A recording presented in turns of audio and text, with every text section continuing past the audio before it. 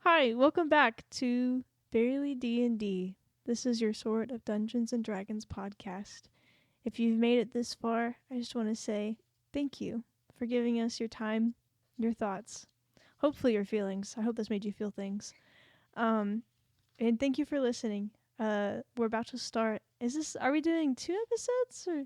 This is the last one? Oh my gosh! Okay. This is the last episode of this campaign, and we're happy to be here, but also a little sad. And if you've cared as much as we hope you have, hopefully you're a little sad too.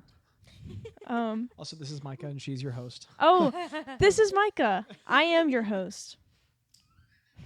Like a parasite. Yeah. You'll never get rid of me. I'm the host, and you guys are the parasites. Welcome back, parasites. I'm your host. Hey, do you guys want to be called parasites? That's the band name. Funny. You're my parasite. Welcome back, parasites. This is the last time you ever leech off of me. Welcome back to the podcast, you parasites. The parasite. I hope you felt the something. Podcast parasites. Welcome back, you parasites. I'm your host. I hope you're sad. So Life hot, is an so incredible sad. adventure. You are its parasite. What was it? It was so shiny, so So sad, sad. so It's hot. So shiny, Yeah. so sad, so hot. Oh my goodness. was good. Listener. Yeah. We've all of us have individually at least already cried once. I think I've cried Yeah. 3 times. And that's kind of a lot for me. Where's Yeah. Noah with the cry count? I know. We need I'm our already. cry No, count. I have it. Never Oh, mind. let's go. Jackie's got Let's it. go. The Haking episodes, I cried 13 times. I have Wow. the Lucky count here. 13.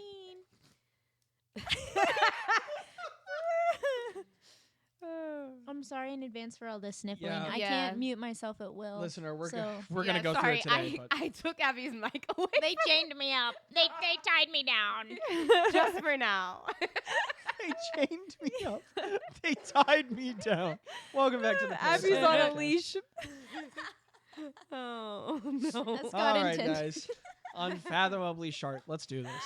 Wait. Cool I and just wanna- Barty, blue and Vardy, unfathomably shardy. I just want to say I preferred Pissibus to Unfathomable I Sharks. do too. I do too. No. And it's not because I'm. The came moon up has a with it. dark side. It's okay. Pissibus is the best one. Pissibus is the best one. Yeah. Unfathomably short is good. Pissibus is gold. Yeah. Yeah. I wish I could write in that metal font. I would draw it on my sheet like that. Pissibus. Please tell me the epilogue's name is Pissabus. And I pissed into the abyss. And you pissed in at the abyss. And we pissed in at the abyss. How I imagine a camping trip. All right, anyway. I tried to do the metal font, you guys. It didn't work. Okay. Try again. Let me see it. I don't see it. did not He work. said, "Oh, no." That's what the Pissibus looks like. That's what your piss looks The like in the abyss. The Pissabus is a real thing Girl, in Yalabrin. If your piss looks like that, you should see a urologist. No, only No, in listen. the in the abyss. I wanted to be clear that it is canon that there is a real Pissabus in Did I Yalabrin. canonize that? I did. And yeah, I'm the DM now. Look at me. I'm the DM. No, in the Fun Guys Fantastical Fortress, Oh. remember there are Oh, restrooms Yes, that's true. that you piss into. There's little holes in the ground. And because Ro controls all of it, it prestidigitates it away immediately into an abyss. So there is truly a question. canonized Pissabus Question. in this. Question. You could live if you lived in the fortress What for like happened? a week and you were really sick and your pee was bright blue. You wouldn't know. Because it just goes away. Well, do you not First of wipe? all- Are you not wiping your... That's true. First of all, whoa. Second of all, so by you reminding me Oh, no. and fully certifying that technically it is a dimension and all dimensions are technically accessible, that means There's a plane of existence. transportation to, even if however small, to a piss abyss is possible, which then means were any being able to learn of that piss abyss, I could transport you all there. No. That's Okay, scary. why did we never transport an enemy to the Pissabus? Oh my gosh, guys. Zorgon could have been in pee. Oh, we could have done that. That would have been great. Sorry. Well, he's could in like a have been blood in abyss, pee. but Yeah, but that's not as That's cool. not a Pissabus. It's not Pissabus. I'm taking like an insane amount of quotes. Like Well, they're not Notes. Quote notes. quote notes. Do we want to do the letter question? Yeah. Wait, Yeah, did you we need wanna- to start Did you want to eventually. do this? What is this? I was going to do that after. Oh, okay. So, Grabs, I do you make- want to do the ligator? I do. My letter question is, what is something that your character didn't realize that they wanted to do until it like fully sunk in that they saved the world and they weren't gonna die? Dude, you totally did. Nice, Abby. You totally did wrap it up and make it more succinct. Oh Also, yeah. man, Zach engagement did not. ring is still Zach gorgeous. didn't understand it for 5 minutes before we started the episode. I want to make that clear. Zach farted before the episode, but we didn't have to say it into the mic. Good under pressure. Not the farts. Who's the DM NPC? The dominant book. You know who. Yeah, I mean it has to. You know who. They count. Wait. Wait. So Tello. Yeah. Okay. Well, I didn't know if you wanted Spagoober or something. Okay. I'll do Tello. Oh. Nope, you gotta pick. No. Tello it is. Tello. That's this. No. You'll always pick Thespis. That You're sounded- biased. That is the point. roasted. Micah said, "I've had enough." Roasted. Roasted. Like said, I hate Oh, wait, you love. mean like row? Like I have mine. roasted. Let's. Roast. I was about to say, let's start with whoever wants to start. Oh I my have gosh! mine. When Rowena uses if Rowena ever uses vicious mockery, she's just say you just got roasted. I'm gonna open. I'm gonna. His face is I'm gonna funny. open my Red Bull. Wait, hold on. Oh, was that the best That one of was 5 perfect. years? That was perfect. So good. Yay.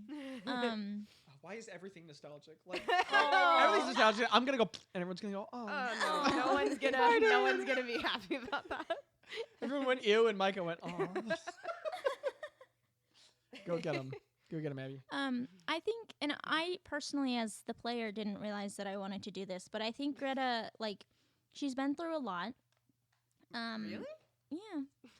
In our campaign alone, but also like I'm just she kidding. kind of like left her home kind of and like was a nomad like in the land that she lived, and she ran into her family and she could see them when they went to dorm for holidays, and then she left the continent, and then she like I think she left and she thought that she would never go back, whether that's because she never wanted to or because she never like felt worthy or she never felt like she could show her face without like being ashamed of who she was.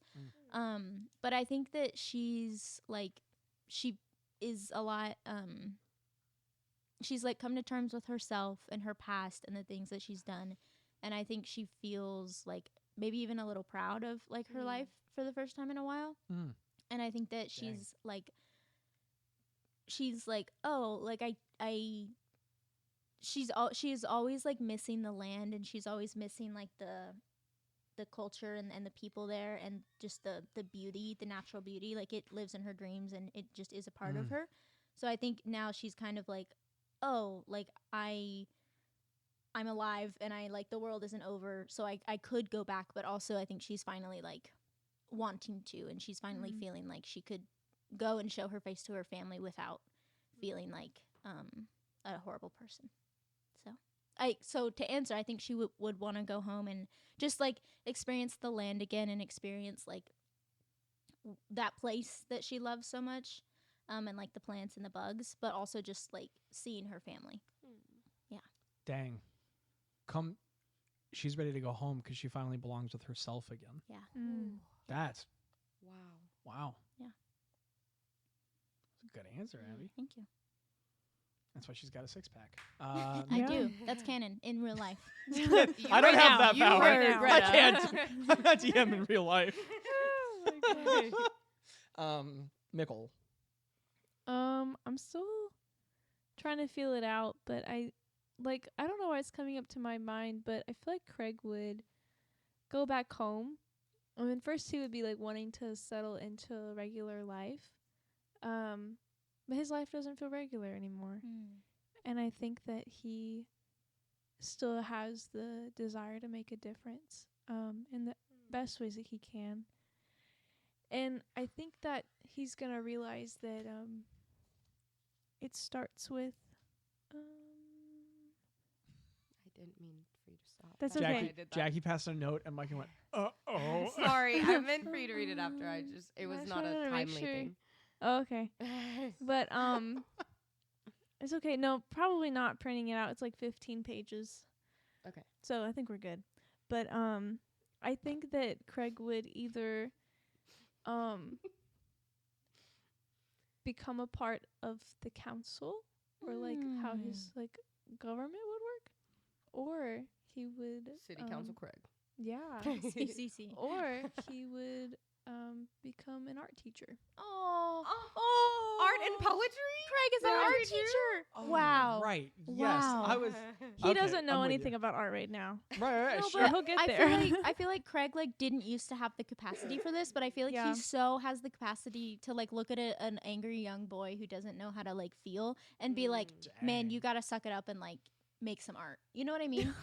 Or like I feel Yeah. like, but I feel like Craig Yeah. is like, yeah, I know that that's hard. Like Craig is so, he's perfect for that because he is such like he's so strong and he has like Yeah. so much like glory, I guess, to his name, but he's Mhm. also like so sensitive and he still holds his heart. I wonder if it would just like a teacher in some sort of capacity in the way that like I don't know if it would be like art or it would be like a drawing the two of what you just described, but like an outlet of some sort, like a I don't know Yeah. something. Yeah.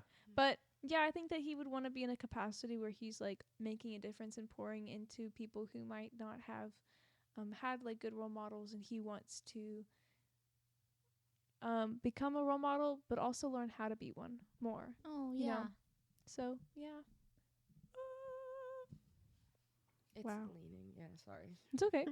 It's because it's broken. That was a very good answer. It was very good. When Jackie tried to adjust Micah's mic and pointed at her mouth, Micah's reaction was to sing. I could so totally see Craig working with kids. Yeah. Mm. I like it. Mm-hmm. I don't think I could see Greta or Ro working with kids. Nope. Nope. No. They'd I feel be like like, Greta, I feel like Greta could work with a really, really resilient, a tough kid. You know, one that didn't die easily. I feel like she'd have that Oh down. my gosh. One So that many could take a write-ups. couple inflict wounds. You know. Greta's like, I feel like the extent of her thing would be like telling a story or like Mhm. leading like a really, really like rambly like Yeah. horticulture class. But that's it. Yeah, and Ro For could, like 30 minutes. And Ro- there's two camp counselors like watching the kids. Yeah, and Ro could like tell some stories, sing some songs, Yeah. do some prestidigitation sparkles, and be like, They're like the people Don't that touch you me go with your visit. sticky Yeah, they're the people fingers. that you go visit at summer camp. Yeah. But like, and they like give a presentation. yeah, they're like there one day. Yeah. They're not the counselors. And then they leave. yeah, The Yeah. perfect fun aunt. yeah. yeah, The magician. yeah. Let's be honest. Yes. Yeah, Yeah. Ro and camp Greta are like, magician. Greta's the like she does the bird show and Ro is the Oh magician. my Yeah. goodness. Dude, whoa, the Yeah. bird show. Yeah. That's Although, wouldn't it be funny though if Ro was the bird?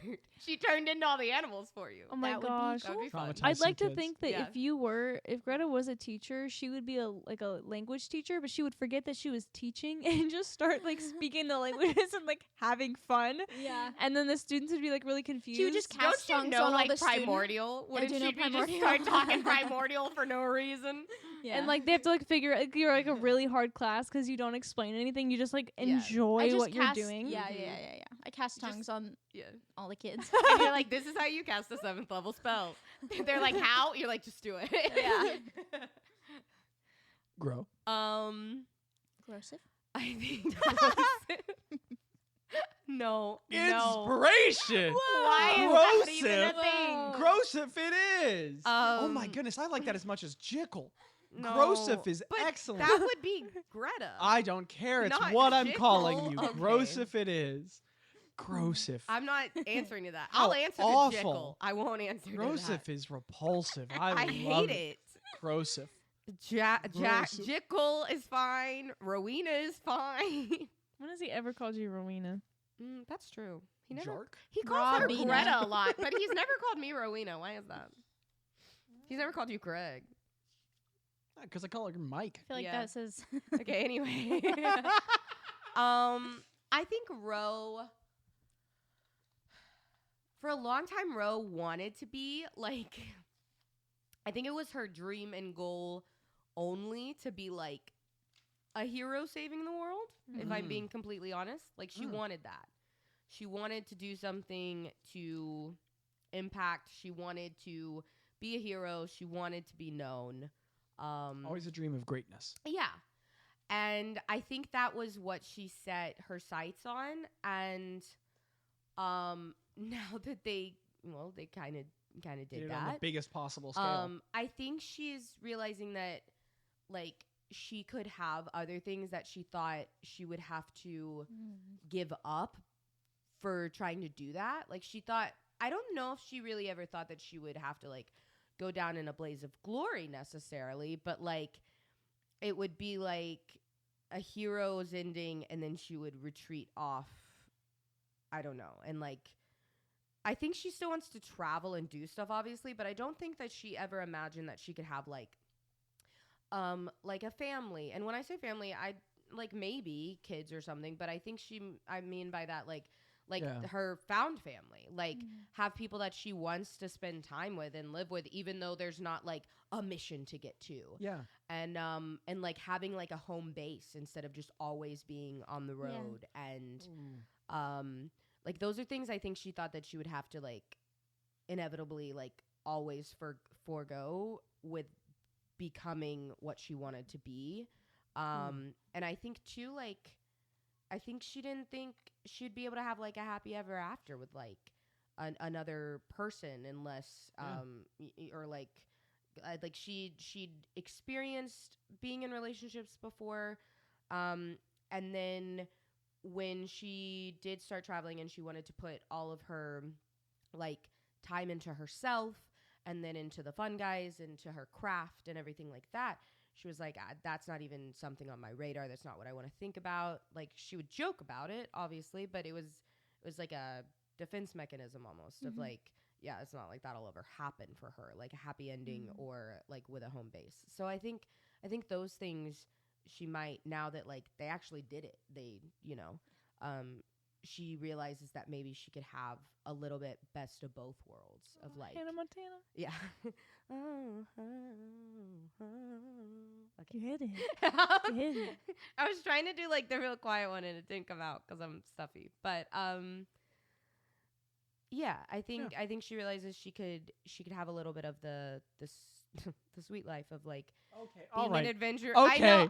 I know what that it was sounds two. like, but no, but I mean like she could have like live in a small town, have family, have her found family, but also be able to travel and like do stuff and all. So Yeah. I think she'd have both of them. I'm glad she met her man. Oh my goodness. The best of both worlds of sweet life. That's so Roven. Okay. Get it? All right, That's so Raven. okay. The purple. The purple. And you know what? I had thoughts about what you said, and they've all been replaced I'm so with. sorry. Now my brain's just going, and then she's that's declassified. Moving on. That's not Disney. It's- Okay, home base, happy ever after. She's good. Yeah. Fratello. I think Fratello, the thing that he's surprised that he had given up having, that he didn't think he could have anymore, was the capacity for new relationships. You know, because I think he'd kind of just given up on relationships, and then he'd become very dependent on these. But I think he's come so very far that, like other members of this group, you know, so, I mean, not always, but one of the most profound things that people can give us is the ability to move on from them. And that's really tough to do. And I feel like the group has given him that he's like, they have helped him so much with the parts of himself that he wasn't at peace with, that he couldn't reconcile, that now he's like forgiven himself and come to believe in himself again. And I feel like now he believes that he can, you know, that he has the power to let other people into his life again, that he has the power to care about people and know people, new people, because he believes in things again. And so he's received so much from the people who've given to him that now he can believe in new things. We can obviously roleplay this, but I think the minute that he expressed like wanting to go anywhere, Greta would like ask people, maybe like kind of like ask without having already done it, but like give him a sending stone and be like, hey, if you ever need us, like just call or just want to chat. We have plenty of session for that. Okay. As one last thing before we get into it, because heaven knows we're not starting the session quickly. You know what, listener? If you've come this far, you're here for all of the Do you want me to unending stuff. never mind. You can if you want to. No, it's fine. Okay. Jackie gave me an excellently stained piece of like straight up for real parchment looking stuff. Wow. That she wrote in with gold ink in cursive. And I tried to be like Jackie, that. where'd you learn cursive? I'm joking. Public school. Not They anymore. also taught me cursive in homeschool. Dude, nice. Yeah, but It was a- homeschool. It was a So- I know. I know.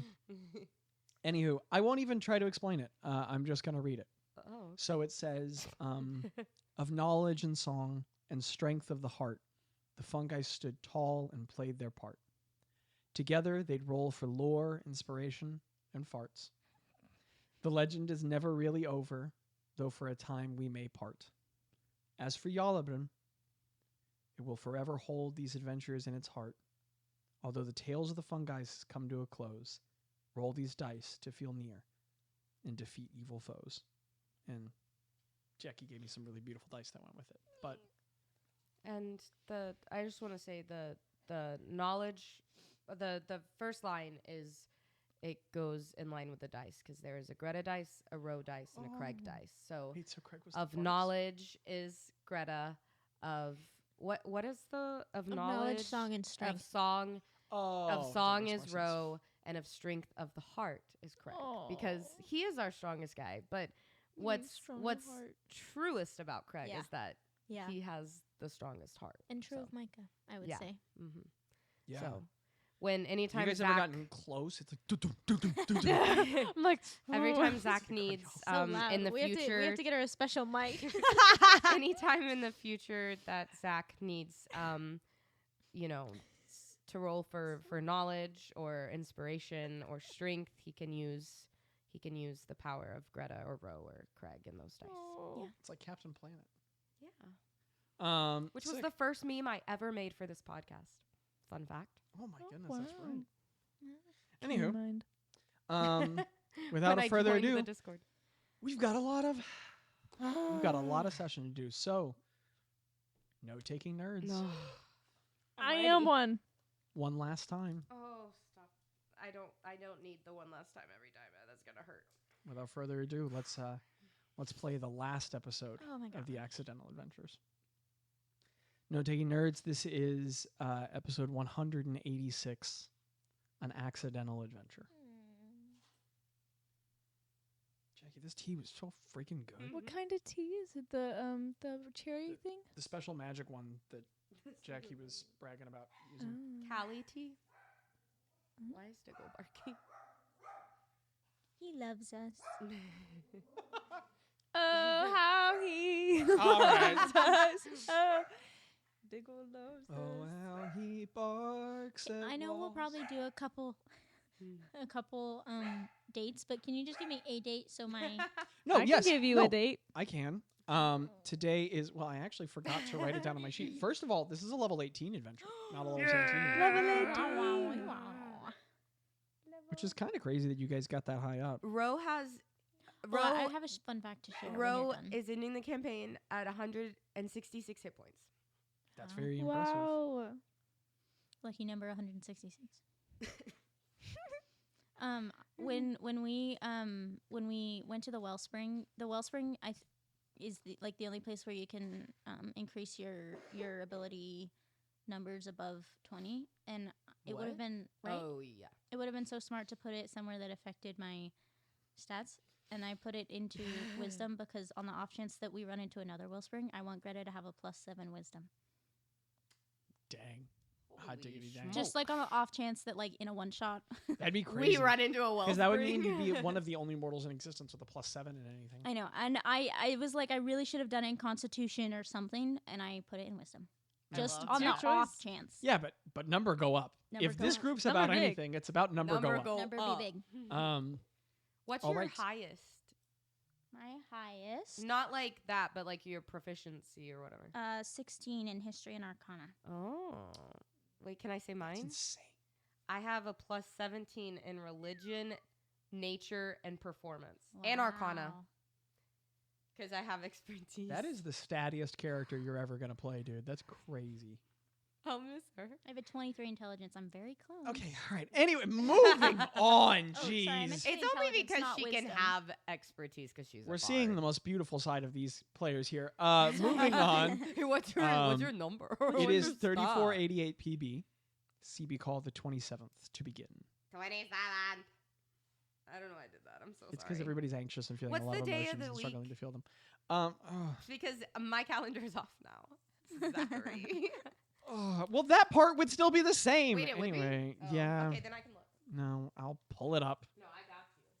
I'm so excited and I'm so sad and I'm so scared and I'm also so happy and excited. Oh. Oh, this is the wrong. Hold on. Well, now I gotta. It's mana. It's what? It's what? It's Mayonek. Manek. Manek. I- I'm so sorry. All right. Manek. I really should have thought about those names more before I established them. But moving on. So we are going to begin. It is so. Actually, you know what? Let's do this first. To set some expectations, the way that we're gonna work here is I Ours have or the received. listeners? Huh? Nothing. Okay. Well, yeah. Well, it's I- good to I prep didn't the know, listeners as yeah. well, and for you guys to set some expectations. The way that this session is going to work is that we're not going to do this linearly the way that we always do. Mm. We will doing this session anthologically. So we're just going to be moving through different periods of time, and Mhm. we'll start with the near present, but we'll move into the future. We'll move back. We'll go further forward. We'll move, and we're going to bounce between people. So sometimes we'll be doing things with everyone. Sometimes we'll be doing things with just one character, and we'll go back and forth and back and forth. I received everybody's notes on all the things they wanted to do in their last session, and I believe I epilogue. correctly anticipated a lot of the things. So it's absolutely fine, and there's no guilt or shame. I got a whole page of notes for you, so Okay. you should be good. Yay. I made some predictions. I trust you. And yeah, same team, man, same team. So we will move through time in that fashion. I will go ahead and just ask as we're getting opening, because I can just pick one and I can just start us. But is there anything with which someone would like to open the session? Prayer. No, I'm just kidding. I'm sorry. You said open this session. It came to mind. Come in. I don't know. I have like a small scene, but if no one else Abby? has one, In the Okay. times after the defeat of Zorgrim and the end of the Hatefall, where does our story begin as we follow the end of this adventure? okay.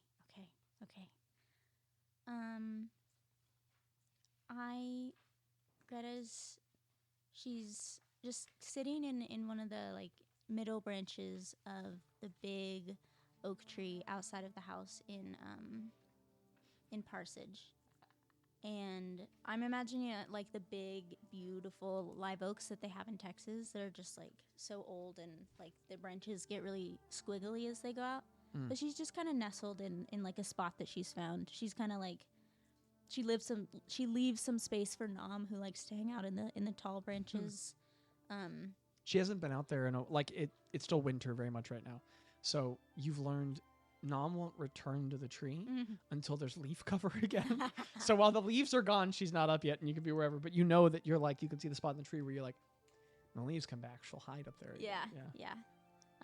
So she's just kind of nestled up there, and she is holding in her hands a little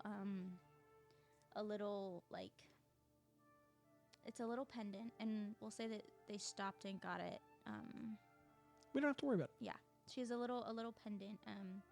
It's like a gold chain. It's like about the size of her palm. Just like it's like it looks dainty, but it is rather large, and it looks light when she's handling it. But it's got like two hands making like a cup, and they're just kind of softly crafted like golden hands, and then holding 3 like red stones that make a little heart, and she's just kind of holding it, rubbing her thumb over the gems, like, you know, she'll kind of rub it off with one of her cloaks if she sees a little speck, but she's just sitting there kind of holding it,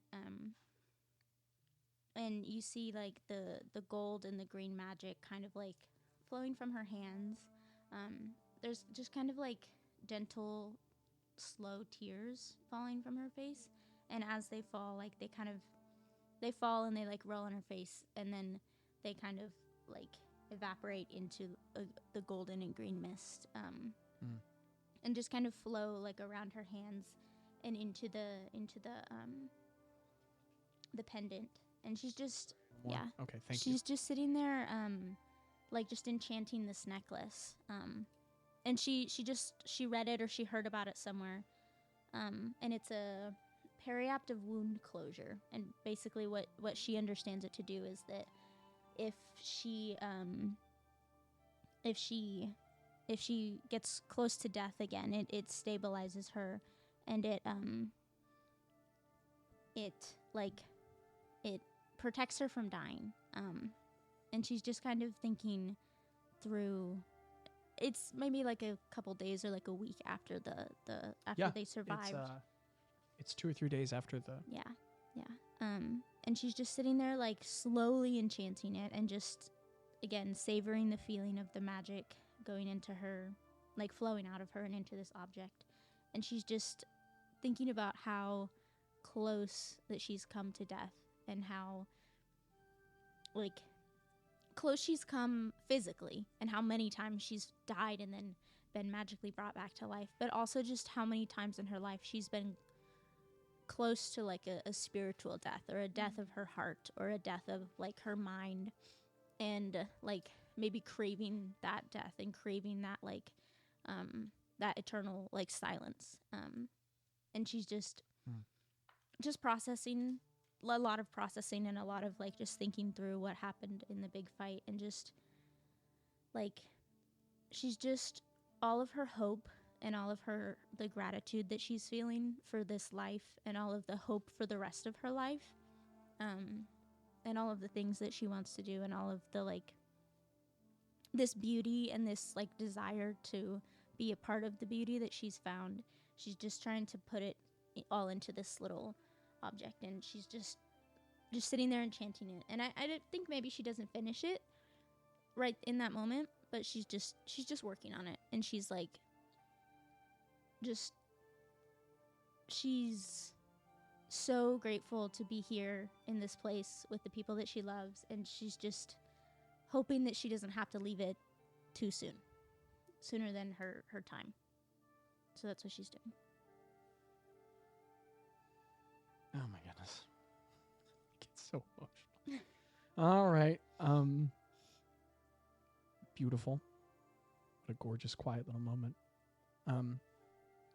Greta, as you perch in the tree and you wait, and the day passes slowly around you.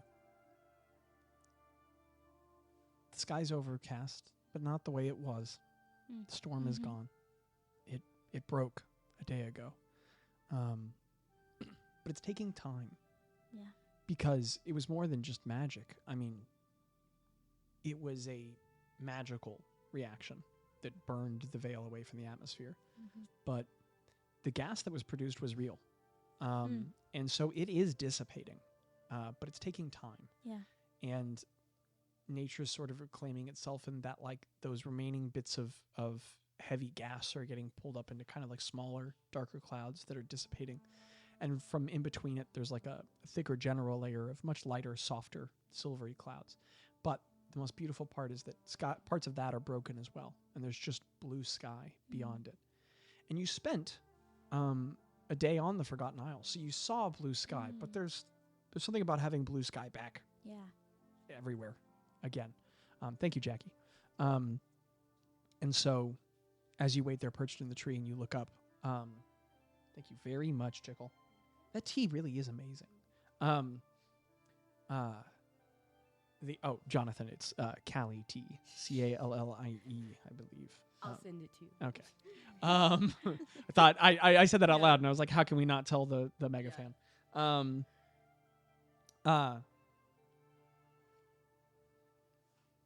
There is this moment as you're perched there where, I mean, it's exactly what you've said, but you just, so many different moments in your life, you would have never imagined a moment like this one. So very far away from what you could see at one time. Yeah. And Parsage is moving. The town's still not quite right. It's not a normal day. It hasn't been a normal week. The world almost came to an end a short time ago, and though many of the citizens here still have no idea what's gone on, they are aware that things got very bad, and they are aware that it has passed. It will be quite some time before most people in this world can make sense of what has happened. You're aware that, there's no internet, there is no social media, there is no news. It will take time for any truth of what happened to travel. And people may or may not try to seek you all as sources of that truth, but not yet. Everyone's leaving you alone at this time because it's very clear to them that there was a great threat to everything and that you all clearly had something to do with it ending. Also, it's Parsage. They have a massive savior complex for you guys and just automatically assume, in this case correctly, but they automatically assume that, well, if the world almost ended and it didn't, must be the fun guys. So they're leaving you to quietly do your business, but there are small things. The sparrows are working in among the chicken coop behind their home. And you can see them from up here in the tree. Because quite frankly, this oak tree is the tallest thing in town. Yeah. I haven't said this quite a bit, but there's not a lot of other trees in Parsage. There's only a couple. I mean, it's open plains. Is it safe to assume that this one was like planted here? I mean, yeah, more than safe to assume. It's a certainty. You can't. I mean, there are really no other trees of its size anywhere around. Didn't when we first got there, didn't Boz talk to that tree?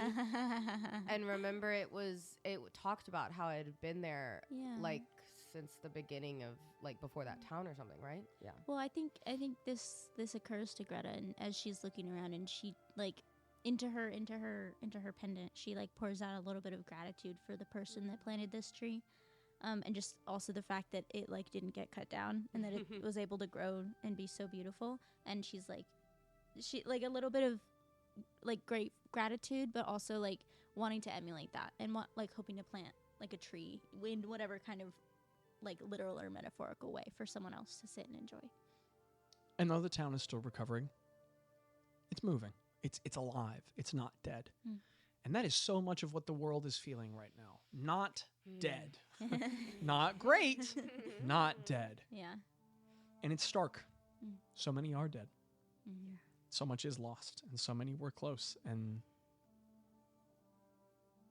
the moment moves slowly, peacefully, and quietly. Do you want to know something really awkward? Yes. I just told my neighbor that Luke's not home and he's home because he said he was about to leave, and then he walked out of the apartment as she was leaving, and Jackie and I covered our mouths. And instead of throwing away the trash and then getting into his car, he went back into the apartment. So it looks like I was just lying to her when he told me he was about to leave. And so now I'm trying to figure out what to do in that situation. Because I'm still texting with her. So, yeah, there you go. Anyways. Just say miscommunication. Yeah. Anyways, but that's why. Why does she need to know where he is? Well, she was gonna drop off the vinegar that I lended to her, and at first I told her no, he's not home, because he said he was about to leave, and then he didn't. Understood. Yeah. I mean, you're an adult who can handle your own life, but if you're looking for any advice, girl, I have lowered the bar so far down for people on what they can expect from me with digital communication. So if they don't hear back from me a little bit, that's fine. And sometimes I just go, my bad. I just completely misconstrued that situation. Just be Same. That's what I do. Anyway. I was wrong. Just say men are so unpredictable. Men. Yeah, just You're be right. Oh, men. You're He right. was there. My husband. Don't do that. Don't do that. Never be that wife. Never be that wife. I joke. Good. Anyway. Yeah. Anyways, enjoy. Yeah, that's fine. Keep going. Not far away. You want another one? Not far away. There is. You can see from your perch in the oak tree, Gretta. Do you want to finish it? Have it. Okay. Yeah. There's also donuts in there. Remember, Abs? Also, remember that was a full bag when I got it, so don't feel too bad for me. I inhaled that thing. From your perch in the oak tree, you can also see Boz. And he's behind the home. And in that fenced yard that has the huge one that's like 2 acres. He's just standing out there looking at the landscape, looking away, looking out. And he's far away right now. You know, he couldn't hear you if you shouted. I mean, he's way over there. But you can see him contrasting starkly to the bleak white landscape. As he looks out over all of those very softly rolling hills, you get the feeling he's having a similar moment of his own. But he's there. You can see him at a distance. And you're aware that a lot of the rest of your compatriots are inside the home, that you and the party have returned and are just quietly occupying the space, contemplating next moves. As the party is having this time recovering from, and it's been a couple days, but you guys, I mean, you've needed it. Yeah. People aren't doing much. People are just resting, sleeping, eating, not a lot of talking. Everyone tacitly understands that you're just recovering from the most insanely violent and terrifying experience of your life. Is there anything that anyone else is doing in these early days? Because it's fine if it's not. Weakened from here, well, we're gonna move all throughout time in this final section. Craig is having nightmares. I think he's absolutely having nightmares, and like he's had to put his sword and things like in the opposite side of wherever he's sleeping, like away, because he's afraid of like getting so into the nightmare that he like sleepwalks and grabs it. Wow. Right. And I think that he's like woken up before, like in his bed holding the sword, and that makes him nervous, you know. So I think that that's something that he's had to be aware of. If it's on the same day, the 27th, where Gretta's perched in the tree, remember the parsonage home doesn't really have the house itself. The above ground house is kind of designed for like a person or a small family. So if you guys want private spaces, you need to kind of go to the space below the home or to one of the caves below. But we can say that during the day, you know, the group Bella Andra has left. She has returned to her tower, and many people have quietly gone back to their separate places. Attended their priorities and all of that. And I have a question, but it's not necessary right sure, now. we'll come to it in a moment. Yeah. And wooden plates are soaking in a pail filled with water because there's no sink here. So, you know, that's how you wash them. And Shpaguber is quietly tending to some small detail in the way that he likes to do. And where you are kind of trying to just breathe it out, trying to come to some sort of a recovery from all of the terror, Craig. Thespis comes and finds you, and he pats you on the shoulder and he goes, "Hey, Craig. Hey. You wanna go on a walk?" Yeah, I would love that, actually. That'd be great. Okay, cool. I didn't know if that was the right call right now, but I like moving my legs. Yeah, They I move. feel like I've heard you say that. But I feel like I've heard you specifically say before. Because I like it. Moving my legs. Because it's Let's go get him, Good man. for you. Let me Yeah. let me go grab a coat. a what? A coat? I thought you said a Coke. Yeah, I heard that I was too. like, The Big Mac. I was like in fantasy land, and then all of a sudden I pictured Thespis with like a gonna can go of 1,000 Coke. miles away, a blue bald man Yeah. narrows his eyes. I was like, wait, what? Megamind? No, I'm just kidding. So he grabs a heavier cloak, and it is the first time in a long time that you have seen him not in armor. Yeah. He's just not wearing his plate right now. He has not been through what you've been through, but he was there a week ago when you fought Shista. That's Week ago. Crazy. Or like a week and a half ago. That's Crazy. So everybody here is overcoming something, and you get the feeling that he similarly wants to be away from the armor right now, wants to be away from the weapon, wants to be Proposing and getting married. oh my and goodness, wants to exist know. without it. Wants to be in a suit. So he just wants to be just a person living life, right? And so he invites you outward. And so he just goes on a walk with you.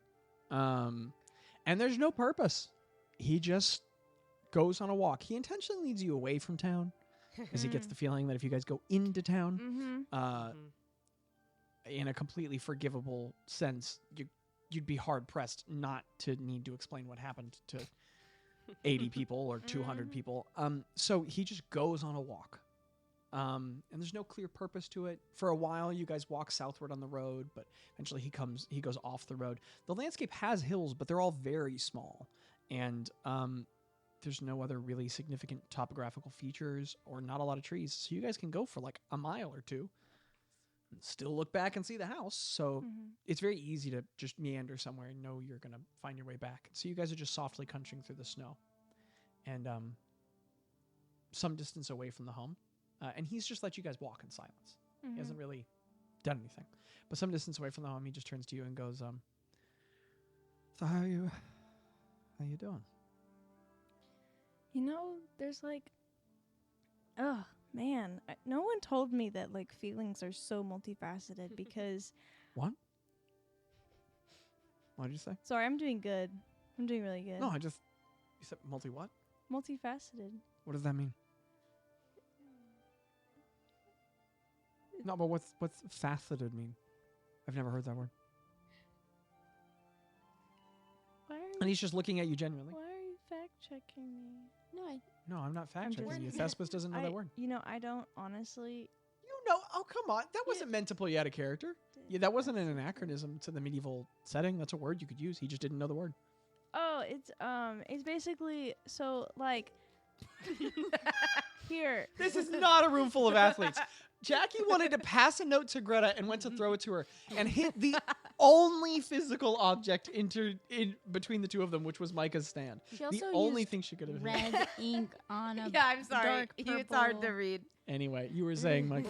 So, you know how knives are like meant to like chop food and do Yeah, things sure. like that, but you can also like use them to inflict harm on Right. it, Right. So that's like it's made for two purposes. Okay. So in the same way, feelings like I might feel it's like happening at the same time for different like purposes. facet like on the side of something, because like I know The that like faucet, no facet. facet on the Do side. I of say that something? weird? No. Oh, but like you know how like a gemstone, like they call the different sides of a gemstone a facet. I get it now. Oh. So if it's I get it. yeah. I just exactly. I didn't know that word. That's so true. No, it's okay. It's awkward now. No, it's okay. So feelings are multifaceted. Right. So it's like I feel sad, but it's like a bittersweet. Like it's like I'm feeling something, but there's so many sides of what I'm feeling, kind of like a gemstone, And hey, Oh, it's kind of. You're a poet and you didn't even know it, I correct? didn't even know it, but I've just been feeling like I'm gonna go back to my family, and that's been the whole goal, Like I'm gonna go and see them and make things right, but this has become my family, and I'm really conflicted. And I know what the end goal is going back to my home, but I'm gaining Things just so aren't much. the same. Yeah, I don't feel like I was. Do you feel like there's any? Do you feel like you find yourself looking for the pieces of the old you and things? I mean, don't get me wrong. First of all, I didn't go fight the dragon god. So, but I was there for the lich. It was crazy. So you've definitely been through more in the last week than I have. Yeah. And probably in the last couple years. But I think we've had at different kind of like, amounts, similar journeys. And I hadn't put it together until we were walking and talking like this, but we have some similarity. Oh my goodness, I think this was why I was so like into you, like so drawn to you back then, is because I was also kind of a guy who sucked a little as a person, and also I wasn't at a good place in my life, and also was trying to be something. Dang, Craig, even just being around you, I gained clarity. That's crazy. But so I don't want to go back to who I was. Yeah. But that was my whole life for most of my life, and now it's just gone. And then for a while, things were weird with Saloon and the temple. It was all like kind of things were changing all the time, but I got used to that. Then they changed it again, and like, things with Ro are really cool. So that's a good thing. I'm into that, but also, What do you mean? that I like her. And we were You making out in the room the other day. I think you saw. It was in front of you. What? No, it wasn't. Was it? I don't remember that. Was it? Yeah, Canonically? you were there. I guess I blocked it out. You were in the zone. I understand. So the point being that, like, you know, like that's a good thing and not something that I thought would happen. So I'm happy about that. But also, like, there's good things, but like, yeah, I don't know what I'm doing. I don't know what it means to move on from here. So, you good, Craig? Oh. Yeah, And at this point, you've both quit walking for a second, and he's like, "Are you I'm good. like a kidney Okay. stone? Oh, What's up?" is this what it feels like when your daughter starts dating someone? Oh, It's It- like Thespis really cool. gets like an awkward face. It's like really cool to see them be with someone so cool and you get along with them, but you also kind of want to punch their eyes out. He takes a step back. I kind of thought you guys had a lot more of like a friend thing going on than a mother-daughter sort of. I'm thing. literally at that. Father-daughter, sir. I'm sorry. I don't want to call you sir. We know each other.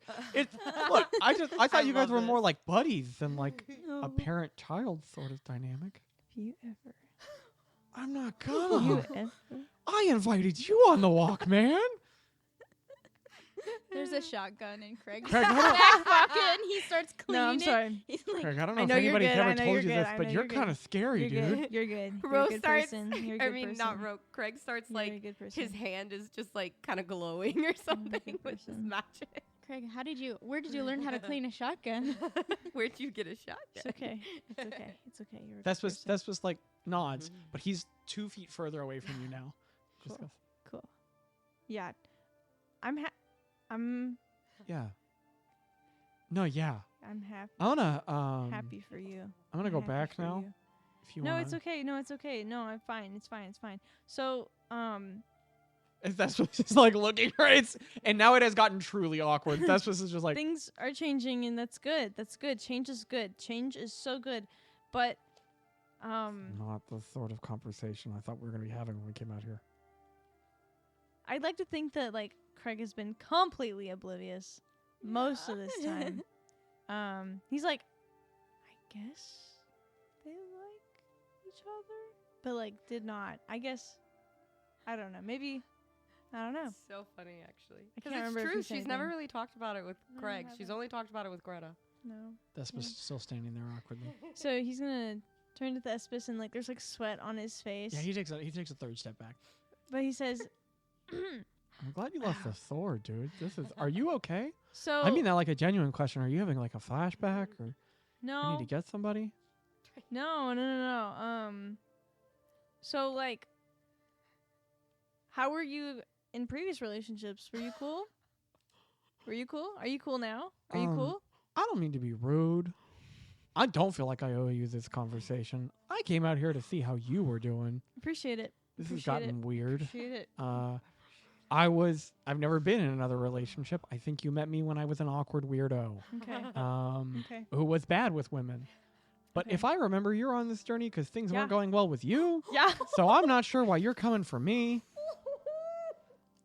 I Yeah, just that's came out here to completely- see if you that's were all completely right, fair. dude. This That's has gotten completely fair. weird. It's completely fair. Sorry, I don't know why I'm so defensive. It's okay. Would probably feel the same way if I was in your shoes.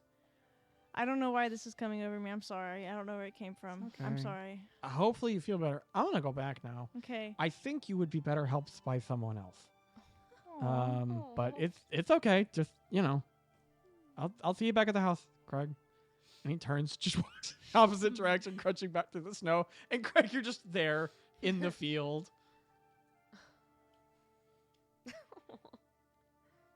Aw. Craig just finishes the walk. Okay. And with a complicated feelings of emotions, and honestly, a very realistic reaction from a guy who had the worst experience ever a couple days ago. It's just things aren't fine. And Thespis tried, but didn't gauge the situation correctly. And you finish the walk on your own. And it does feel bad, Craig, Mm-hmm. because you saved the world. Mm-hmm. But things are not all better in your life. And a lot of things are better, but a lot of things aren't. And you're left there with that really mixed bag. And you overcame the enemy. But what he did is still not far. And it's just, things aren't great. Yeah. and you take a quiet walk back through the snow that doesn't feel amazing. Mm. When you arrive back at the house, people are in various places. Thespis has found somewhere to be. He's not near you. I He's think he's gone off Craig somewhere. is gonna go up to Ro. Oh yes, excellent. He's gonna be like, "Hey, I'm so sorry." Well, Ro has been so real quick before that happens.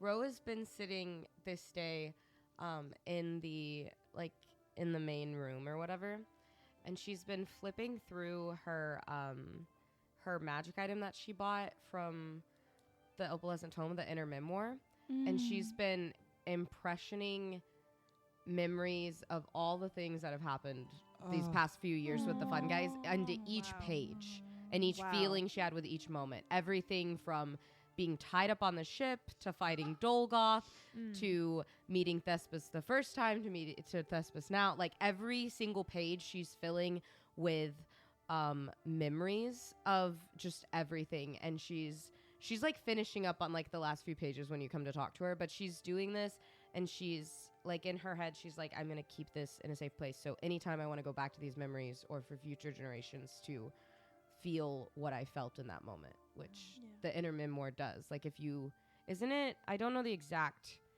what it does, but when someone else like can hold it or read it, then they can feel the exact emotions and feelings that you were going through during those moments. You created a depiction of what you remember on that page, and then when someone else holds it, they can basically live the memory with some facsimile of how you experienced it. So she's been doing that all day, and she's on like the last few pages when you come up to her of just every fun guy memory ever. What? Why are you sorry? What? So I might have gotten really paternal. Paternal. You are a father. Spagoober is a couple feet away, like thumbing through a book, and goes and turns and looks. Not over Aaron. Over. I freaked out. About what? Got over you. Over me? Yeah, I made things really awkward between me and Thespis. Oh, I'm no, so Craig, sorry. What did you say? Where You might Spagoober have is thumbing to through the do book, he just damage goes, control. oh yeah. And go ahead and nods and goes like that. Wait, Craig. What did you? He took me on a walk, and I was feeling pretty good about it until he mentioned you, and then What did he say? Well, never mind. I don't want to make it worse. No, it's fine. Kind of made it pretty bad. Okay. I don't think there's anything you could have said that was. Oh no. You are. I will say this, Craig. Oh, no. I think, just from past interactions, I think Thespis kind of looks up to you a little bit. Yeah, that might have changed. And I mean, you guys were the only ones that technically really hit it off the first time we met him. I thought he was. He is pretty cool. Yeah, he is. The thought of. He said something, and I don't know. It just brought something out of me. Are you inferring about? That dog I mean, I know we haven't. I've talked a little bit with Gretta about it, but I mean.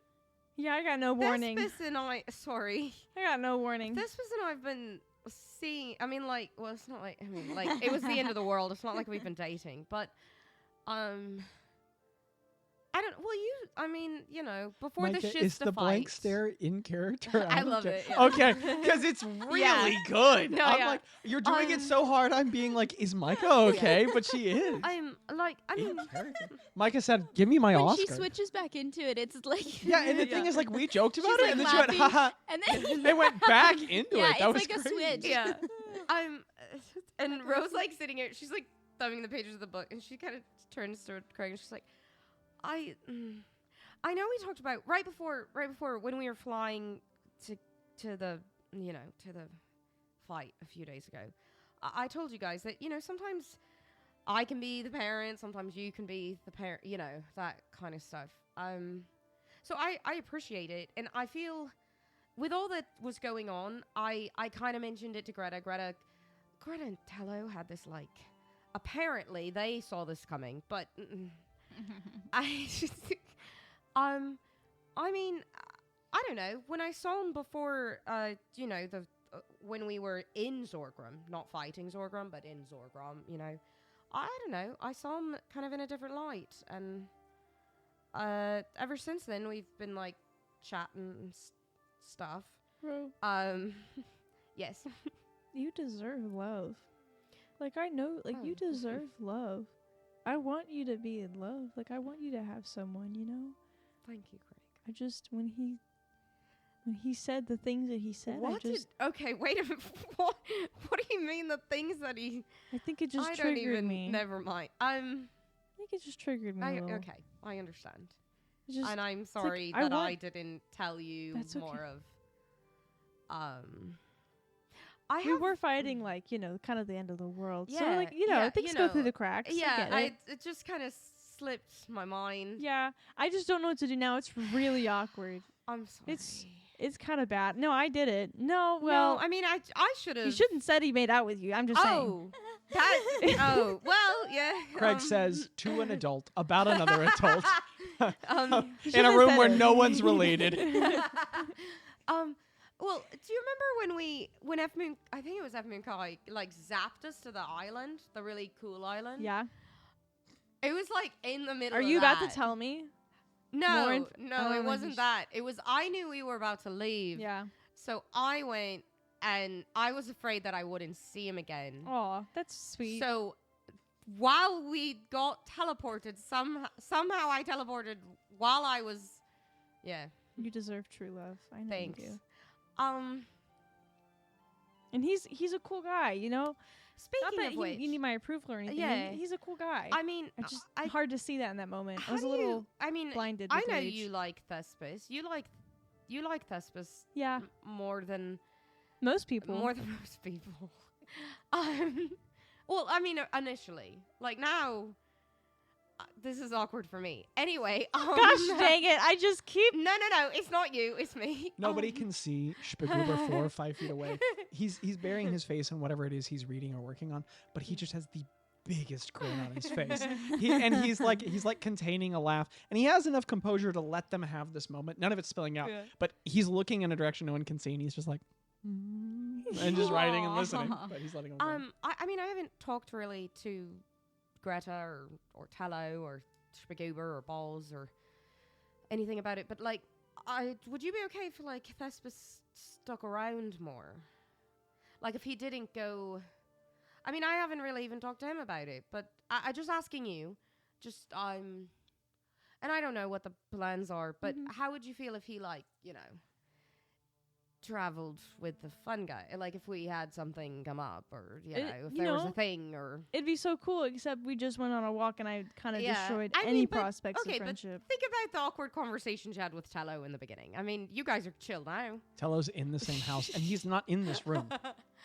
But you forget about his elfin hearing. And from another room, he goes, "She's got a point, Greg. It was really weird in the beginning." So, you know, I mean, think about, okay, if you want to think about awkward, first of all, Are we rehashing all yeah, my no, awkward? listen. This is like the episode in a sitcom Yeah. where and every sitcom has one Flashbacks, where they yeah. go like, "You guys remember those times?" and then they flash back. Well, think about it, Craig. You say that what you just had an awkward walk with Thespis, right? But you have to remember that other members of this party led him on, and then actually liked him later on. And then we had another member that actually killed him. So, I mean... Greta, you're outside in a tree. You hear none of this, but you get this weird like on your neck, and you don't know why. So, I mean, if there's any awkwardness, I mean, I led him on really poorly as someone else, and then like a year or so later told him that, hey, like, I actually do like you maybe. So awkwardness out the window. We're a party of awkward people. Yeah. And so that's why I think maybe he would fit in a little bit if you're, you know. Yeah. No, he would. He would absolutely fit I mean, you in. guys are both, you know, you do your paladin thing with the swords and stuff. And gods. Sure. Saloon maker, Yeah. you know. You know, and like we were having a really good conversation before he mentioned something that completely blindsided me and I Sorry. reacted without actually thinking. So, Yeah, but it was pretty good. It was pretty good. No, you're fine. End of the world. I will vow now to not ever make out with him in front of you. from You this know? point on. Gratefully appreciated. Yeah, I mean, that seems like a bare minimum that I can do. Be nice. Yeah. Okay. So I'm gonna give him some space, but I will definitely be Yeah. trying to make something better. I think do you want me to talk to him or I love having Micah in sessions because I have 8 pages of notes. 8 pages. And I did not know this would be part of the session. I just love having Micah in a Yeah. session. It's phenomenal. I mean, yeah, yeah, I mean, yeah. yeah. I That'd mean, be we're cool. good. Like trust me, him and I, so awkward, but it works. So, Spagoober's you know. been kind of staying out, but he comes to the table and he just he brings you guys a little bit of bread on a platter and he puts them down between each of you guys. He slides a little plate with butter and a knife and he goes, I mean, you know, none of you all started out very good with each other, if you remember. Back in the Yeah. day, all the relationships between everyone were pretty tense. Actually, Spagoober, I think the first person that I ever actually got along with was Craig. Weirdly enough. Didn't I? Who did I hog tie again? No, that was later. But when we, I think that was Spagoober points later. to it and he goes, I think the point is that I just don't know that it's a very big deal. Yeah. Craig. Yeah, You know, yeah. it's so far so fun, guys. You guys grow on people. That's the whole thing. Spagoober, what do You you do. what do you think about this? She says, just kind of Yeah, He acting goes- casually. he does the face where he goes, well, I think it's kind of cute, and he just walks away. Oh no. He gets You a little lost it. further. Oh, you got He it. gets a little further, and he looks back and he goes, "No, I'm called it." And he walks a little further off. Ro is like sipping on the tea that she ended or whatever, and she goes, she like chokes on it because like she didn't think that Nom would ever even Pay talk attention. about her. Yeah. Yeah. You think Nom goes, oh, she's still here? Tello, like a sitcom character, his head pokes around a wall from a different room, and he goes, "And actually, to be fair, not only did I lose to Greta on this, but she also called the turkey thing. So that was 2 for 2 she knew. And I feel like we should have seen the priestess of knowledge thing from earlier on. Sorry. Yeah, She's killer at those prognostications. pretty good. That's a word she taught me. Yeah. Craig taught me multifaceted.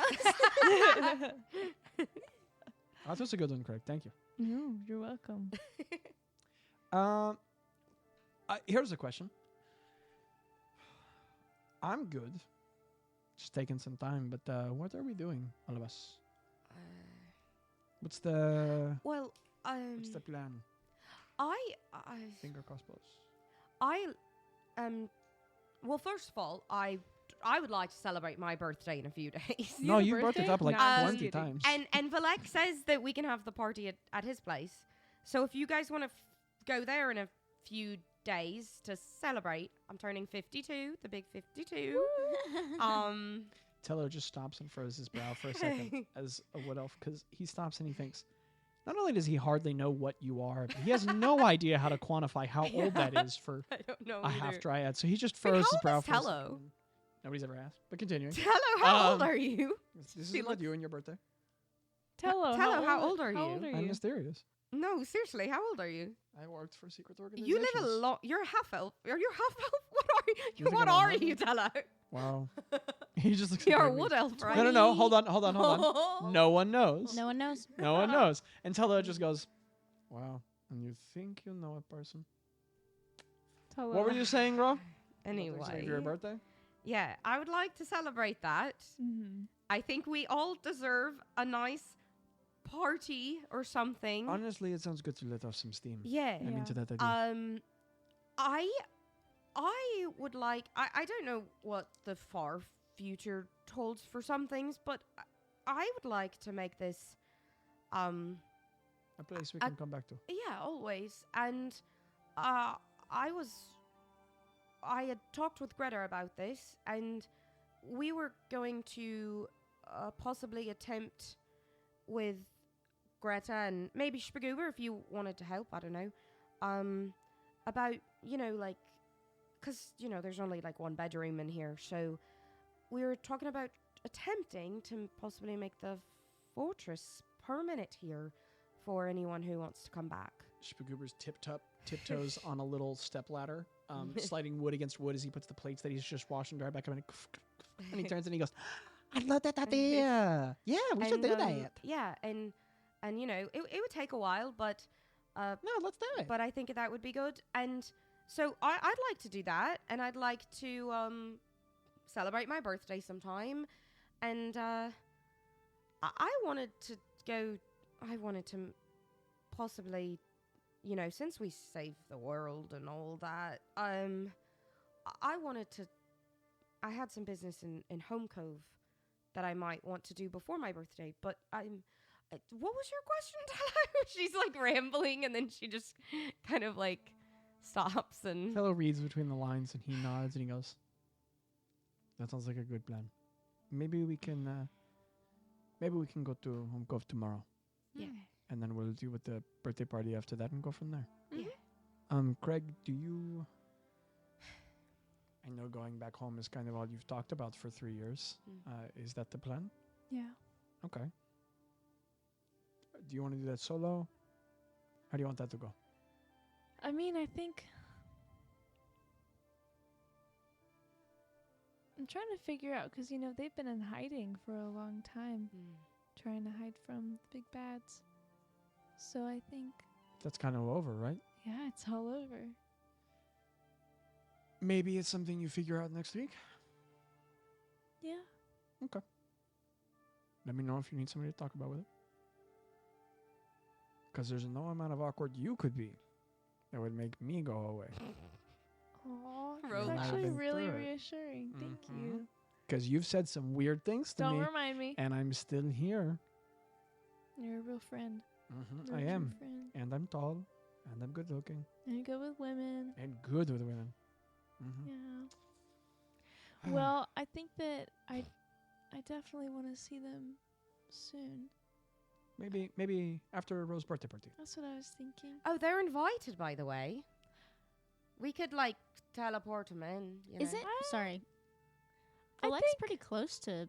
He's in Biasta. I think Yeah. it might give off the wrong impression to be like, hey, years of bitterness and resentment, Yeah. come to a birthday Tell party. us- I just wanted. It's just, Hello's like over Rose's shoulder, and he looks over and he goes, looking at Craig like, "No, I that's just not a wanted. good idea." And Ro has her inner memoir, but she also has like her song. She has like stuff sitting out, Mhm. and she's like, you notice like she has like a little like piece of parchment with like a little party hat and like some doodles on it, and there's like a list of people that y'all know, and she's like.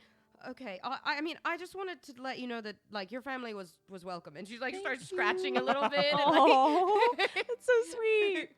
But I probably want us to go home as soon as possible, like, for them. They don't want to be there any longer, you know? Yeah. So I would probably do it after the birthday. And maybe we can, like, find a way to get them home. You know, we know no shortage of people who can boop boop. Maybe yeah, we I just can- go ahead and I ask to can have boop. them moved back. I would love And then that. when after the party, when you're ready to go see them, we do that then. But Yeah. that's probably Yeah. Can we help the odds of you having a good interaction if they are already back where they should be. definitely DM, can we just like say that there were people that were able to, you know, and like Spagoober, well, there's like a pause, and then Spagoober is over there, kind of with the dishes going like. He goes, I was trying to be considerate. I told Bella Andrew to go ahead and already do that, so she already took them back home. Spagoober, you're incredible. Okay, I'm really glad that's how you're receiving that, because You're I didn't awesome. know if I stepped over a line there. Spagoober, thank you for always looking out for our family. Absolutely. Sorry, I It's an play alarm. music sometimes. Yeah, that's, of course. Anytime. And I can't remember, DM, if I said that I called Catherine and told her I was okay, but I definitely called I think you Catherine and did. told It's her I was assumed. okay. if it okay. wasn't said, it's assumed. Okay, good. Yeah. Can you imagine? They dead or alive? Yeah. Won't it? Anyway. Yes. All right. Yeah, do or don't. Ro would like to, while she's sitting there, can I just, I want to know, because before, or like when they got back from the Shista fight, she had kind of filled some of the house What? with like clover and stuff. Like for them to lay down. And I'm curious, did that die? Yeah, it has or- not persisted. Okay. You have found that when you use half dryatic powers on things like in artificial spaces, Well, like I if you do it meant- outside, they tend to persist, but they haven't lasted very long. Well, I meant like, did they? I meant more so. What I meant was like, did they look like they like got smoked when the whole Ogba thing happened? Like, was there a I mean, they died. yeah? Spagooper has cleaned them up because he didn't leave just a bunch of dead plants on the floor. Oh yeah, okay, that's So you're true. not sure. Ro wants. Can Ro focus and see if she feels that connection to Ogba now that the fight has been over? Your incredible awareness of time has persisted. Okay. Can But I mean, you'd have to try something more tactile. can I try doing Druidcraft in my palm and see if it works? When you hold up your hand, you focus, and you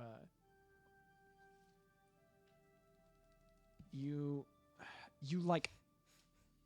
It's interesting, right? Because this magic becomes so second nature to you that it's weird to try. Yeah. You know, it's like lift your arm. Well, you don't. Yeah. There is no trying; it just Yeah. happens, right?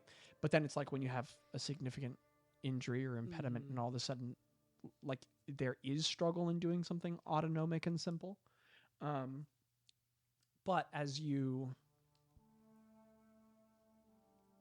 try very hard to make that connection, very slowly but surely, a small vine kind of traces itself up your finger, and a tiny little floret, like on grass, blooms slightly. Like not the flower from what Yeah. you'd think of as a flower, but one of those tiny little flowers that grows on like buffalo grass blooms. And you get the feeling that slowly but surely. Okay. It's probably going to take quite some time, Yeah. but yeah, it looks like they can come back. Okay. That's all. Hmm. Just curious. Cool. Understood. Well, as the party takes more of that time to just rest, we're going to move forward in time to the 32nd. Or no, actually, there was something that was supposed to happen first. Home Cove, yeah. Yes. Oh boy. So, Oh boggers. we will move instead. I think she would have asked if Greta wanted to come and help, or if. Yeah, I don't know. Or if she'd rather not, and she could take Thespis or Tello or some people. What are we doing? What do I do? I think What do I do? Do you? if Ro approached Greta and was like, "Hey, do you want to help me with something? Like, I need if Ro approached Greta and was like, "Hey, I need help with something in Home Cove," she would have gone. Okay. Like, I don't. She Okay. wouldn't have needed. Yeah. And Okay. so, a day or two later, And I would have, Um, yeah, she would have asked if Thespis and Tello and Craig, anybody wanted to go. Because she knows Thespis is yeah, like from there, so she Thespis doesn't- stays behind. Thespis stays behind for the time being. And we'll say that you've given some folks a little bit of heads up on Yeah. what it is that you're attempting to doing, and they're just the majority of people are letting you have this. Yeah. So most folks stay behind. Okay. Tello asks Greta if she feels good going on her own. Not that she's not a completely independent individual, but also understanding that the last week has been intense. So he would depend his presence on whether or not she wanted them there. How does Greta respond? I You think can she give would. this to Abby. too. She would say that he's like welcome, but if Okay. he would rather, I don't want to know what it is. He lets her go. Okay. Interestingly, Spagoober tags along.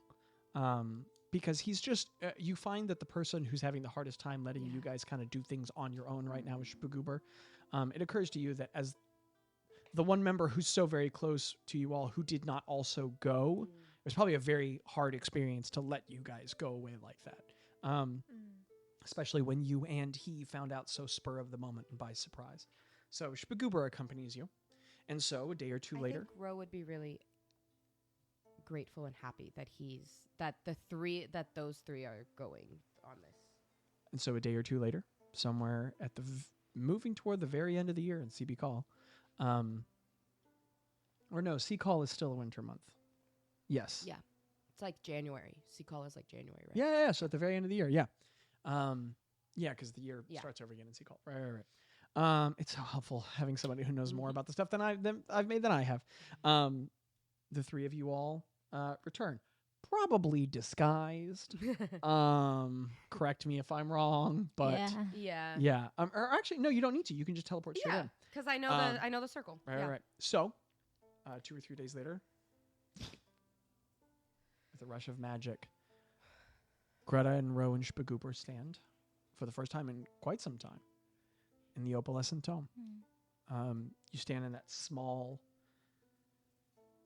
sort of, it's like half of a study and half just like a receiving room for the teleportation circle, and that little side hall that sets off the main part of the building. And when you arrive, it is like it is the opalescent home as you've known it. It is immediately a bit, just very slightly different.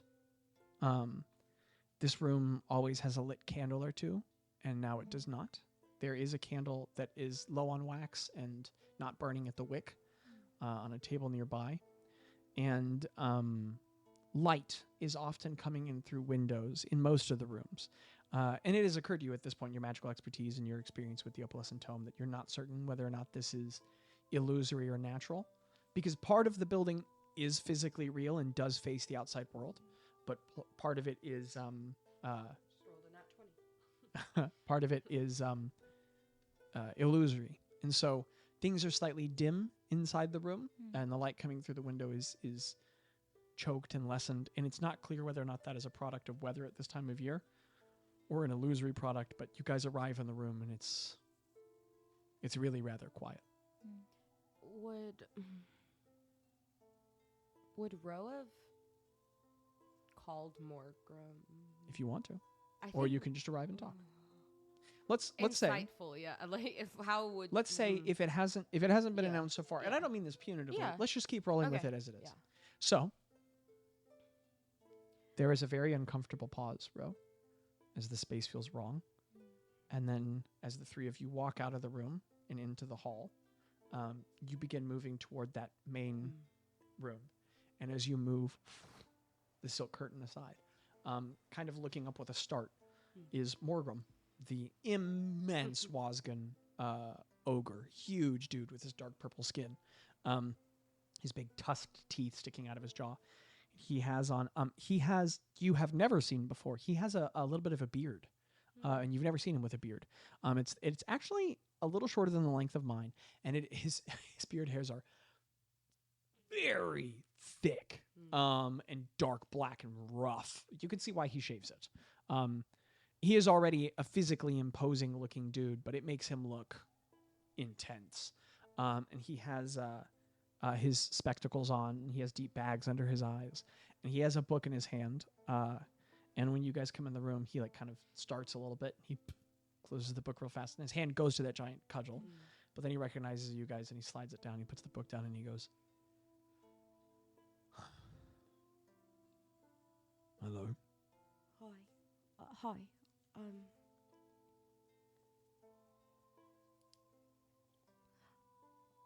Yeah. I would have been here sooner. He takes his glasses off and kind of rubs his massive fingers across his eyes. No. It's all right. Sorry for how I spoke last. No.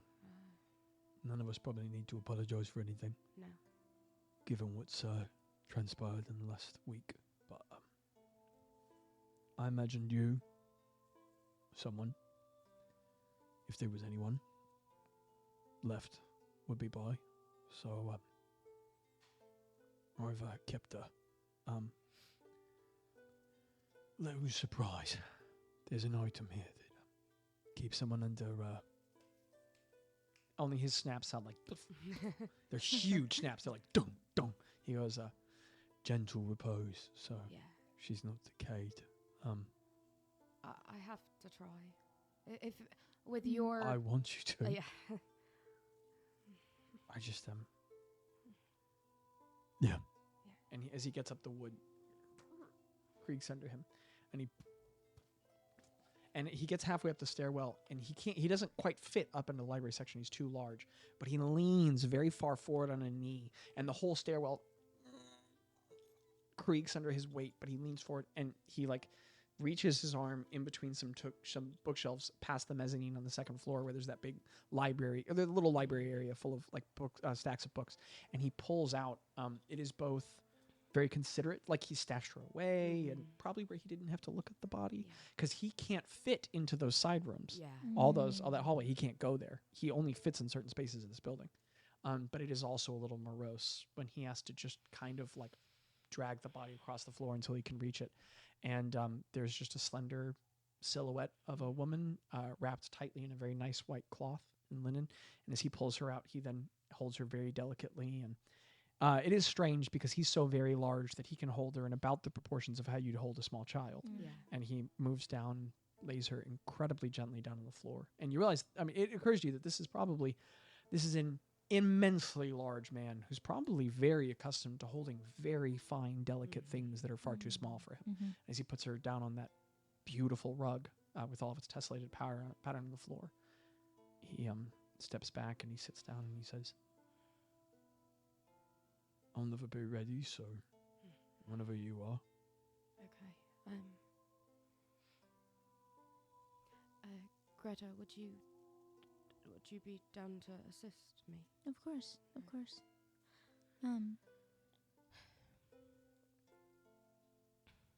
Do you want to do it, or do you want to inspire me and I could do it?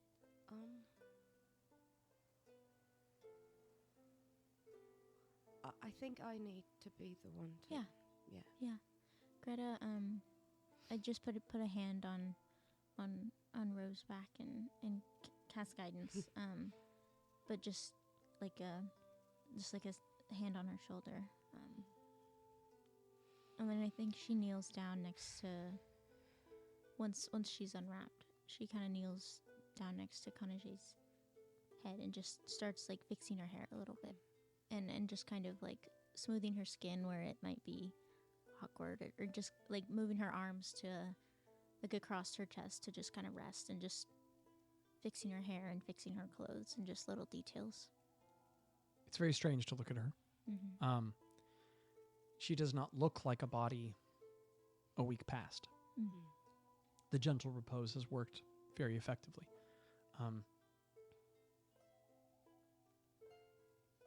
She looks in that particularly difficult stage that a corpse can, where it is very freshly dead, and so she does not look dead at all. She looks like someone deeply asleep, though there's just a particular vacancy. There's no rise and fall of the chest. She looks somehow elegant in the way that she perpetually did, but also entirely wrong. Mm-hmm. She lays there. That uncanniness Mm-hmm. of one who sleeps forever. And she rests there on the floor. You all watch as Morgrim grows just a little transfixed, staring at her. There's a moment, Greta, where you can't help but ponder that, this is her Tello in every way, and so much more. That these two, short of any romantic connection, they're a life part. They lived every day together, in that incredibly proximal platonic relationship. And as he stares there, it's funny. His face is so very different, so incredibly incomparable. But behind those spectacles, he looks just a little bit like Walter as he stares in concern. But he can't hide the emotion. He just stares concernedly, watching.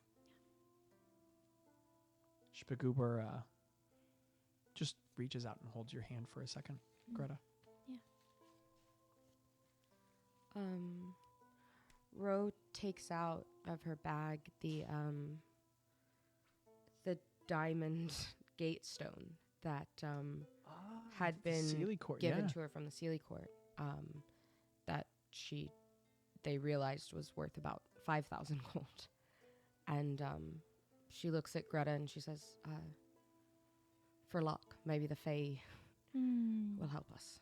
Yeah. And Shpagoober smiles half-heartedly. she sets the diamond on top of Kanajay and just starts. She's using Soul Mender, and she starts to cast Resurrection. And as she plays, it's like this weird mashup of like the Chaos Mage and like these weird harmonies going in and out of the actual old song, and she just kind of gets. Oh, do you need it? I have it. No, it's okay. I just kind of have she just kind of gets transfixed as she, and I think every now and then she like will put her hand on the diamond on Kanajay, and then, and as she's doing this and as magic's like pouring from her, like tears are falling, and as the tears fall, like the gold, like there's like gold and purple magic like within the tears that are dripping on to like the floor and onto her lute and onto Kanajay even. Yeah. And what do I add to this? Your spellcasting modifier. Okay, and I have advantage because of Greta, correct? Assisting? I think you're being guided, yes? I can. But can she assist with it? No. Oh, okay. Because it's not something you can work out. It is, yeah, you can't get assistance on this check, but you can be guided. So you can have a D4. Okay. And then I also have the D4 from per diem. Yes. Okay. Do I roll in the thing or do I roll in the tower and the thing? It's like letting go. I know.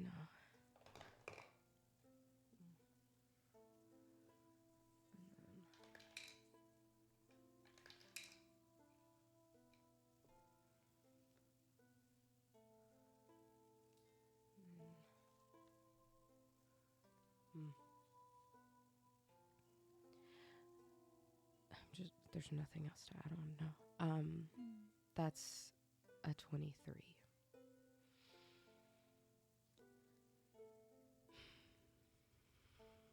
Play passionately. And the massive diamond disintegrates. And after so much was given to you, you take one last attempt to reconnect with this matronly figure.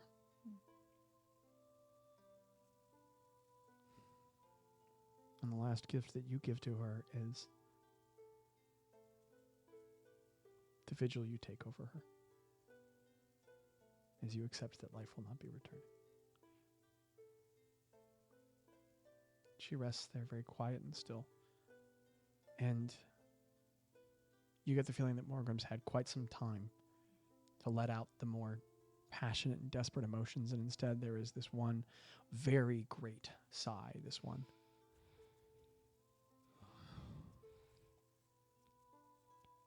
And he just melts into the position he's sitting in. Lets his hand rest at his side. Shpagoober doesn't say a thing, but he walks up. He puts his hands on your shoulders. He just squeezes. He doesn't say anything. Kind of hugs you from behind. You just have time, bro. You have time to watch over her. It's not long before she's covered back up. You have time to walk around this shop. It was one of the homes away from home that you all found so many times. And no one rushes you. It's just a lot of time. You spend the better part of a day there.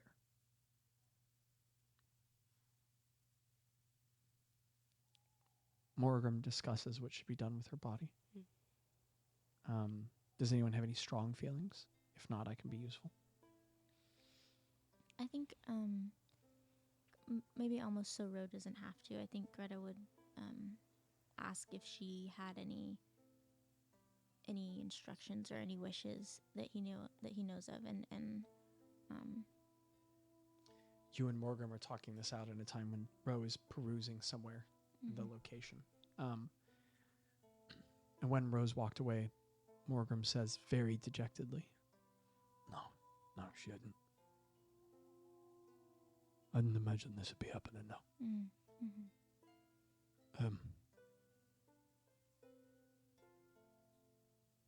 There's a spot on the hill. Yeah. North of here. Mm. We used to go there. If it's quite all right with you all, I'd like to bury her. Do you want us to go with you? I know she meant very much to Rowena, Mm-hmm. so if she wants to, she can. But quite frankly, I'd like it to just be me. Okay. Greta, like, reaches out a hand in a small way. Just, He stares at it for a moment, and then and I want to be clear, in all the times I've said this in our years playing together, it has never been so true. Big hand, small hand. I mean, like an infant in Shaquille O'Neal. His hand reaches out, but he takes it and squeezes it very gently. Wow, he's capable of very mild force. Like, yeah. it's incredible that he can even manage so slight an impulse. Yeah. And you get the feeling, yeah, he really did work for decades with Kanajay on tiny items, and he just squeezes your hand and he goes, "Thank you." Yeah. She puts a hand on top of it and just, you Your know, hand's like up here. she covers And like you one do. knuckle. Yeah. And she just, I'm sorry. Me too. It's, I'll be all right. I'll go home.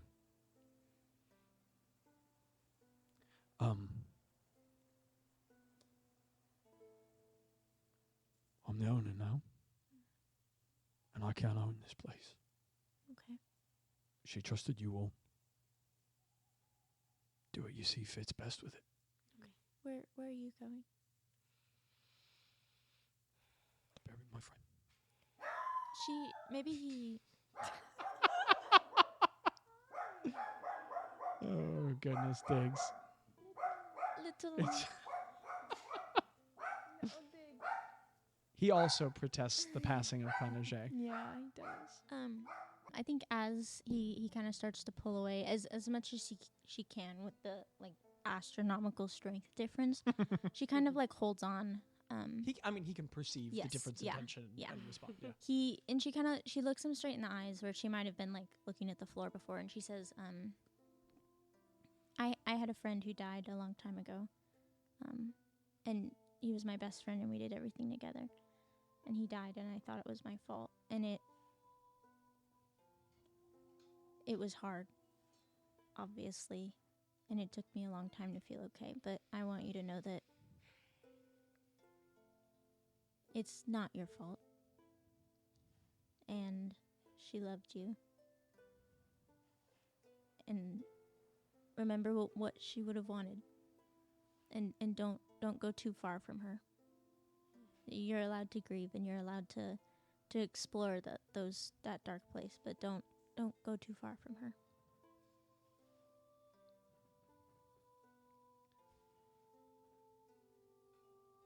Morgan's not an overtly stoic man. I mean, he's personable and he's friendly and he's warm, but he also doesn't seem a terribly flappable person. Mm-hmm. And yet, all you have to do is say it's not your fault the first time. And when he's looking at you at first, it's that calm patience you give to somebody when they're telling you something and you don't. But you say that, and immediately his eyes sting, and you watch him look surprised by how it's even affected him. Mm-hmm. And the tears well, and he lets himself feel them, and his lip even quivers a bit by the end, and he doesn't know what to say, but he just nods. Yeah. And he says, "Thank you, cleric." Maybe she like pats a counter nearby or something, and she says, "This place will always be your home, and come back when you need it." And When Ro passes back into the space, he finds her and he says, "If you're ready, I'll take her." Yeah. I'm sorry I couldn't do it. It's not what it's about. And he looks like he's just a little too out of sorts to have a more, to have a better conversation. And he collects her. And you watch him feel a deep pain in his heart as he feels the weight of her in his arms. And he leaves. And watching a massive ogre man walk through the city streets with a dead body might be very disconcerting. Mm-hmm. But it occurs to you that in these times, that might not be too unexpected, Mm-hmm. of course, for the city to see. And you all are just kind of left alone in the shop. Spookuber begins walking around the space, kind of perusing items quietly, and everyone just has a contemplative moment left there. Is there something else that you all are seeking to do in that space at that time? I think just while Greta's waiting for people, she's just tidying up and maybe even like sweeping and dusting. It's been kept quite clean. Mm, You get the okay. feeling that's what Mm, Morgan has occupied himself doing. yeah. I think I think Ro is just to keep herself from breaking down fully. She's like showing Spagoober around because he's never been there, and like just like mindlessly showing him things of. and He's- just- yeah. He's drinking it in very carefully. And at some point,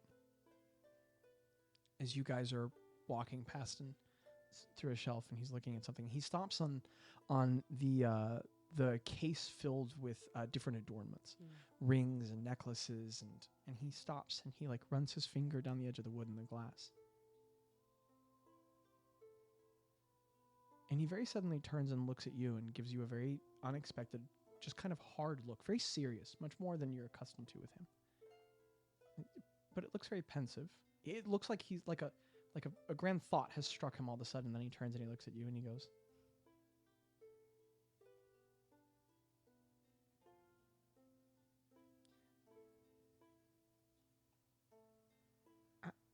"Ro, Yeah, Spagoober. you all don't need me very much anymore." Greta's there. Like a monster appearing, just like oh man, This is Yeah. so crazy. Abby and I were talking But about this. you all don't need me very much anymore. I mean, we always need you, Spagoober, but I understand what you mean. And I love you all very much. But you don't need me. He looks around the shop. Ro looks to Greta. yeah. You know me, I'd never want to be impertinent. I imagine you must be feeling a real storm of mixed emotions, but it's not lost on me that we're all moving on. Conversation a day or two ago, everyone was talking like they'd be together for a while because that's what we be and who we are, but I mean, you know, that this is what we fought for. It's the opportunity for things to change, and that might feel a lot better for some of us than others. And I don't want to see you all go, but we all need something to do.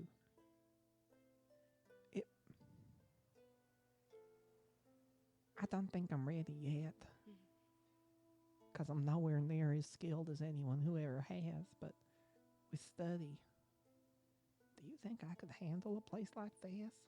Spoober, I think you're. Oh my goodness! Oh man.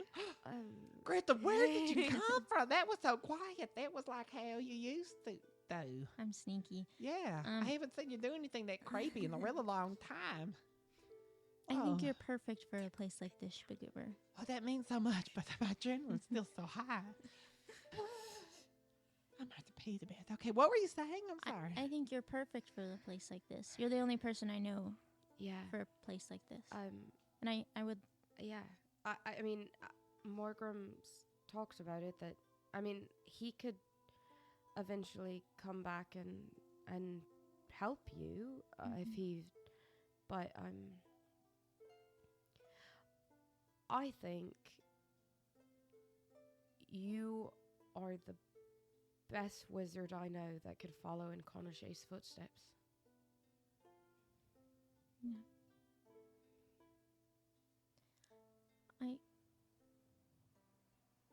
I know I don't know where I'll be, but I'd love to do it with you a little bit. Same. I mean, quite frankly, I would need a lot of help. I'm not quite at y'all level. I have a question, DM. Mm-hmm. Sure. Is her pocket dimension, did it go away when she went away? You haven't seen? Could I have checked? If it's there? You walk down the hall, and as you go to the door, you try to present that magical glyph she taught you some time ago as the password, and it doesn't respond.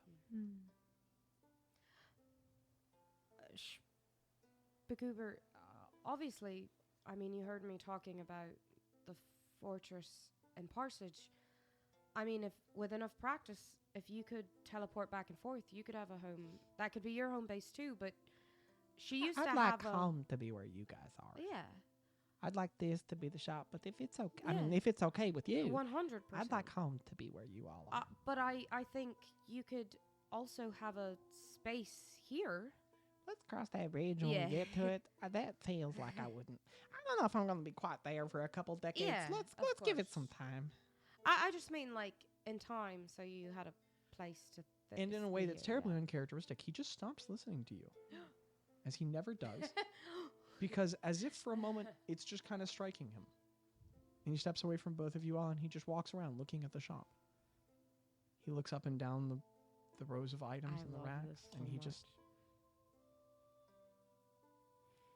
You know him as an incredibly warm and loving, anxious, doubting person, but he just stops and he just stares. And it's like he's just accepting something outright. He just nods to himself.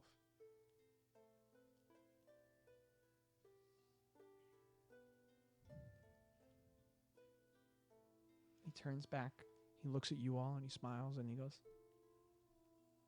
I could help a lot of new adventures. It takes a lot of. I think it takes someone really thoughtful, and someone who knows what's good and what's right to do something like this. And I think that's you. He just smiles and looks around the place and accepts that he'll be taking on the opalescent tome. Wow.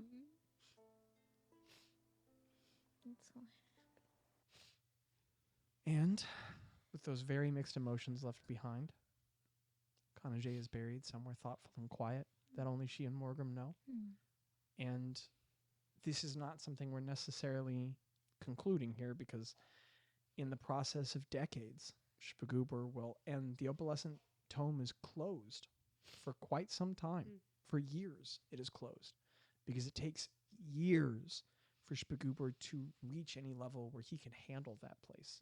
But after years of careful study, the opalescent tome does not die out, but finds a new Wow. owner. Let me make a little note of that. Wow. Is always weird, because when I abbreviate opalescent tome, it's the same abbreviation as Old Testament, and that throws me.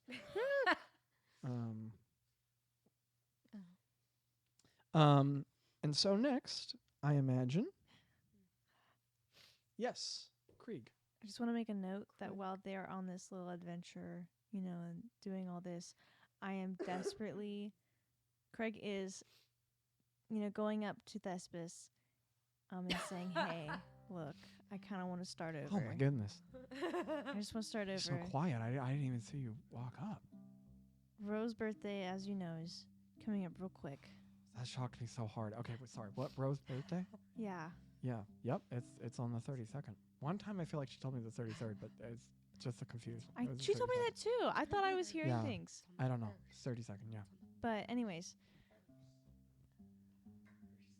Sorry, I had an apparition there for a second. What were you saying? I don't know. But First. basically, we gotta make it a good one. Yeah.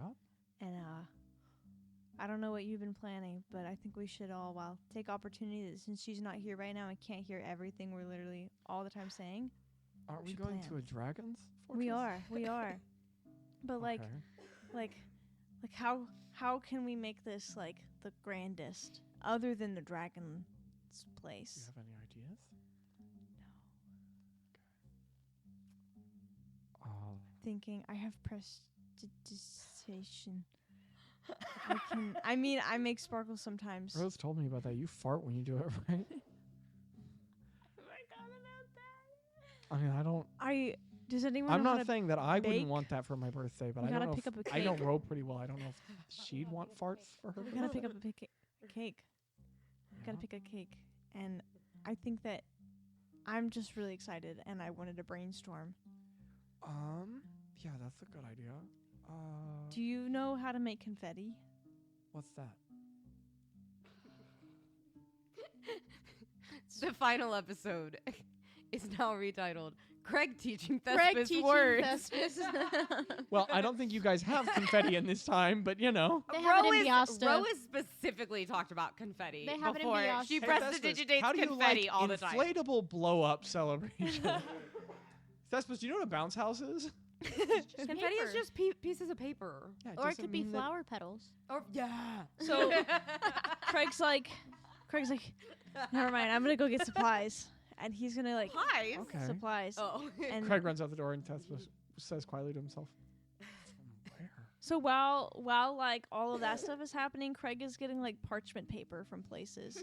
And he's like getting different he's like using like certain knives to cut out like happy birthday and like he's taking like string and like stringing it through all of it and he Okay, is At putting some point, together At some point, Thespis hops into this. At some point, Thespis sees what's happening, and he just joins you in this effort. Mhm. So this could be later in the same day, and he's just like, "I didn't know you were so artistic, right?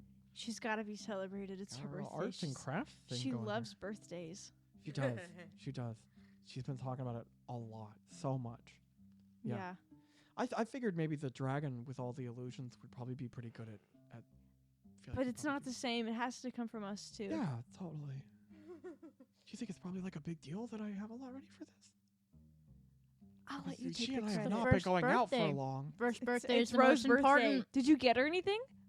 I mean, it's been the apocalypse. You haven't gotten her anything. Thespis, I can continue working on this. Go into the town. Okay. and you watch this real panic comes over Thespis' face, and he goes, "I didn't. Oh God, I have not thought." And he goes, First birthday is so important. and so he, and so Smash Cut the Thespis just like nervously in Poor town, Thespis. and he's just in the general goods, and he's like, I don't know what her favorite flavor of jam is, but Apricot. I've seen her talk about preservatives. I love that. Okay. I love that in the time that there's been an apocalypse and she's been quietly dating Thespis, what she has talked to him about is that Craig farts when he prestidigitates and that she likes sweets and jam And I her think birthday. cake. I think it's probably more that what has she not talked to him about in the time. Okay. I think it's more that there's been continuous conversation. Yeah, you're right. This is what Craig has gotten. He's gotten her. Because how many So days out is silly. it? From now, like 4 or 5. Gosh dang it's it. on the first. Yeah. Okay, so he has But the not gotten. 33rd. He has not gotten the cake yet because that'd be bad. Yeah. He did. He got her like he went to the jeweler. Is there like a jeweler in town or In something? Parsage? Mhm. Hex no. Okay. You're in Parsage. Okay. But What's Greta, in the? Greta got a necklace, so maybe she picked one up. Yeah. Yeah. Yeah. Whatever. So Y'all are so It's the silly, end of I the love campaign. it. Whatever. Hey Zach, we want these things. What have you picked up? What? I've picked up like the paper, but I've also gotten different kinds What of did you like need from a jeweler? I was gonna get like a little, like a necklace or bracelet or something Okay, for her. you for have- Because her you have Ro a doesn't small have gold enough necklace. necklaces. I can't explain how you have a small gold bracelet, but you do. Okay. Aw. And, I'm not he's- here. Don't listen to me. He's gonna like get different papers, but he's also gonna find different things like flowers to press, and then he's gonna like press them onto the papers and like have them on there as like decoration. Okay, so at some point, I don't know where you've gotten flowers from. It's the dead of winter. Her hair. Maybe But Boz's hair. You She took them find from you Boz's find hair. some of the flowers that have fallen out. So you find like 5 or 6 small flowers, and you're pressing them. And at some point, Thespis walks back in with he's got like a brown like hempen sack, and it's clinking and as he's walking. Then he walks in and he sees you with pressed flowers, and he goes, "That's already better than what I am." My first relationship, this isn't gonna work. And he's like, now You're doing great. he's getting so nervous, and he's like, and yeah. So all of this is happening while Ro is having a deep experience of mourning. Yeah. Terrifying. And this is transpiring. We are going to move now through time, and we are not going to focus on. And then they did this, and then because we have Yeah. plenty to wrap up. You So make a time movement we are sound. going to move. We are going to Ew. move to Seagull. That's what time travel That sounds is like. not what That's it what sounds time like. travel sounds like. Somebody call BBC. They need to update the Doctor Who soundtrack. Tardis gets going and goes. Abby, feel free to push him off of all of your stuff. I would never do that, Okay. but thank you. I think that it's so great that like literally it's me and Zach that find that funny. It's so great. The doctor is here.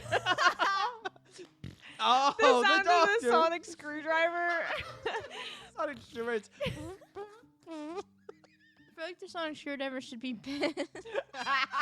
Sonic screwdriver. Just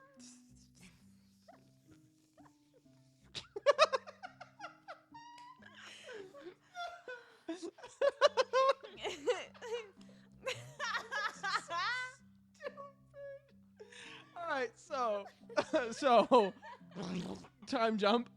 It's Seagull the first. Oh. It's actually CB Call 33 in Ro's head. All right. The listeners don't know that Zach took away my And, birthday. Let's see. I don't. Oh, I don't even know that we would have. Oh, birthday music. Crap. Yeah, I don't think we probably do. Right? There's probably no tavern on the Yeah, list. there is. All right. So, yeah. No? Yeah, that works. Close enough. Not the one I thought it was, but it'll do. So, days later, you all are in a very different place.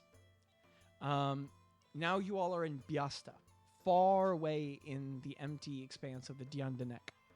And you are now where you were a couple years ago in the massive empty chamber.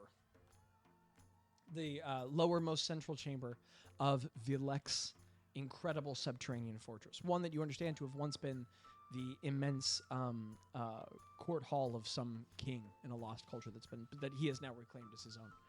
And it is on this day, Ro's birthday, that folks have gathered to try and both to celebrate their friend and loved one, and also to try and have merriment on the other side of so much sorrow and difficulty and struggle. And Vilek is simply thrilled to have guests in his home again. He has spared no effort in celebrating his good friend, Ro. The immense, if you guys remember the massive chamber, it is incredibly tall and wide sandstone chamber underground, and the walls are masterfully carved with incredible murals of mountainscapes and whatever this lost culture was. And this space is currently being attended by numerous illusory spectral figures. So there are like vague, like kind of spectral shapes of people who are waiting on everyone and carrying things. And can I lower the music? Yeah, just a tap. Yeah, for sure. Oh, yeah, it was definitely a little high. Thank you. And they are like waiting with trays and bringing things and collecting things from people. Dancing lights fill the dimly lit chamber, creating an atmosphere of mysterious splendor. Thousands of them, blink in and out of existence in soft arrhythmic patterns, enough to light the chamber, but the sources are always shifting in hue and place. There are also separate illusory figures who are playing joyful music, much like what we're listening to. So there are illusions playing their own music, permeating the grand hall far better than the sound should. And there is also, Vilek is there. He is moving back and forth constantly in between dragon and human form. What? And very much a question of space. So he is just constantly, when need be, he is in dragon form, entertaining and impressing guests. And I think Jackie's got it. Pizza? I think so. And then, okay. And then there was one. I'm only DMing for you now, Micah. You're the only one. I don't know, but Abby also left. Oh, okay. But anywho, so Vilek is entertaining people as a massive dragon and as a human moving back and forth. He's running this game right now, where because since it's this throne hall, there is that massive, like that dais with a raised dais on top of it until it leads up that big stone stairway to a throne, and there is an unoccupied throne at one end of the chamber. And so he is running this game where whoever can tell him the grandest story gets to spend half an hour on the throne if they want. And if they don't want to, that's fine. They don't have to, but Very they can sit cool. on the throne. And then while they're sitting up there, every so often, if Vilek walks up to somebody and taps them on the shoulder, they have to go up to the throne and pay the person a compliment and then go back down. Oh my gosh. So love it. Can Craig tell him the story about how he peed in his boss's excellent smash beer? cut. I have a little more to describe, and You that's go the for it, first you go thing we're for going to it. come back to. Yes. Ro's many friends in attendance have also to list off the individuals who have answered her summons and come. Aw, Oh my goodness, yay, there's so many pages.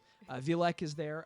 Jaff, Ro's father, who has never left the island. Oh my this is God. the I feel like first maybe place- she went and teleported him. For sure. Yeah. There's no other way he was getting Yeah. here. You're the only Yeah. way he could have come. Yeah. He's never left the Isle. And this is his first other experience, so he's just, wow, huh? This is real. Gosh, the world's wild. Dragons are big. So Jath is there, as well as Ehmund Kai is in attendance. He's not in armor, and he's Oh, wow. so he's shown up in other robes, and you would expect his drab, common tabards. You've seen him in before. Nope. He is in bright cerulean blue vestments that are like traced with silver and have the eyes of Saloon stitched into it like with silver. Ah, And when questioned about it at some point, he just says, Greta asks. She's Yeah. like, "Hey, you're wearing that because you're a cleric? Like, "These are my ceremonial robes. wow." And she's like, A Where- birthday is a ceremony. "Yeah, do I get to wear those? Cause I They're far too large for you, and I Yeah. have to have clothes." yeah no no I didn't mean right now. I just think they're so cool, and maybe because I'm also a cleric, but maybe you just have to be a high but yeah, those are awesome. We are of equal rank, I Uh-huh. would imagine. But they are Mhm. far too large for Yeah, you. not yours, but one's for me. Where'd you get them? Well, they're from my order. Yeah. Okay. I'll okay. Yeah. And he just stares at you for too long in that such awkward way that he does. Like, he's completely calm, but he's Yeah. just staring at you because it isn't nowhere next to go in conversation. They look great. Thank you. Also in attendance, Bolgrug and Eek are there. And they are doing what you Yeah. think they'd be doing Yeah. at this party, but they are doing it too much. Like, they immediately feed in it. Like, they are immediately, instead of just behaving the way you should at a party, which is like a person meeting new people, they're like a place to do our act. Yeah. And so they're immediately trying to do thing after Yeah. thing, and Which sometimes Ro it's going is so happy about. She's and like, sometimes "You it's have to going see very their well. act." Sometimes Bolgrug accidentally throws Eek and she knocks over a table Oh and my somebody has to heal her and it makes a mess. Oh my gosh. It is absolutely as chaotic as you would think it would be. Lovely. But Bolgrug is just going around going, "Yes, hi, I'm Bolgrug. What is your favorite color?" And at some point, he's just walking around smiling in his skin with all the new notches in it, and he's just like, "New friends." And Eek is just walking around going, "That button's loose on your clothes. Can I have it?" And at some point, Greta, you're walking around and you watch as Eek slides her hand very smoothly into Rongrim's pocket in one of his clothes, pulls something out, replaces Wait, in something else Rongrim's inside. pocket? Yep, and then just looks at you and goes, Get And a then- wink. huh? She gives a little wink. Yeah. And then he goes, starts practicing a wink for the first time in her life, does it too long, bam, walks into a table. Oh, no. Rongrim turns around, are you okay? And then she's like, no, nothing. And so that's all happening. Spagoober is there. Court is in attendance. She's wearing this kind of beautiful gown. She is still subdued. She had as bad of time as you all, but she Yeah. is trying her best to have a good time. And she seems to be, it's her stoic way. Yeah. She's still taciturn, but she looks like she's trying to enjoy. All of the Warriors of the Well are there. And Javian is lighting up as a socialite, and Weewoo's personality's coming out. She has been regaining her powers, and she seems so focused on humor that you get the feeling that some things might not have Yeah. gone well on the trip home. Yeah. But man, her personality lights up. She's just making joke after joke. Some are very funny, some are deeply inappropriate. Javian's also just full peacocking it. Like, he Yeah. has his wings out the whole time, his giant golden light wings. And every person he walks up to and goes, well, yeah, I can tell you about it if you need me to. And also in attendance are Terrence and Neeft. And there is at some point where Neeft's very quiet, and at some point she has found a quiet table to be at, along with that tiefling woman who's Vilek's companion, and they're just quietly standing at a table having wine. And every single time someone comes near being friendly, they're just both staring them down, and they turn them away, and then they're So I quietly love enjoying each other's conversation. But Terrence at some point walks up to Rongrim, and they meet each other. And Terrence goes, Whoa. hello, would you like some sage? And then Rongrim has to go, well, no, hi. Well, yes. And then they have a long and comical conversation that I'm not going to force myself to do. Wow. Oh my gosh. So beautiful. And the party is in the space is Yeah. very empty, but with each other feels very full. And all of Rose's many friends who have come have also worked as much as they can to make the event memorable and positive. How many happy birthday banners are there? Craig immediately goes up. He has bags running with Thespis. Oh my no, gosh. This happened before. It's already been prepared. So you have He's put up. Well, running. let me describe some Wouldn't things, we and then you have can arrived add all it on. together? And I still haven't forgotten about your piss conversation. So welcome back. Okay, where Rose's birthday party. So Rose's many friends and attendees have also contributed their innumerable talents to support the celebration after so much struggle and loss. The massive central chamber of the keep has been filled with standing cocktails that Janice formed into existence with her magic. Oh, And they are Janice topped with made great spreads of tables. excellent food that has been created by Ueg's magics. Oh. Edmund Kai has cooked a great deal of soup and stew, Oh, heck which yeah. Longrim and his spectral companion Livy have made sure do not taste nasty.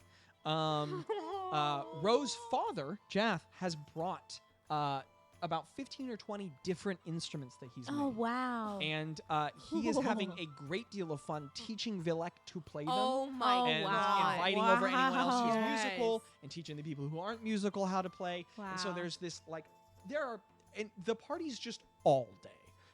It's like a Amazing. 14-15 hour party. Like Wow. at some points it's calm, at some points it's back to energy. Multiple courses of food are being served, not in an organized fashion. Absolutely willy-nilly. And there are periods of times where like everybody's like playing music together, and like a couple dance like competitions and circles and different things break out, and there is every bit as bad as you think they would Yeah. be. Bulgrug is fully doing the Cabbage Patch at one point, but yes, all of this is transpiring in this space. Craig, where have you chosen to put your happy birthday banner that you've Can made I say that me and Thespis, I've like stressed for? You can Thespis speak for out. Craig, Aw.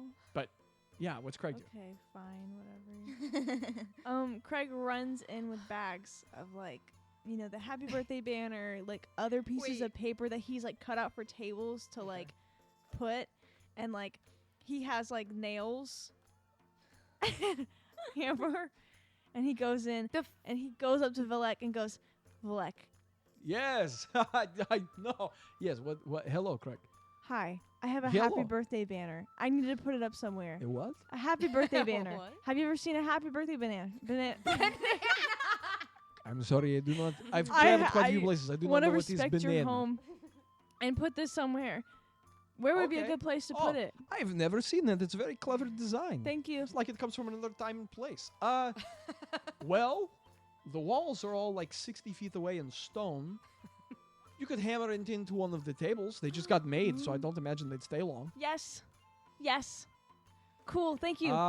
You are permitted. Go get them. Yes. And then he like goes and he's like puts it together and he's like making sure it's perfect and then like he puts his gift right beside it. Felix or- 20 or 30 feet away just going, I love these little freaks. My favorite part about this is that we all came here together. Yes, Yeah. of course, I sure. ran just ahead of had, you. like, You're running Craig in. got there and had a bag and like ran, and we were Well, like, Ro was probably Okay. like, Craig, what is that? No.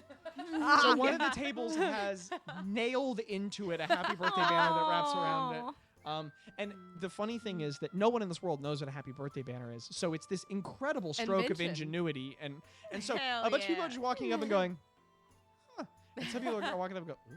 And then other people are like, wow. And so like everyone's just like, wow, what an interesting art installation. Ro And- loves it. It becomes her table. She's like, this is my table. Oh, And on this table, food is cleared off, and like your father brings you this new sort of like it's not magical, but a new Yeah. lute that he's made, and so some people have gifts, plenty of people don't. At some point, Thespis like walks by and looks at Ro and goes like, and nods confidently and puts this immense burlap sack on the or hempen sack, and it like clinks, it like clink, clink, clink, and he goes, I think I know that, and then he walks away. Goes back to I dancing didn't somewhere. need- she looks at Yeah. like Gretta, who's by, and she's like, I didn't need gifts. I And just wanted us all to As walk you together. look confused about this understanding that no one else had, Yeah. he walks by Craig and he goes, like fist bumps Like, like, nah. happy birthday. oh, and Thespis goes for the high five and he goes, oh, no, Turkey. fuck. And then Terrence walks by. and Terrence goes, what was that?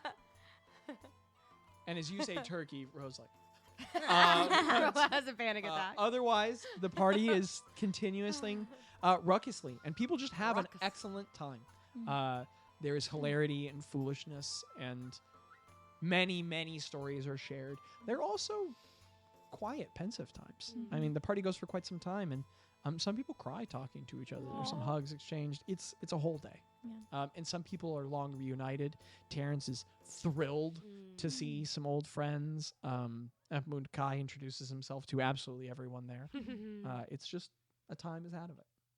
Greta at some point walks up and gives Ro like, it's like little. It's probably like 2 feet, maybe 1.5 feet. But she gives like it's a little like, she's like, well, Tella helped me with the frame, but it's like a little framed picture of like, the fungi's like in their little house in Parsage, and there's like Thespis's. It's like the fungi's, and then there's like Thespis and Shpagoober and Nom, and they're just like. She's like, I didn't have that much time because of our fight, but I made it. This is a little drawing. Diggle is sitting next to my wife's head, and it's really cute. Yeah. I just don't want him to. I don't want him to like fart on you or something. She's probably used to it. Let's be honest. That was a possibility. hilarious.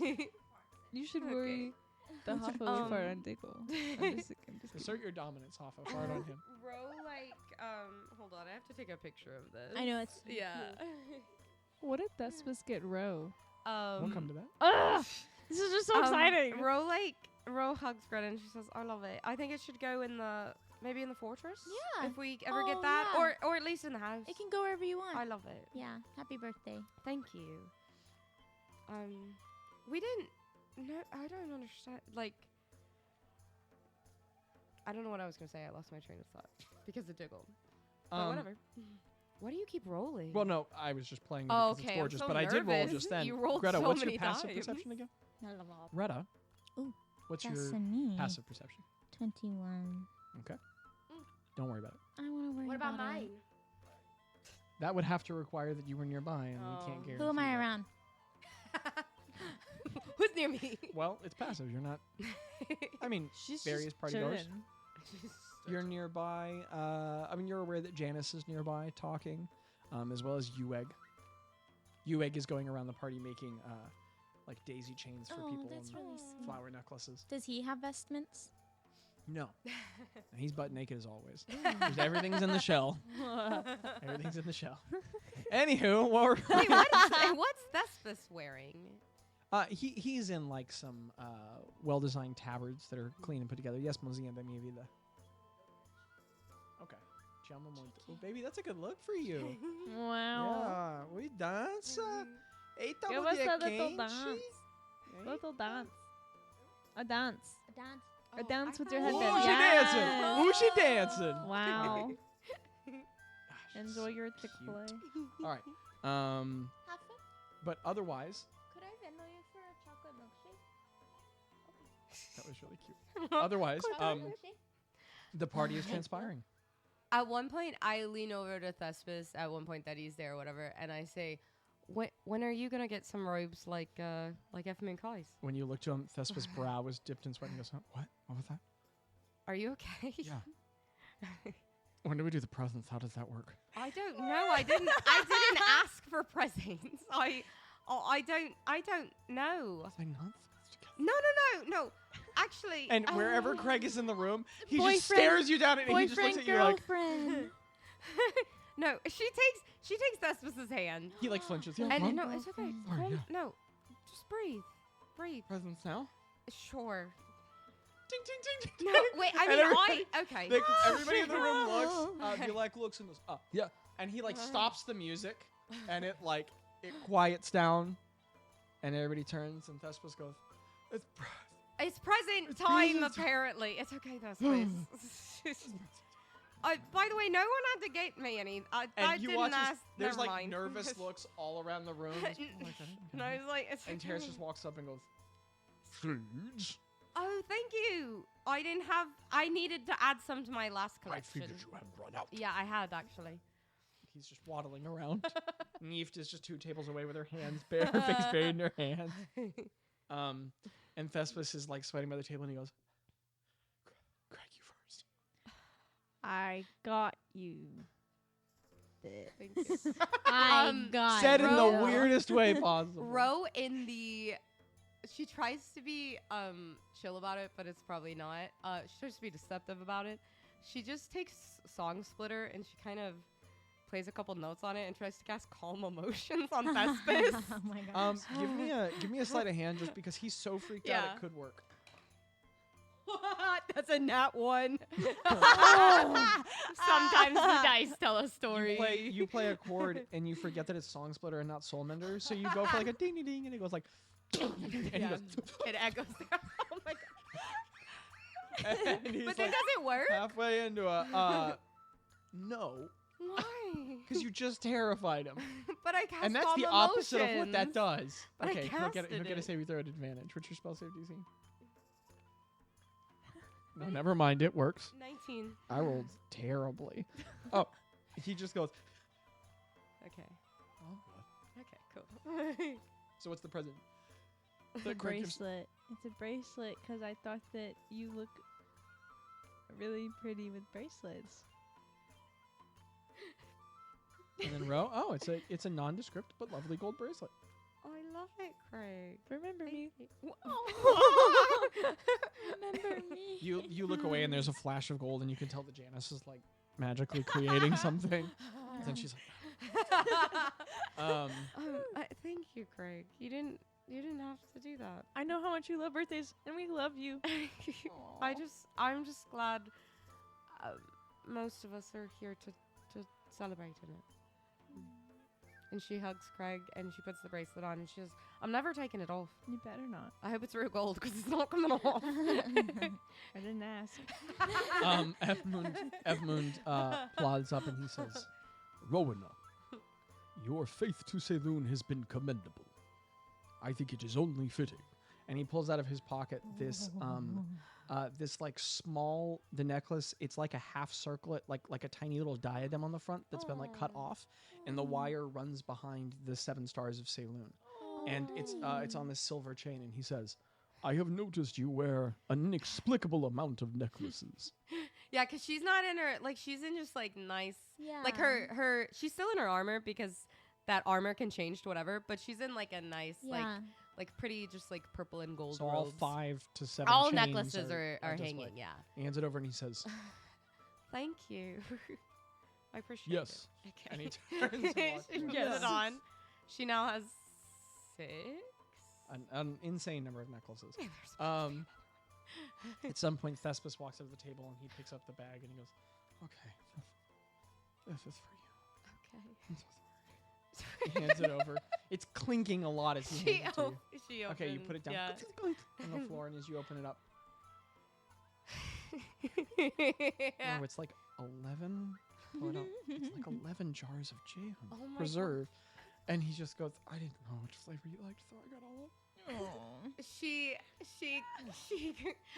just grabs him and she gives him a kiss. Okay, he kisses you. And he's and like, "It's she's- good. You like And it? it's perfect. You know I love sweets, Okay." and you know how much I love jam He on leans in hardtack. and says really quietly, Yeah. "The advice was coming from Craig, Yeah. and he knows you really well, but he's Yeah. also like almost divorced, and I didn't know if that was No, good no, or bad." no. advice." No, I love jam. Jam is the best. Okay, so this was a good, Apricots good my call. favorite, but Okay. all of these, I love Apricot? everything that's sweet. Yeah, with an apricot. it's this. And she holds up one of those. Oh. Okay.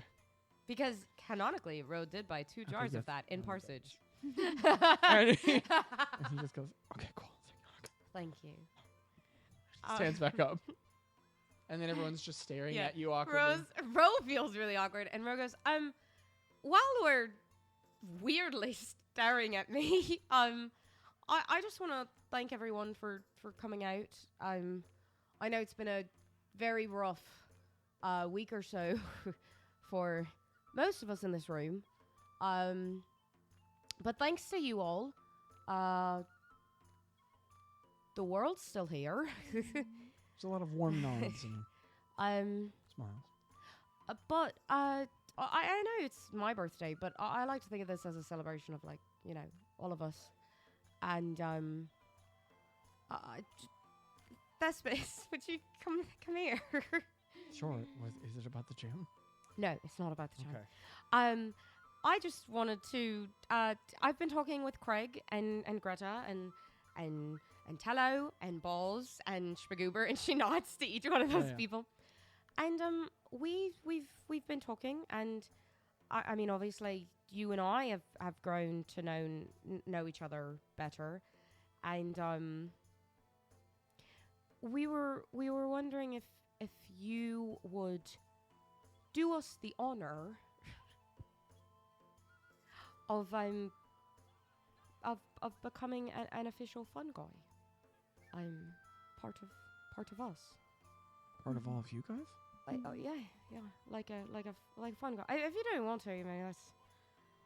I know we can all be a lot, and you're already dealing with me, so you know. Wow. But we'd love to have you. You know. I'm sorry. I didn't know that. Yeah, that'd be phenomenal. I didn't know that was an option. I mean, it's never been an option before. Like, we've never discussed it, but, you know, but, like, as far as, like, any, I don't know, I guess I was the last. He This just way I don't have to be the newest he member, kind of she interrupts said. you. He puts a No, hand wait, this is the plot. way down on your tiny shoulder, and he just goes, "I would love that. Hey. Thank you. This is okay with Craig? He okayed this? Yeah, I talked to Craig about it first, actually. He's still getting a thumbs up. Okay. And she whispers to Thespis, and she goes, remember, Craig is the one that liked you first. Like, not like I like you, but, you know. You like me? No, what? I'm not You- prepared for that. Aw. Anyway, introducing the newest member of the Fungi, Thespis. And there are Round claps all of around the room. applause. And Craig looks, or Craig. Thespis looks like surprised, but is smiling and Can I say that, like, I throw my arm around Thespis and I he have goes, like oh, okay. like a little, like a, I don't know, like a happy little, I don't know, something in my hand. And Happy little. What? Happy little. You have an unidentifiable thing in your hand. no, it's like a, I don't know. A screwdriver. I'm or trying to whatever. think of So you've drink. got something in your A hand. drink, but I don't know what drink it would be. I don't know. A big, But- a big glass of milk. No, that's So, a cocktail. Anyway. And then No, and oh, then Craig like has a drink. Craig like breaks Oh, into right. song. And like at first it's Yes. awkward, but it's all a song that we know. And he like tries to get people to join in and singing. Craig, Give me a Festivus. performance check. Yes. Performance. Is this the first time you've rolled? Yeah. Today? We only have two. We only have Do two you want to use rolls. the tower? So cool how the eye. Oh moves. no. I'm never doing that. I'm never doing that again. What'd you get? I don't know. I have to go into my notes. Ponyo, ponyo, Ponyo fishy in the sea. You had a. Ponyo, +3 in ponyo, charisma? how fishy can Don't you ask be? me questions. Ponyo, kidding. I wanna say you have a ponyo, +3 in fishy charisma. the I sea. do. What So is it's an 11, but I'm You're gonna use my so- per diem. Okay. You can roll a D4. Herder. Actually, Oh, do you want to It's use a this again? diamond thingy. Yeah, that Whoa. D4 is really Rocks. cool.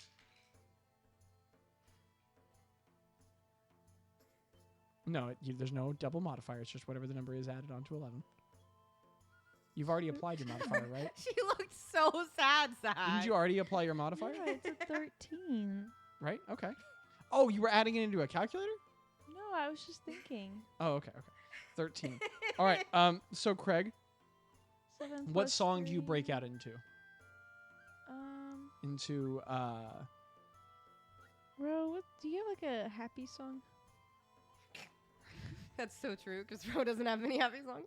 yeah, I mean it could be you learned that It could be Bravery or Yeah, Bravery. yeah. It's like a That billow tavern and bash song. and Yeah. smash and crash. Okay, so Craig belts out into it.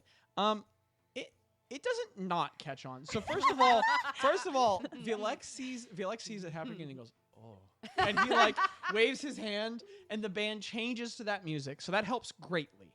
That like Vilek I knows the join song in. and he starts magically. So Greta joins in. yeah. Tello starts going, and sure, And sure.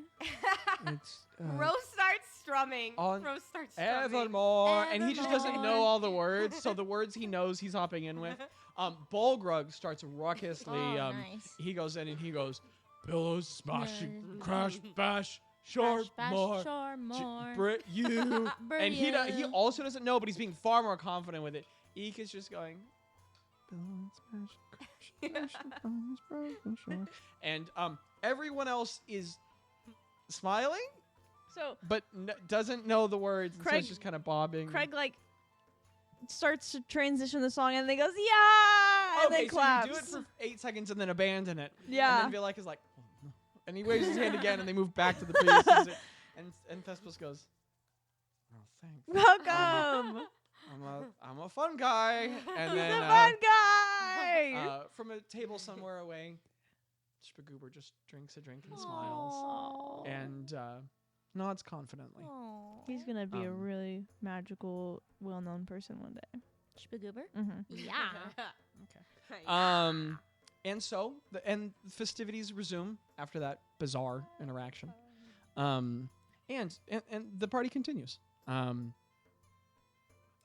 for hours and hours and hours and hours. Is there anything else anyone's trying to do at some point in the span of the party? Yeah. I feel bad. I feel like No, I it's feel your like it's It's been literally your Girl. birthday. I feel like your it's been the birthday. row Girl. show right now. It's your Girl. It's your Um, birthday. You can row if you want. I love that. And so at some point, Yeah. the long and full party. Row after like all of that has happened and everyone goes back to like being Row pulls Thespis aside. Okay. I have a paper. A paper. I kind of want to do it on my computer because Hey, it feels that, weird on the paper. That I really appreciate you inducting me. I'm really honored. Thank you. That's not just because we're dating, right? Like that was. No, I Okay. mean, we've gotten to know you, and I don't know. You seem to fit well. I appreciate it. You're You know, you're a lot before like one of us, I guess. I or like all of us. he starts thinking which one of him he might be like, which one of No, y'all. But I then he mean, like you just fit well. before. You grow on people, as Spagoober says. Thank you, Ro. Before my conversation with Craig got really, really weird the other day, we were talking about we kind of didn't know what to do with our future from here, and This is really nice. I feel like I know where I'm going with it now. Well, I want to. First of all, I'm sorry to put you on the spot like that. You know how I kind of like to make a spectacle of things. You do, yeah. That's but speaking of future and stuff, and I know it's like my birthday, but I got you something, and she pulls out, and I'm gonna send it in Lauren reference. And we'll put it on the Patreon. She pulls out these 2 necklaces, and one. Was it just sent? Yeah. Okay. And one is, they're both the same, like looking. They have a moon and then 7 stars around them, and one has a like purple gemstone in it, and one has a deep blue gemstone in it.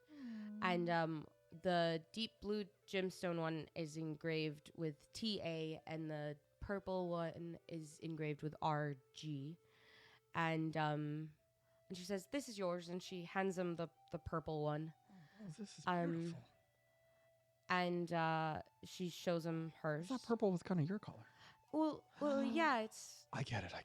Yeah. Oh, this is. And you see, gorgeous. yours has the blue and Uranus.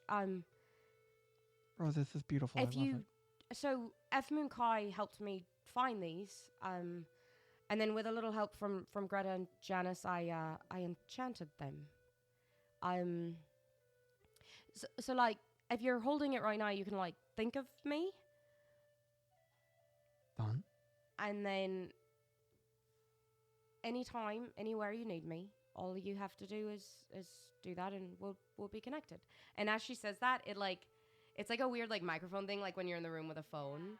Like it goes through like into but his, only in his head. in his head, but And also out loud. You watch this kind of like Yeah. this adorable dopey look, like he's like, that's really cool. And they're like the sending stones that we have, Yes, yeah. but they're just a direct line to each Can other. I go ahead and put it on? Yeah. He like loops it over his head and slides it under his tabard, and he goes, I really like it. And So now I'm just 6 necklaces short. yeah.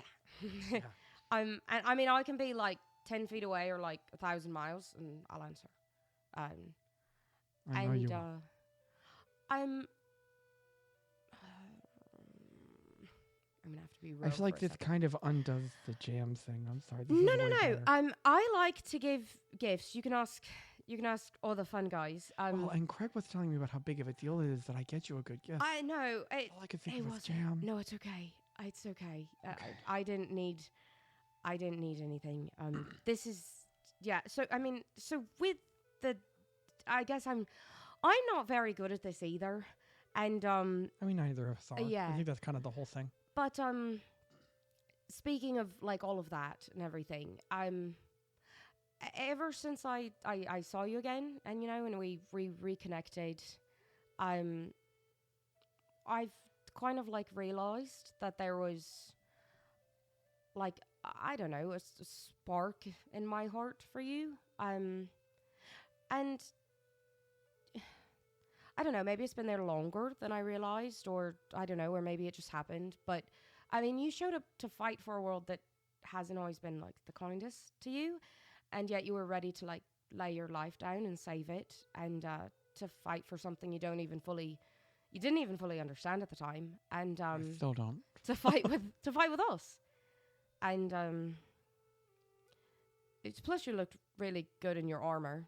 He like blushes. And I'm like the hair and the muscle I mean, and the you look- anyway. You look really good in your armor. I'm getting distracted.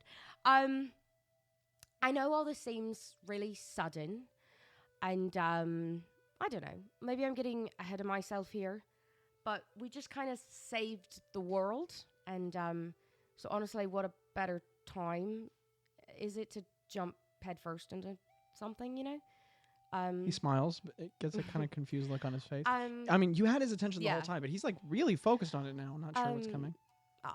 I've taken care of myself and relied on myself only for like a long time now, and Yeah.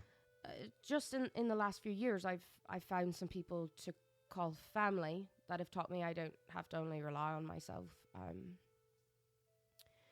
But when I look at you, Thespis, I realize that maybe I'm ready to give up a little bit of the burden of just leaning on only myself, and maybe to have like someone else to lean on. And we're not that great at this, No. but we could maybe be not great at it together. And I know it's new, but it feels right. And I know that I'm a lot. She kind of laughs. He just kind of like smiles and raises his eyebrow looking at the floor, and he tries not to nod, but he goes back to listening. But I think maybe you like that about me and can handle it. And Maybe if you remember, I was kind of a lot when we met. yeah, and maybe you could handle it better than anyone. And because of that, and this isn't the only reason I mean, it's not only why I asked you to be a fun guy. Like everyone loves you. As part of the fun guys, but I want to spend a lot more moments with you, and I want to travel and spread the word of Saloon with you, and show you all the places I've been, and experience new places that become ours. And I want to fight by your side as we keep, defending Yalabrin, and I want to fall asleep and wake up next to you whether that be in a cozy home in Parsage or in a clearing in the middle of nowhere on an adventure. A long time ago, I didn't think a happily ever after was something that could happen for me. You watch his Yeah. lines are starting to connect in Yeah. his head, and he starts looking a little surprised. At least not in this way, but every time I've looked in your eyes since you've shown back up, I realized that you might be the missing piece of that. So, like I said, this is really sudden, but Thespis, would you marry me and join on this forever adventure with me? And the necklace is me proposing. His mouth Fully falls agape. He just Oh my gosh. and he's just towering over you. He's just dumbfounded, staring at you. I know the necklace is kind of like unconventional and all, and I know me asking you, I don't know. I mean, but better get used to it now. How I do things. I don't know. She's just keep mumbling until he says something. She's and he's still not talking. And then at one point he finally goes, "You." She grabs a chair and has him sit down. She's like, "Can you be on and my you level can for a second?" fully get a chair and Yeah. sit him all the way down. He's still standing. He goes, "You, me, married, betrothed, me, Yeah. I mean, she looks around. She's like, "Yeah, you, me, you, Thespis Aronson. Will you marry me, Rowena Greenbottle?" It feels right. He just puts his hands all the way down in his lap and just stares confused for like 10 or 15 seconds. Bro, it's agony. And then he just goes, You marry me. Yes, I us believe married. yes, that is the question. That I didn't know. yes, I'm not. Yeah, marry me. Okay. Yeah. Is Yes. okay? Yeah. Is a yes. Yeah. Okay.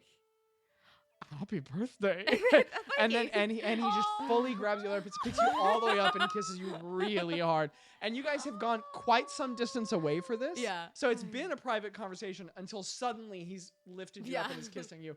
And then Vilek is somewhere nearby and then spots it out of the corner of his eye and then just waves a finger and the music completely changes to something slower and gets quieter. And he subtly causes all the lights hanging over the room to shift a little brighter to where you are, so everyone's eyes subconsciously look over. And he just smiles. She really likes the And- jam. rubs his beard and thinks of a woman named Ravina a long time ago, and then just smiles looking at you guys. Oh. And I think that's your shake. Hafi, you're the best.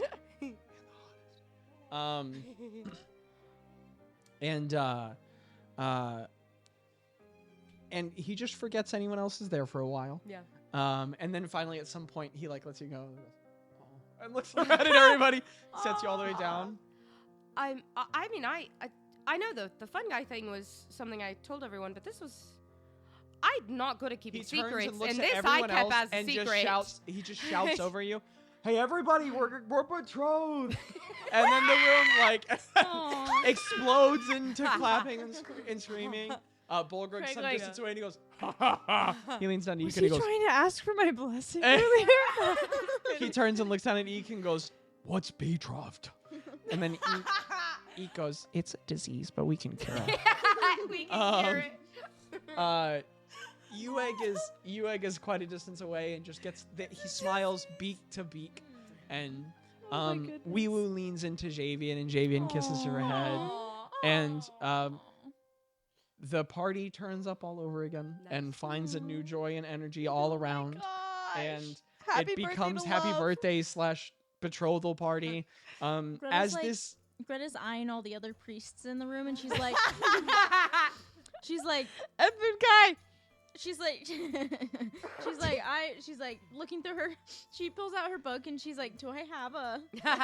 At one point, I just say that like Ro comes up to Greta and she goes, I know you guys helped me make the necklaces, but if you and Craig and Tello would do me the honors of being, I don't know, people that stand next to you at a wedding." Oh, of course. like a horror movie Yeah. monster, mimicking Greta as he has learned from her. Tello is suddenly behind her, and his voice startles her as he says, "You'll know in Sinian we say bestis mensch."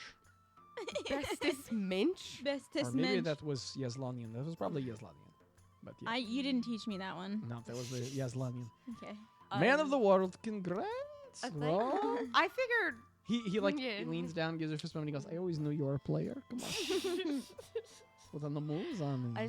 I mean, I think Twice your height. better than a king, right? She looks at Tello and He does looks, like a. he looks at Thespis and he goes, "I don't know about that, but it was good. It was good. It was well done. It was well done. Better than the king you had the hots for, so that's fine." Yeah. And yeah. That's And then he gosh. leans down and he slips Greta a silver. Whoa. She like flicks it in and gives Ro a big hug. Yeah. She gives her a big Yeah. hug. And the And, rest like, of the evening is Aw. very warm and very congratulatory as Ro is betrothed to Thespis and Thespis to Ro. Wow. And honestly, a form of massively committal yeah. reverse relationship structure that's incredibly common to the world at this time.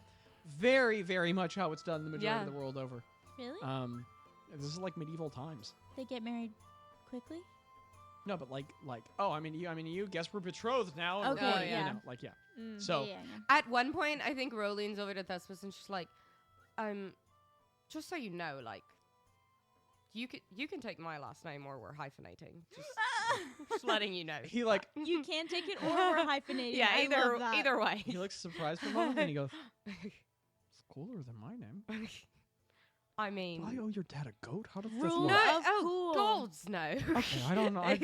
I didn't know what your family What is your traditions dad's were. reaction? By the What is way, your yeah, dad's by the reaction? way, she like introduced, she goes, by the way, Dad, Well, Thespis, no. Thespis, Dad. Bro, you haven't known your father long, and it's at this point you go, "Oh yeah," Yeah. and you look over, and he's like bongo drumming, like 6 feet Aw, away, and so he just goes funny. like, and then Aw. gives a thumbs up and a smile, and then goes back to drumming. I'm like, yeah, he's really chill. You'll like his island.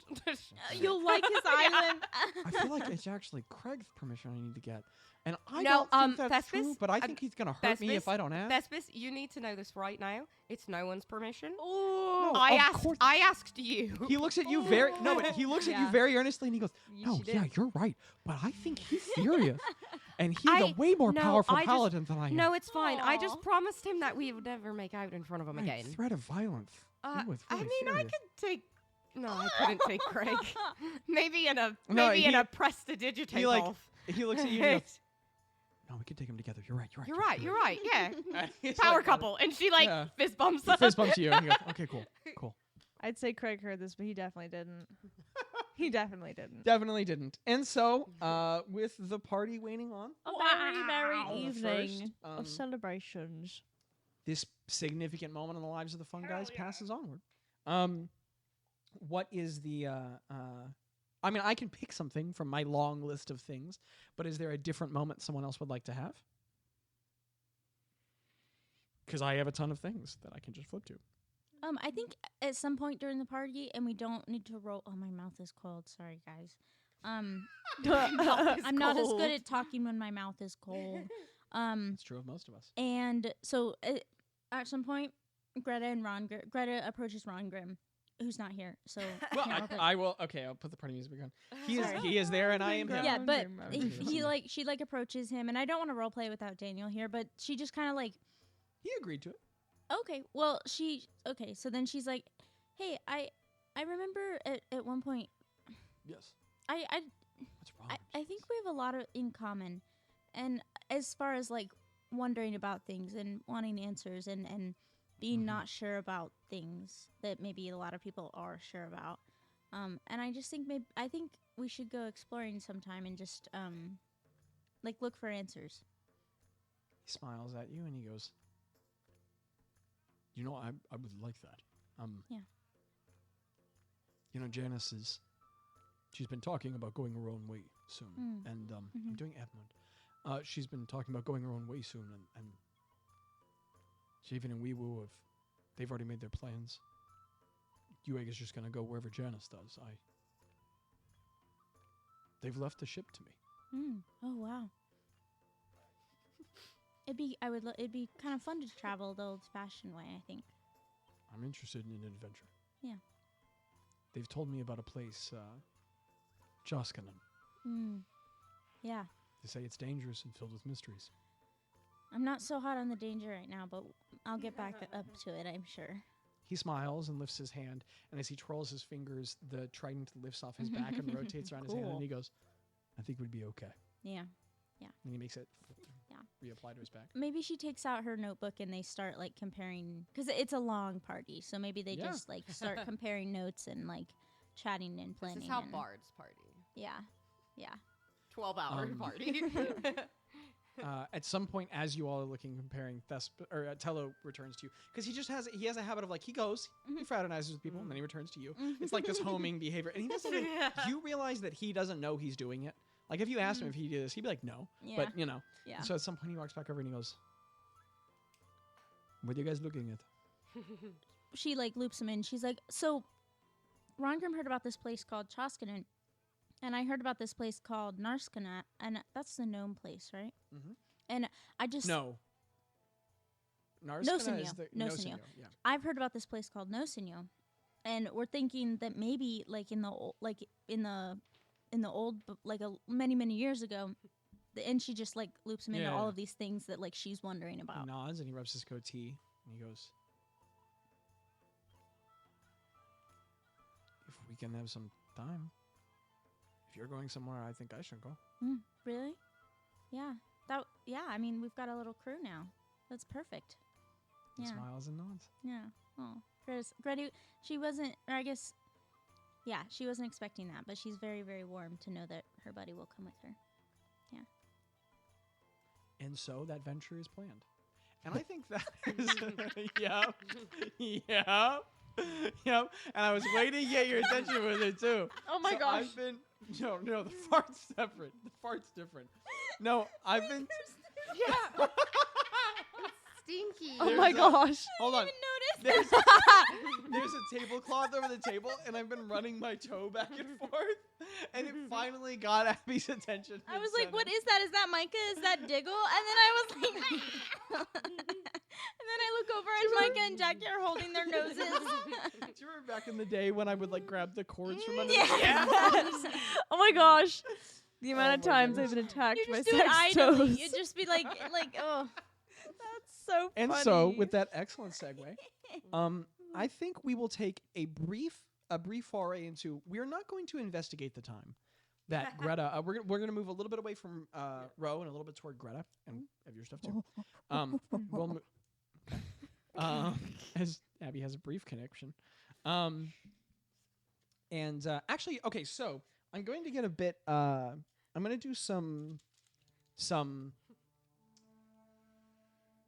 I'm going to travel through time a little bit. This is going to be one of the periods where we move forward Excuse me. Excuse Brought me. to you by Jackie. Excuse me. We're gonna move through time a little bit. For a second, I was like, "What?" And then I got it. She went bum bum bum bum bum bum bum. Listeners, if you've been around this So long, funny. why? Why I don't have you know been why. around this long? That's my new favorite joke. Yeah. The Doctor Who theme song, and then it's just. I'm gonna edit that for us. Okay,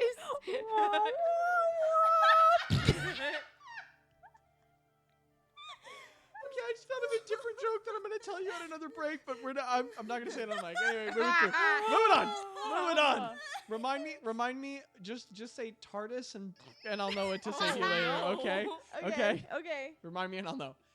Tard Is it a fart? Oh, I was gonna say fartus. Is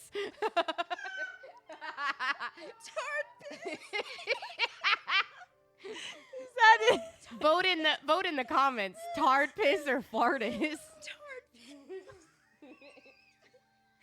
Why not have both? Why not have both? Here, hand me the sticky note, and then just somebody else say something. I gotta sounds write a little note bit to like Abby. turd piss, but it's hard piss. Oh my gosh. We had the same 3 jokes. Yeah, we really do. All And you guys different have been here colors. for 5 years. You're in all of them. This is really bad timing because I'm about to hand Abby a joke right before I need to talk to her. But I have to hand her this joke. Hold on. Okay, listener, I know this isn't doing a thing for you. Everyone's but, you using know, my It's our stickies. last session. Okay. Anyway, moving on. Anyway. Not for listeners. Not for listeners, but moving on. One day when y'all are old enough. Okay. Moving on. That is not responsible DMing. Okay.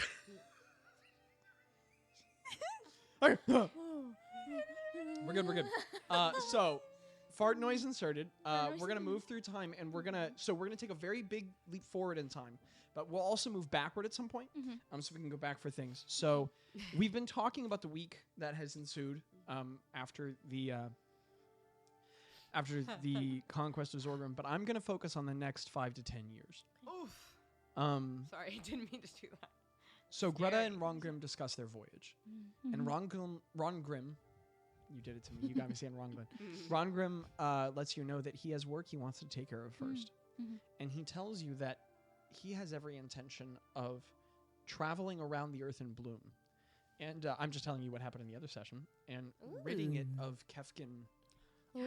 He's going to go to every Kefkin vestige and outpost and try and basically any vestige of their empire or governance that's not a part of their land, he's going to deal with. Oh, Rowan's part And of this that. takes about the next decade. Yeah. And so he says that in a decade he'll let you know, Okay. and you guys can take Nice. another look at Yeah. Chaskana. And so in that time, a number of things transpire. And this is a really good time to kind of sprinkle in all sorts of small things, so we can bounce around. But I'm going to talk about some of the other characters for a second. After Rose's birthday, Tello enjoys about another week with his compatriots, and then he leaves. Oh, okay. And he has Ro transport him back to Unsen. And he tells you all that he's headed home to Ostaleria. And he says that he doesn't know how long he's going to be there, but that he goes to reconcile with his father. Yeah. And you don't hear more of it, but you also don't I'm sure you check in, and there are brief conversations where he keeps you in the loop on that experience, but you essentially don't hear from Tello for about a year. And he's just doing that, just going back to where things were lost. In this time, Spagoober continues to live at your home. He has gained a great deal of experience, but he has a great deal more. And so he studies unceasingly for a year. He expands his collection of books. Very interestingly, after Kanaje's passing, her items remained. And her spell book was there. And from one wizard to another, Shpaguber assumes it. And though he has an insurmountable amount of learning ahead of him, he also holds in front of him this key piece of information. And he studies out of that book and studies, and he meticulously studies the catalogs within the opalescent tome. After making sure that it is warded, he takes these texts away with him to the home in Parsage, and he just studies unendingly for a year. Not the least of which he takes one of the multiple copies of the 2 different Osmodreicons that she was making. And he studies those as well. And he just spends a year tirelessly studying. And he is nowhere near to the point he needs to be. But he does eventually master the spell of teleportation circle to the point that he can take himself back and forth. And over the next decade, Shpaguber quietly prepares. The shop is not open. It's not ready because he's not ready. But he works. In this time as well, hold on, I have so many notes here.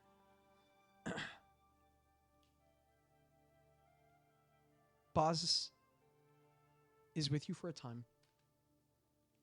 And in a few weeks, his abilities return.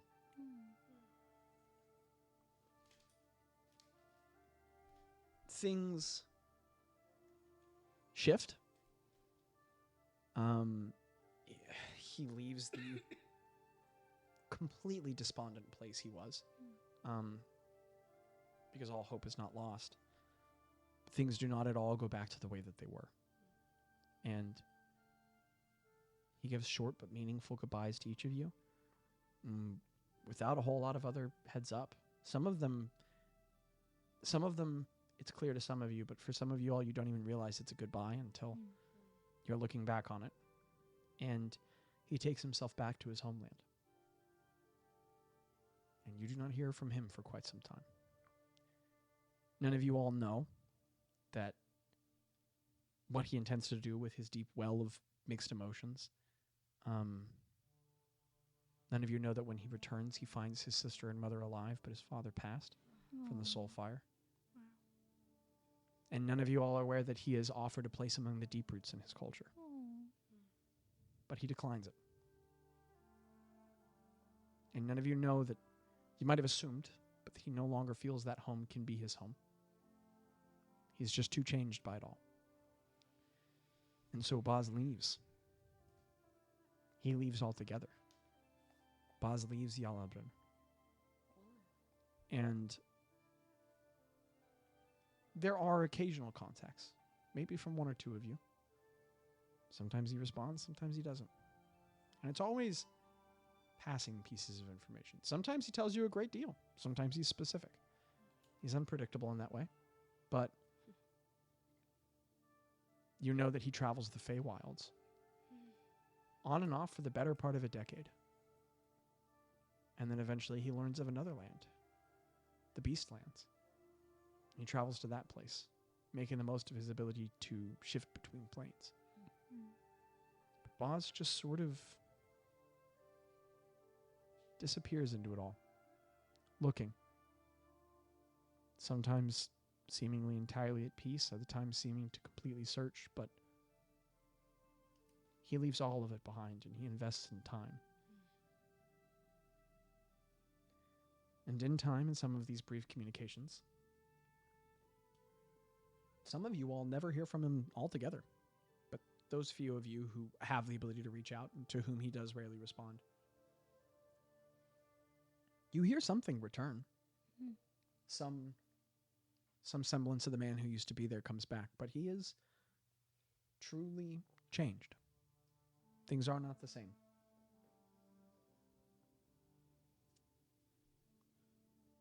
And he leaves on his own venture. And that acceptance comes one way or another, in however much time. In these convening years,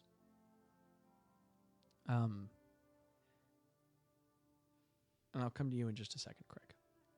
In these years in between, I believe that Ro does some traveling. Mm-hmm. Would you like to tell me about that? Yeah. And then I'll come back to Greta. And actually, we're going to go forward a bit and then back a bit, but I'll lead you through that shift. I think, where is that thing I wanted to do? I think before Ro and Thespis ever get married, she does things backwards.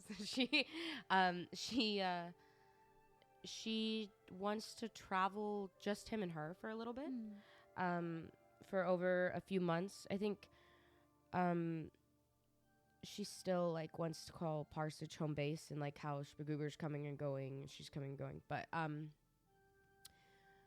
just like, I don't know, once things have died down, probably a few months after like her birthday and all of that, I would think they would go traveling for a few months, just them. And she takes Thespis to her hometown in Zedge and shows him where she grew up and takes him to the cupcake shop that she loved. I don't even, this just came into my head and I don't even want to ask it. Yinny, is she there at the orphanage? I think Ro was always too afraid to call and see if she was there. And in your time at the orphanage, you take Thespis through the place where your life began. And he is deeply affected. And his company is likewise useful when you receive the painful news that Yenny likewise did not survive the soul fire. And that the story she was living here in this world ended. And joined into a greater one.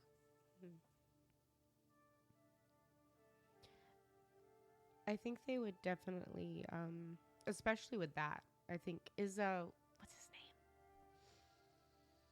Nevin? Is his name Nevin? What's his name? I thought it was Kelto. I don't remember the other guy. Father Kelto, I want to say? Nethin's the guy who cooked you bread in the beginning. I think it's Father Kelto. What? Anyway, I think it's Father Kelto, but I could be wrong. And if we're wrong, we'll move on. Neville. Neville. Neville. What am I thinking? The Yeah. one that had given her the trinket when she Yes. left, yeah. Neville Is he Kelto, I there? believe. Neville Father Kelto, Neville there Kelto. we Yes, go. yes. We were both right. He is, and he is alive. I think she would, especially because it is a temple of Saloon. I think they would spend several days there, like talking with the kids and like letting Thespis learn things if he'd like to, from because it's his order. Mhm. And cool. Well, and Thespis Yeah. is he's consecrated there Yeah. at that temple as ordinically as a paladin moving around. Yeah. And basically, he establishes himself also as a service to that temple. Yeah. Yeah. So I think they would stay there for a few days. She would help out. She would tell stories. Yeah, I think they would just stay there a while. And if there was like a place where Yinny was buried somewhere nearby, I think she would There go is. there and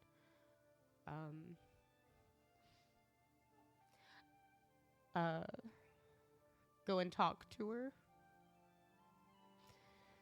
and just tell her, you know, you didn't get to see it, but we did it. We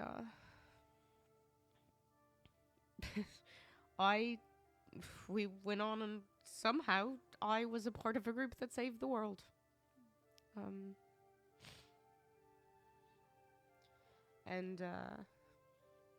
Yeah, so I think they would just stay there for quite a while. And then she would take him to some other places. She would take him to her dad's island in the Lost Lands, and I think they would stay there a while if It's he. incredibly peaceful and pleasant. Yeah, if Your dad Jaff is is cool with stoked it. Yeah. to hold you to host you guys. He is so chill. Hang out with Faber and show. Faber's much happier to see you than he used to be. You get the feeling he really likes the pace Yeah. of life with your dad. Yeah. You also get that he really likes your dad. Yeah. Likes his chill energy a lot more. Yeah. And he likes Thespis a lot. Likes him green more than flag. you, which is pretty insulting. That he likes both your dad and Thespis more than you. I But- would say the whole time Ro is like, she keeps like joking about it, but you can tell that there's an Really bothers underlying her, yeah. upsetting Really bothers upsettingness. her. The one that can speak to animals. Yeah. She's like, why does he like y'all more than me? And she tells Thespis about her mom and everything and how they met there. And wasn't there like a cliff overhanging or something? Or Yes, by Yeah. a waterfall not too far away. yeah. She like mentions to Thespis, she's like, I mean, I don't know if my dad would like a lot of people here, but this might be a cool place to, you know, get married. It's the waterfall. I don't mind that. That sounds pretty cool. Yeah. I like that idea. Yeah, be really pretty. I have to talk to him about it though. This is kind of like his island. I don't know if he wants us teleporting a bunch of random we people met here. that pirate guy at the front, and he said it belonged to him. So I don't know if that. I'm kind of confused how that works. You want to know something funny? Yeah. So when we got here, the very first time, and that guy was here. He helped us a little bit. He had like some weird friends. Yeah, he seems strange. For like a split second, I was terrified that might be my dad. He gets a weird face, and he goes, "You guys don't look a thing alike." Yeah, but I don't know. They said that he lived on an island alone, and that guy was here. So, All right. And Yeah. Thespis' travels continue. She takes him to Vashton, and am I saying that right? Vashton. Vashton, and where she lived there. I think there's some Rowena statues around in Vashton somewhere. There she are. Takes him. There are a number now. She takes him to some of the like. You are lauded by Oh, God, I didn't think of that. fans and cities when you choose to be, and Yeah, when you I choose would to say be she would disguised. disguise You're not- herself yeah, sometimes. which works just fine. And Thespis just has to deal with it that she looks different. And I think she would take him to some taverns where like a lot of the giants hung out in Vashton, where she learned giant. Well, as a and- reminder, there are not. Oh, a that's lot of right. The but language, where she learned giant. yes, Yeah, I'm so sorry. because of the Goliath Yes, population. yes, there. yes, yes. And that, and then they would go to Unsen and Port Lesmonisan and the Warm Hearth and And your adventures are honey retraced. bed, honey bread, and don't. I didn't say anything. And she would show him Magic Lane where there used to be Madame Miscours Oh. and say, "We did that." The hole in the And alley. He looks and he goes, "That's cool. Demolition." I don't really understand how it lines up It with was a everything else. you're doing. hag. There was a hag there. I think it was a building. No, we got rid of the hag. Okay, that's cool. Did I ever tell you about the time I went into the Shadowfell and then it just keeps yeah, on? yeah. Yeah. And yeah, that would be pretty much it. It's like a reverse before the wedding honeymoon kind of thing. And those travels are had between Ro and Thespis. At some point in these 10 years, and I have many other things we'll come back to, but Greg, where do you go and what do you do?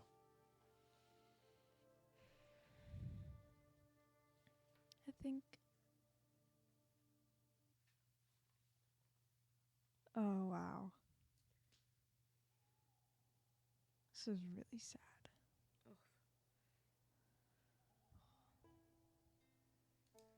I think Craig is gonna, how does he get back home? Does he teleport? I mean, you're not capable of it on your own, but you've got no shortage of buddies who That's what I can. was So thinking. Ro probably takes you at some point, Yeah, or the request of another ally is had. I think A lot of people owe you a favor. I think before he goes, he like wraps everyone in like a hug.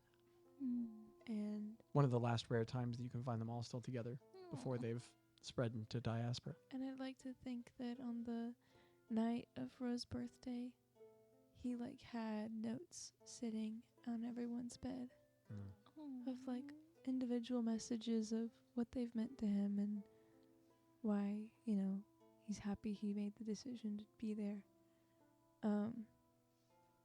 And so he teleports back to his home. And at some point in Byasta, you are within the mountain pass, looking up at the great grand gates of Shkonikov. Craig, unable to disguise yourself, Yeah. what you are not prepared for is the absolute acclaim to which you return. What do you mean?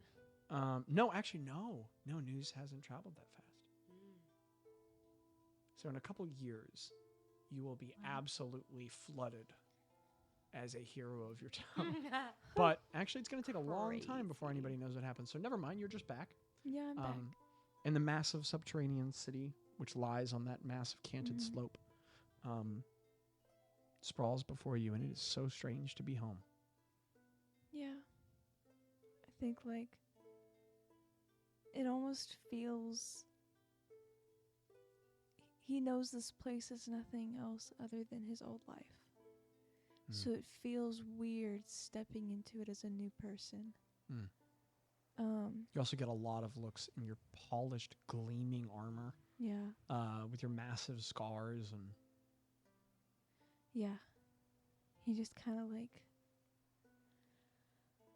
there's honestly only a handful of people who recognize you. Most people don't. Yeah. I think he walks, back to his home. It's a heavy walk.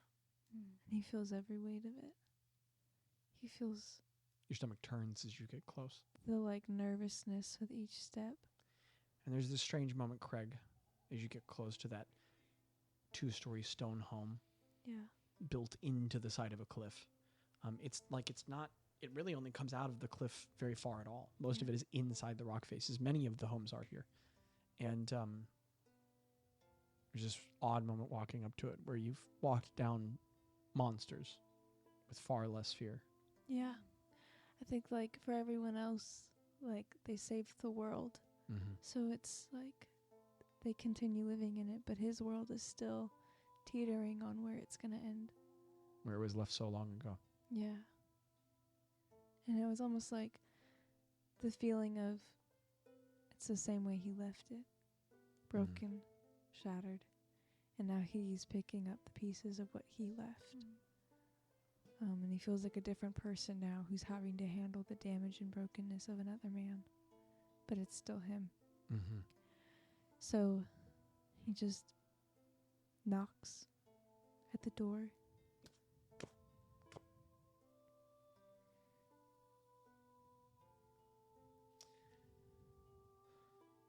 There's some time before the door opens with a heavy sound. Standing there is a woman you haven't seen in quite some time. I mean, you saw in the last couple of years when she was forcefully rescued. But since then, whom you have not seen. Dirty blonde hair streaked with gray and silver now as she's getting to middle age. With her tall face, light features, Catherine looks at you. And her gaze is both a little surprised, but plenty of other emotions. She just studies you there for a second. She doesn't say a word. She just steps aside to the door and just kind of gestures like you can come in. I think, like, the moment that he saw her is like when you step out into the sun and, like, your eyes kind of glow, I think seeing her is like almost like the sun entering his eyes, as he's still deeply in love with her. Hers are much cooler, but she Huh? steps aside. He said hers are much cooler, Yeah. but she steps aside and gestures you into the home. And I'd like to say that he's already made plans to stay elsewhere. You find a buddy coming into the city, Yeah. who you had good enough relationships with, Mhm. but most of all is very impressed with the armor you're wearing and is fine to let you stay at his place. Yeah. Not a deep relationship from before, but you have Yeah. a place Cool to armor, stay. bro. Yeah. Hey. So I think like he doesn't expect Sure. it to go that quick now. Sure. So he walks in. She shuts the door behind you. Home is clean. Mm-hmm. Unsettling. Mm-hmm. Fills you with heavy emotion to look back at this place. Yeah. That was Memories yours. are like stabbing at him. Yeah. And the hardest part is, like, this is your home, and it's also kind of not. No. And at some point, she walks toward this heavy stone slab elevated on a central pillar that's well cut. Mm. And it's dwarven make. It's excellent. Hard angles and edges with slight bevelations and indentations to them that Yeah. make very subtle but repeating designs. Very brutalistic and beautiful. And 2 wooden chairs are pulled up. And she goes to a cabinet and opens it up and pours herself a glass of some sort of like a whiskey and sits down with it and sips it softly and then stares at you. I think as he enters that space, he like stops. He like lets out a sigh of, this is what he wanted to live for. This moment right here. And then he like, he's just breathing it in. And then he goes and he sits down.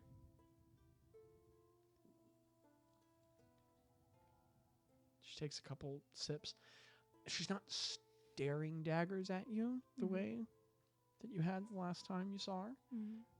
Nor is she giving you that deeply cold shoulder, but she just looks at the table for a little bit. And she pushes the glass aside for a moment. You know, she's not having too much, just kind of calming herself. And then she looks back at you. And she just gestures a hand. Her arms are tightly crossed. DM, is she like inviting me to just You get the the feeling. conversation? Okay. Well,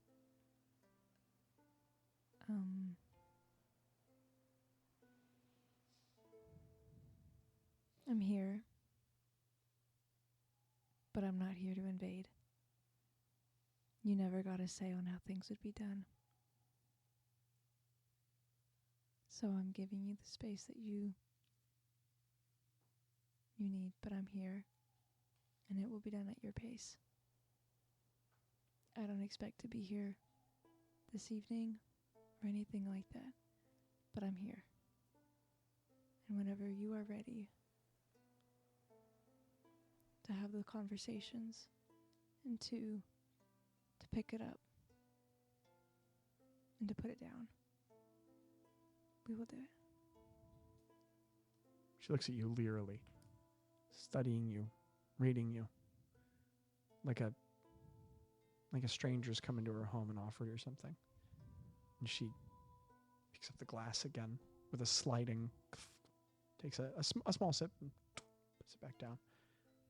She just stares at you for a moment. She nods and she says, "Okay. Thank you. I appreciate that."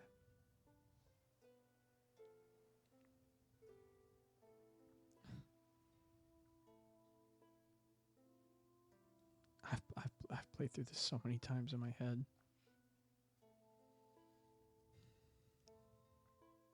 Everything I was going to tell you. Everything I was going to say. And now I don't. I was going to give it to you. Tell you about all the things you did wrong.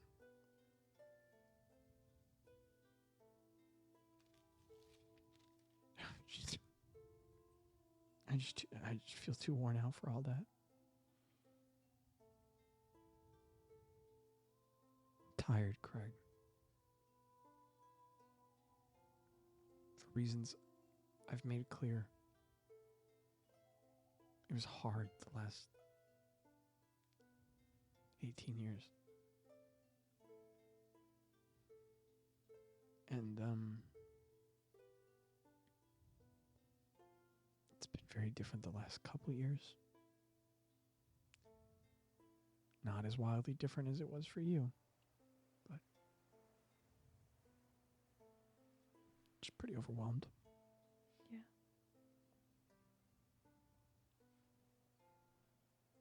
I had all these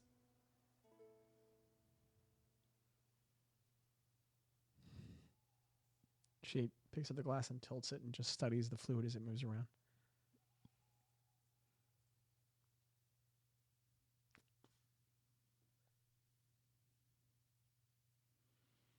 I wasn't expecting you to come in and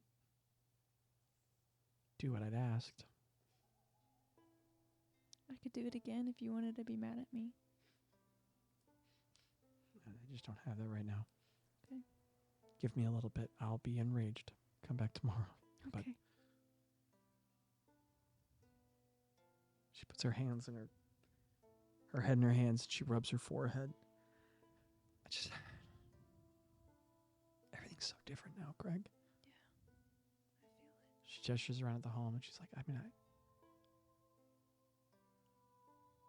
know what this is anymore. And I'm not entirely sure who I am now.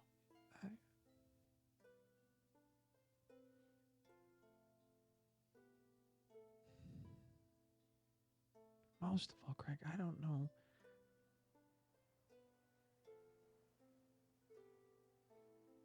You're not the man I married. And the thing that just doesn't make sense is you're also not the man I kicked out.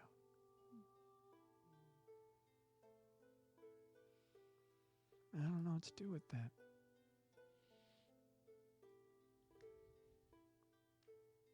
I know what you want, and I appreciate that you want it. But I don't know what the future would look like. And quite frankly, if it were to involve you, it would need to be like a new thing. Because Craig, that old thing, I think it ran out. And it took you with it. I think you spent it. I gave you what I had, and I think you spent it.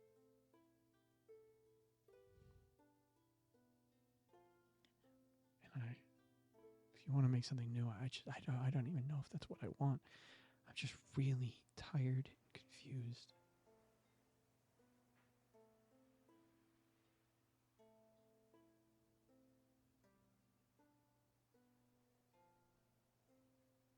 You're here. So thank you for not dying and for showing up.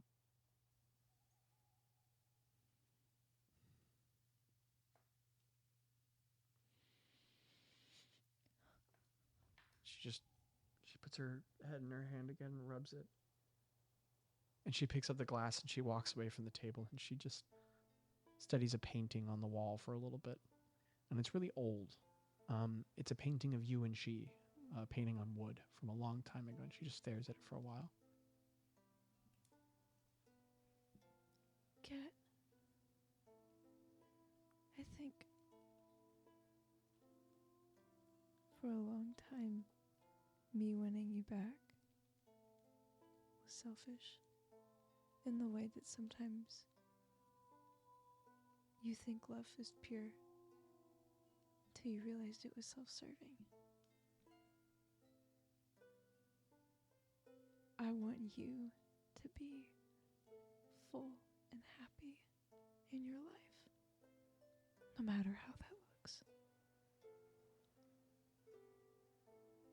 I'm putting down the pressure, whatever it looks like. I want you to know yourself again, to find yourself again the same way that I've had to find, myself. I want you to be able to find yourself again. And I don't want to impede on that. She's listening, but she still hasn't turned back toward you. She's just looking at that painting. I don't want to put an expectation on you that has been the story too many times.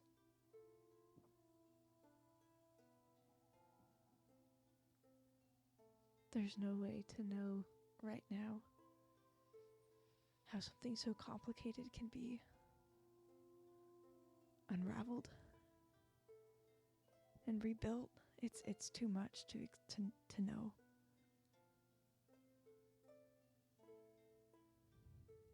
She turns around kind of quickly. It's almost a little startling. I mean, it's not aggressive, but it's just Yeah. it's just He like quick. kind of blinks like. And she walks back over. She walks to the table. And she very suddenly drinks the rest of the drink, which wasn't very much, but Mhm. she takes the rest of it. But she puts it down pretty gently, quickly and gently, slides it on the table. She stares at the counter and then she looks at you and she says,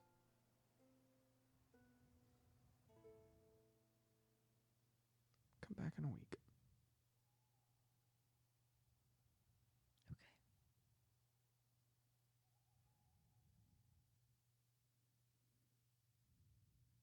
She just nods and she sits back down in the chair quietly and coldly. Okay. He gets up.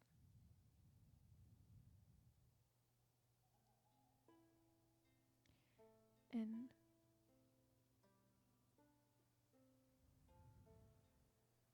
thank you for saving me a seat. And then he like gathers his stuff and goes stays with that buddy. She looks you in the eyes and she nods.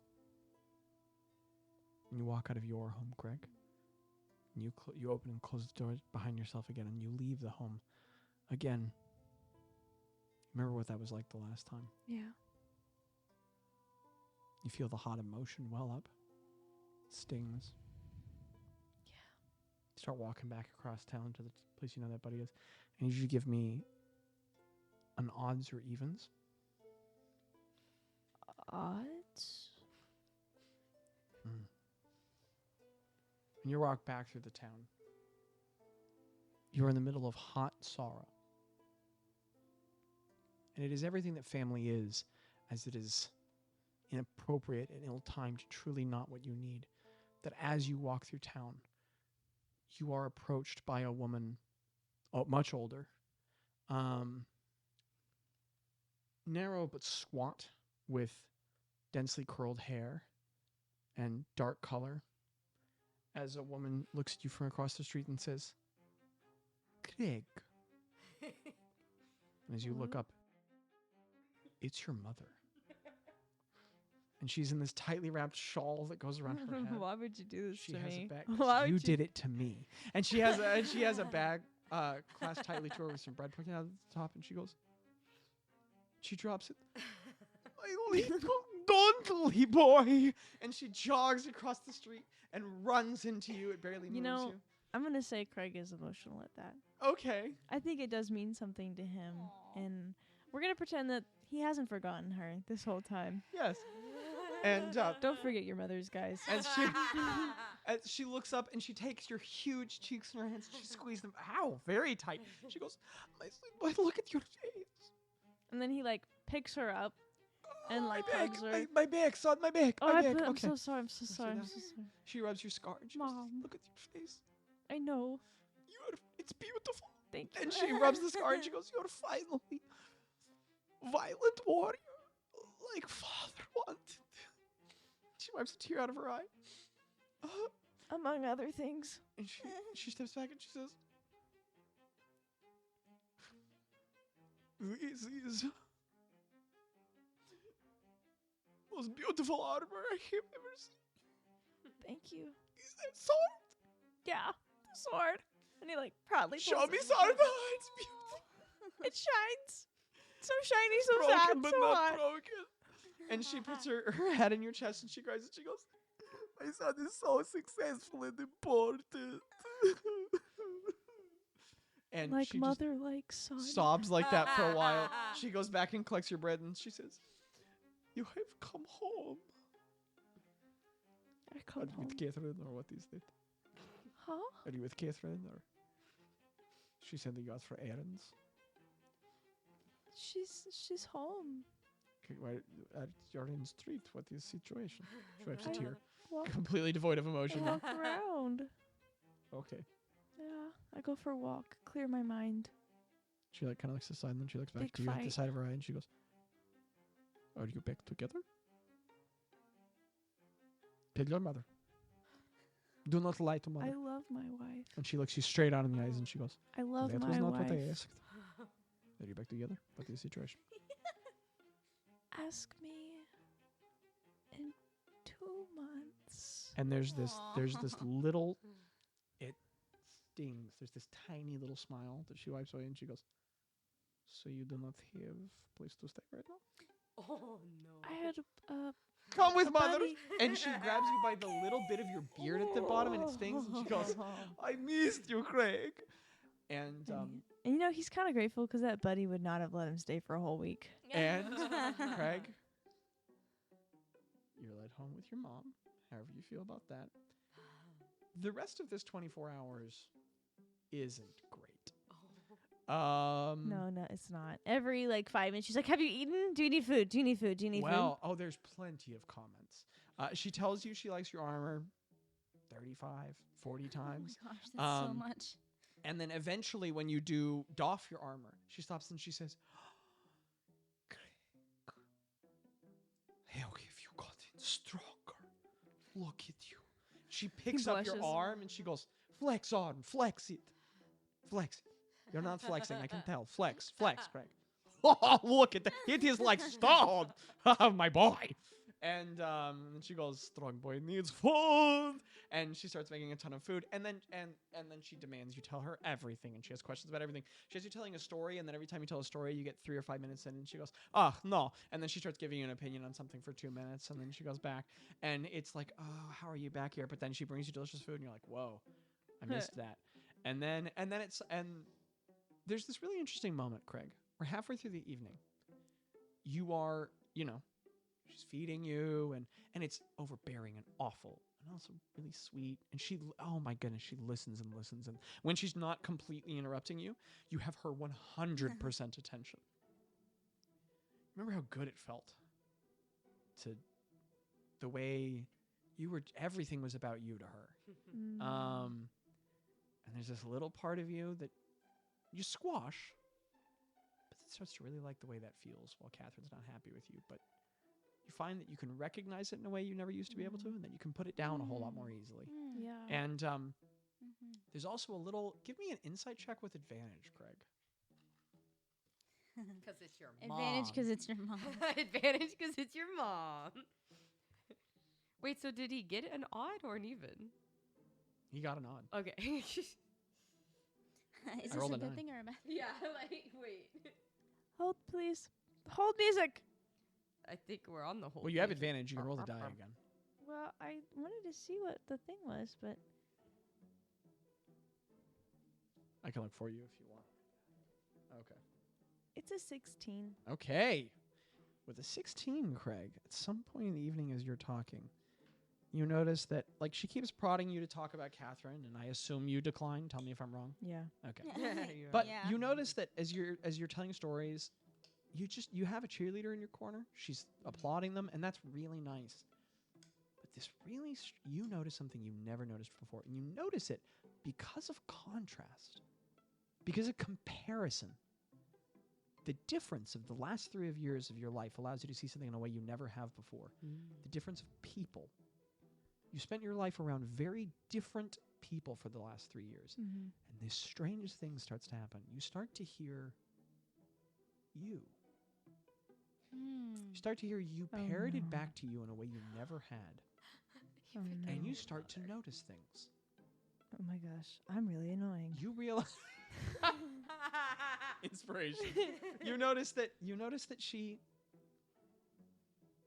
in every story you tell her, she praises you and your excellence. And she was always a little overbearing, and even before you left, you knew that, you were kind of mama's boy and all that. But also, she looks for enemies in your stories. So, in their stories with enemies, right? She deplores the Count. And it feels good to talk about that garbage bag of a man and to have someone say some very crass things about him. But there are stories that don't have enemies. Like, at one point, you're telling something about Spagoober, and she talks about how great and cute he is, but then she talks about how he could probably be running his ship with a lot more authority.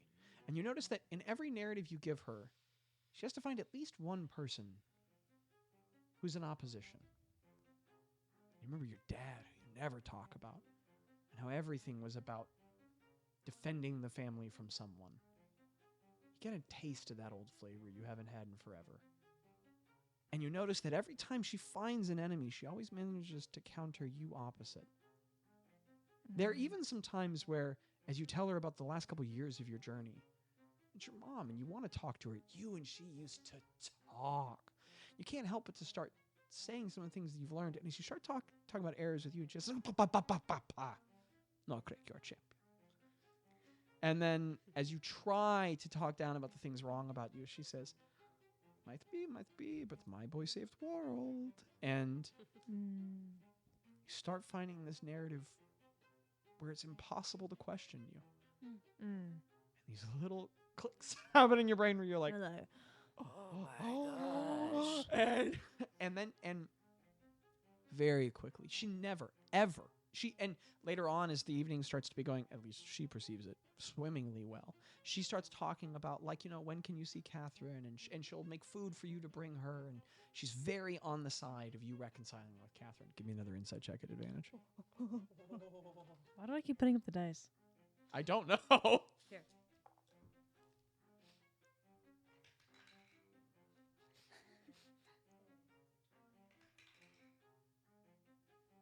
Oh, 12. Plus your modifier? It's a 1, so. Well, one. 1 is the modifier. Oh, Oh, I gotcha. thought you had an 11 inside. Okay. Can you imagine? There's something here you're not reading correctly. But you're not exactly sure what to make out of it. But you do. At one point, you notice that she keeps talking about when can you go back to Catherine and when can you. But she's talking about the amount of time you're staying with her, and she never refers to it as more the amount of time you'd have to go back to Catherine. But she does refer to it in general terms that could be longer or shorter. And you're not exactly sure what to make out of it beyond there, but there's something there. Yeah. What do I know that Craig doesn't? I don't know, Micah, that's you in your head. That's what an insight check's for, buddy. But that's all right. So, any of the Wait, thoughts? can I burn my inspiration? You can. Wait, so what? Ooh, Can you yes. say it again? Because I got confused just on the words. Well, let's see what we get from the inspiration. Okay. I might be able to Is clarify. this still for at you. advantage? No, this is like triple Dang it, advantage. Zach. Just roll the die. Triple advantage. It's an 18. Yay! With an 18. Ooh. Craig, at one point, whoa. You hear your mom say something where she says, you start realizing when she uses specific language and vague language. And that every time she's talking about what to do with Catherine, what to say, what to bring her, she's very specific. But every time she talks about the amount of time that you're staying with her, your mom, it's always loose in general. And all of a sudden, light bulb. You go. Light bulb. You go. She's building a narrative. And you realize, maybe she's doing it intentionally manipulative. Maybe she's not. But she's totally, like, even as she's talking about how, like, yes, you, Catherine, you will make work. You always make work. But she's talking out the arguments you guys are having, whether or not you're helping her, in terms of, like, what can you do? What can you say? But she asks extra questions about, like, and what is Catherine upset about? Like, she's helping you understand it, but then she repeats it 2 or 3 times, like she needs clarification, just so it can, like, land with you, just so you can simmer a little longer on the things where Catherine's not accepting you or not. And you realize she's making an enemy. She's making a hero and a villain. And it's very subtle and it's Wow. very soft. Wow.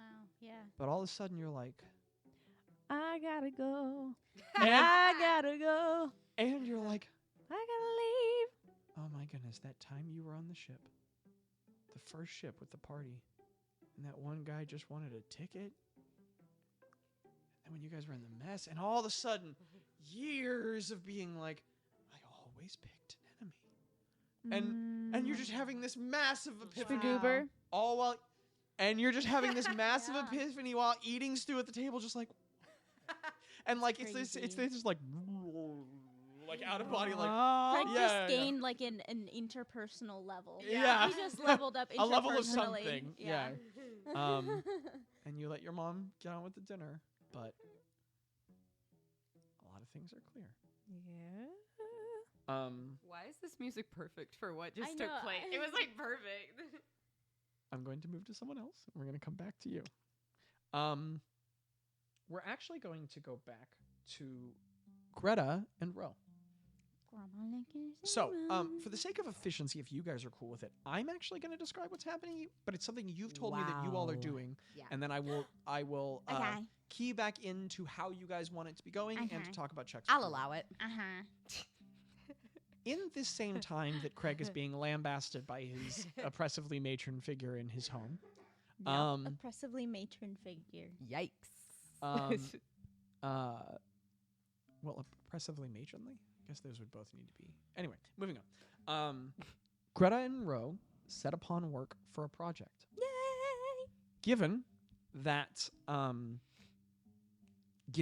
they are setting up their home in this place as the fungi's home of residence, and given Spagoover's travel and all these pieces now,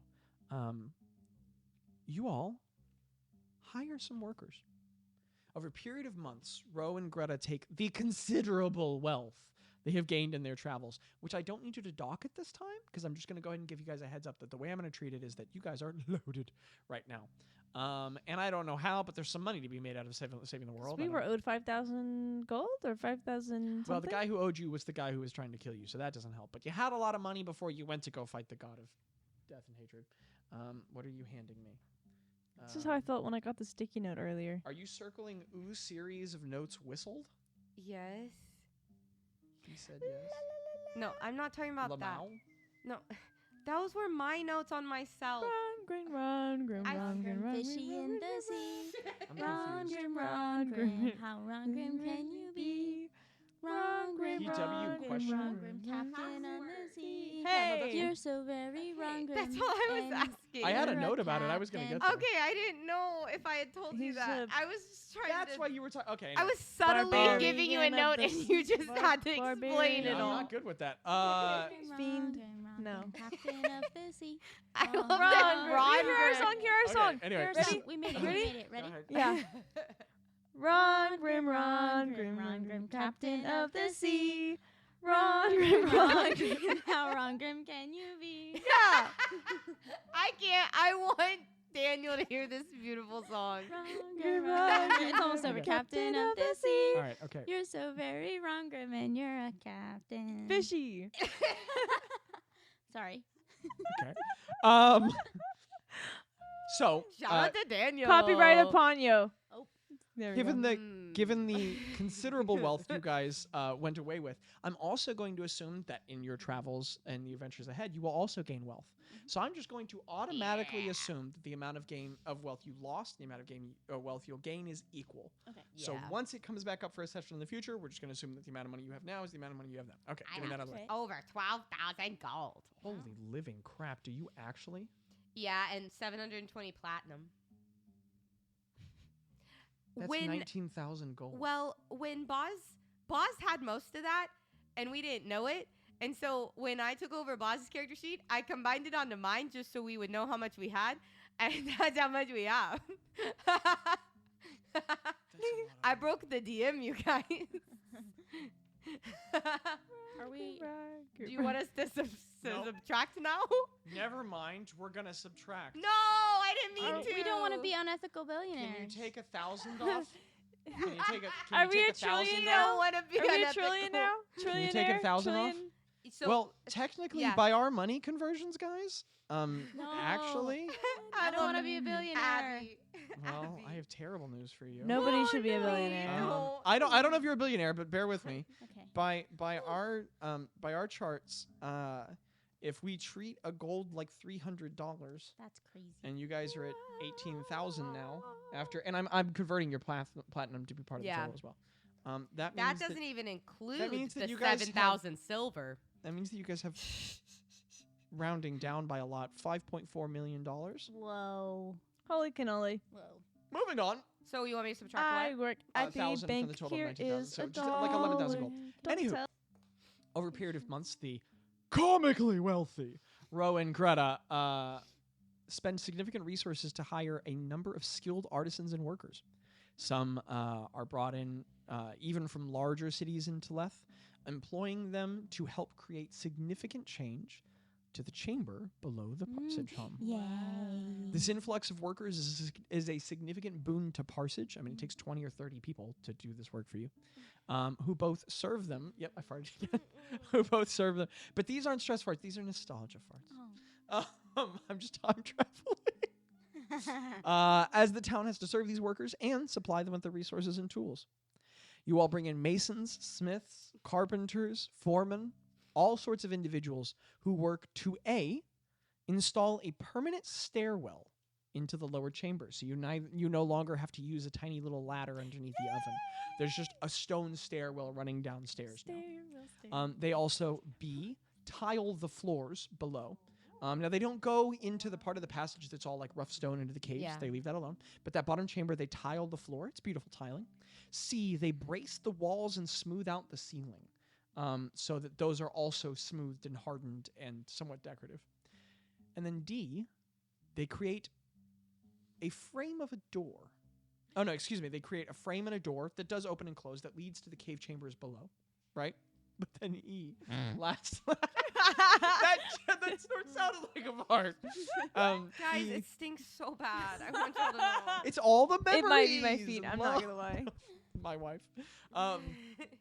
Lastly, an intricate stone door, which cannot be opened, is carved into the wall Why?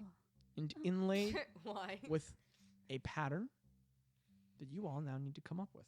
Oh. This door is a magical frame into which complex geometric glyphs and patterns inlaid with precious metals and sheets of crushed gems must be designed.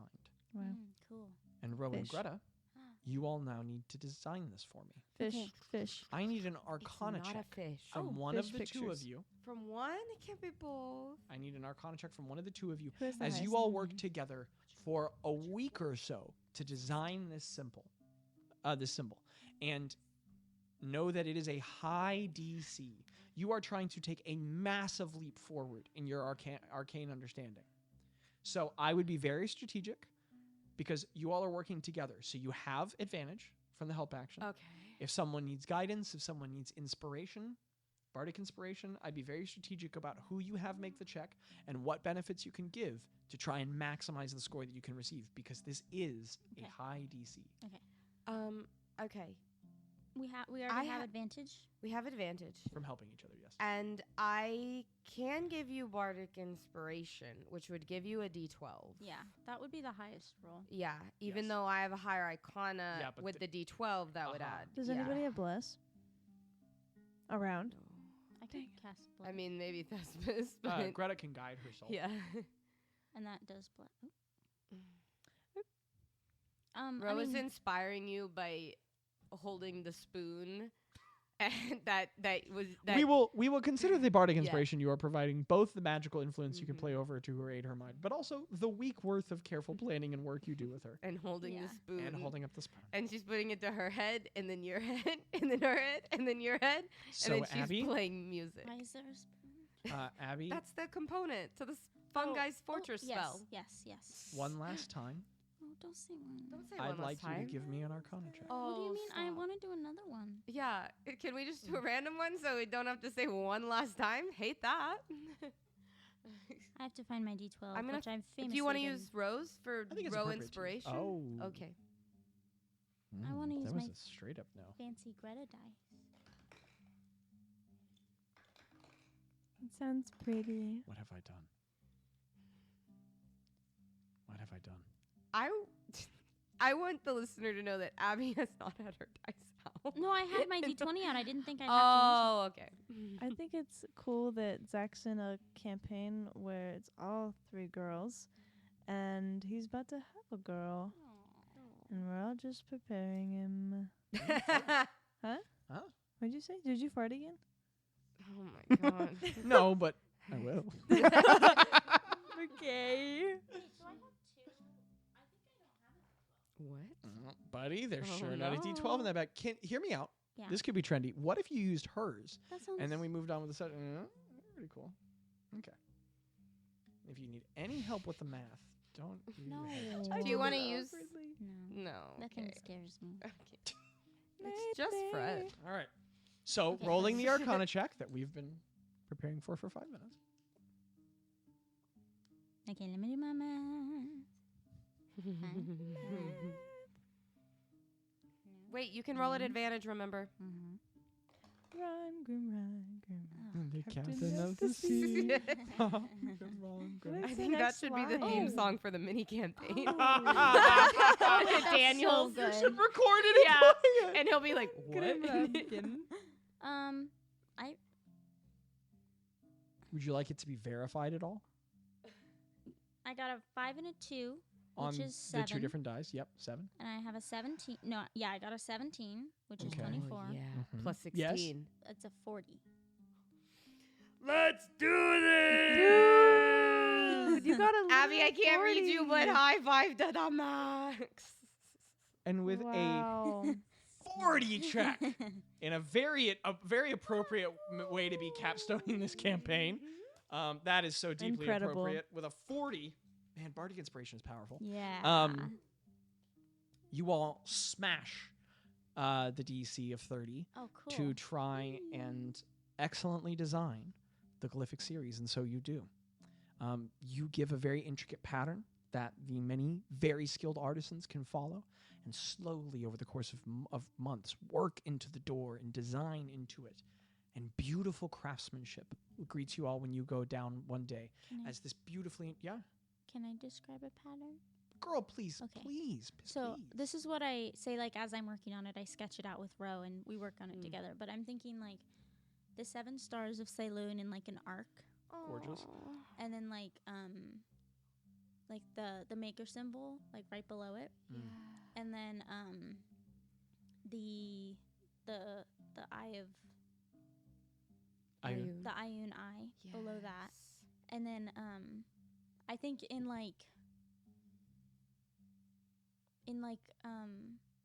very like fancy but very readable script. Maybe not cursive, but like classic block letters that is very formal and very like lots of serifs. She writes out as a border maybe. She writes out like all the names of their allies and like she starts with people that have passed and goes around and just like anyone that they can think of that's like died for this cause or just like an old friend that's like made them who they are, and then it circles like and including Walter and and Rowena even and it just circles to like people that are special to them and people that they know, and it like goes along the border and then it comes up and then it just makes like a square like spiraling inward. It gets more like, and more intricate. yeah, their names, like the names get like Smaller and smaller. yeah, or I think it just spirals and spirals and Okay. and she leaves like a little bit of like, it doesn't look like there's like the design looks complete, but there is room for like more names to be added as it goes. And then maybe like some leaves and some bees for Boz and I think little mushrooms down at Oh, the yeah. bottom. yeah. Little Yeah. fungi. And these beautiful artistic design elements are included in the door. The main thing you were rolling for with the 40 was the exact nature of the complex geometries and symbols that had to be inlaid. Yeah. But those are masterfully worked in as they all come together. And the border is largely used in another artistic spot. And, in the stone, the artisans can There would repeat be that work. like a beautiful, because on the one that she always makes when she pops it up, there's like a ornate like mushroom door knocker that Yeah, sits cool. that rests on the front. Yeah. And the artisans are very confused by all these inclusions, but obey them because you're paying them an obscene amount of money. And with the great wealth that you all expend, these ornate carvings and all of the magical glyphs that are used and the lines that connect them intricately are inlaid with gold. And the background sheeting is all plates of crushed amethyst and plates of crushed jade. And after that pattern is completed and designed, and then Rose spends a month casting magnificent mansion over the door every single day. Wow. A month later, the Fungi's fantastical fortress becomes a permanent location in the world, Wow. forever and infinitely accessible by this door Wow. to anyone who knows the magical password. And to enter this building, Ro never need again cast the spell. Wow. She need only apply the password and enter. And so, Ro, what is the magical password you create? It's a no. It's a it's a Keep going. Don't listen to me. Did you fart? No, I think he's laughing because I was like, No, I thought Oh. something. Please keep going. She makes sure that everyone can whistle. Aw. But she wants it to be like a series of notes whistled, Oh. and it's I'm hoping the mic will pick it up, but it's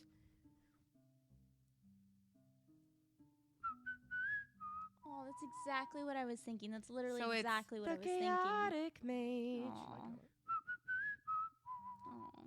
and that's how you get in the door. That's really cool. Aw. That is beautiful and very thoughtful. Everyone Thank you. tone What were you deaf. thinking?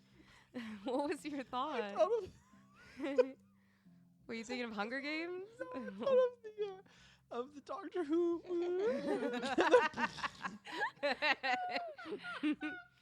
The password's actually run, we run, Run, we run, Captain Captain of the Sea. Can I just do a brief description of the changes Absolutely. of the fortress now? Absolutely. So it's pretty much, I mean, like the entryway when you walk in is the same. It has that giant tree in it with our names carved in it. And with inside the tree is the teleportation circle that you can zap in and out of the fortress from different places in.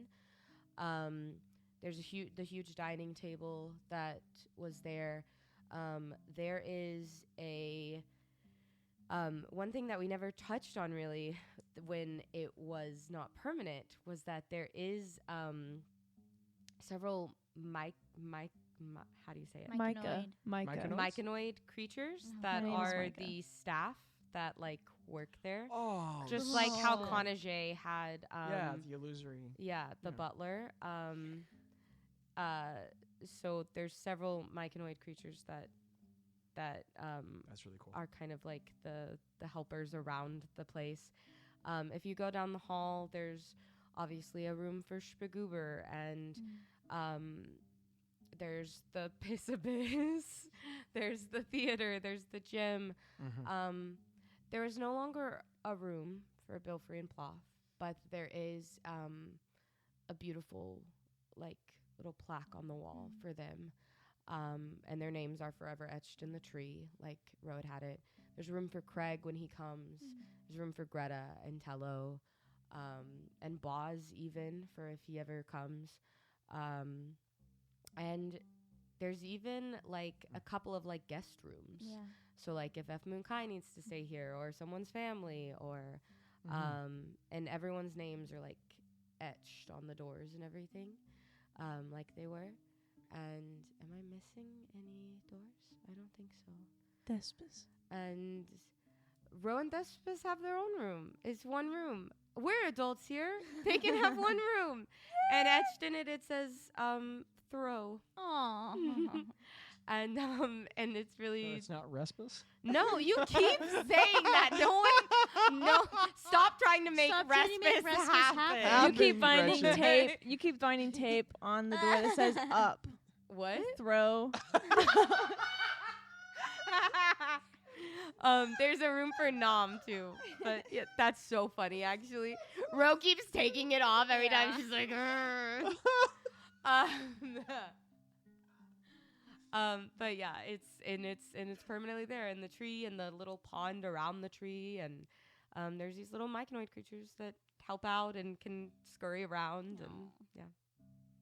And it is this abode. Now, as Spagoober makes his kind of permanent home Yeah. up top, it's this abode to which you all return and the one you all Yeah. actually live in, which is pretty amazing. As a quick survey, and then we'll go back to somebody over here.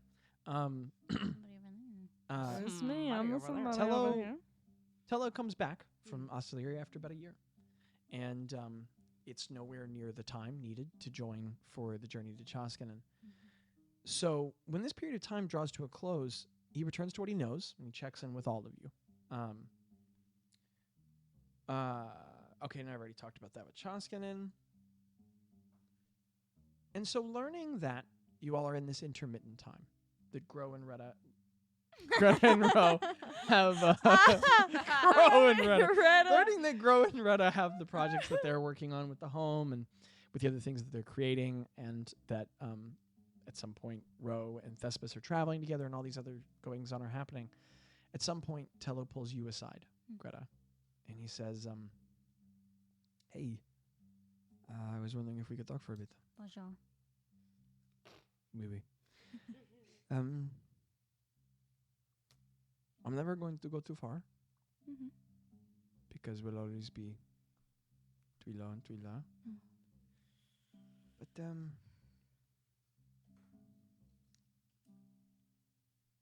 I think I'm late for a date. Really? Yeah.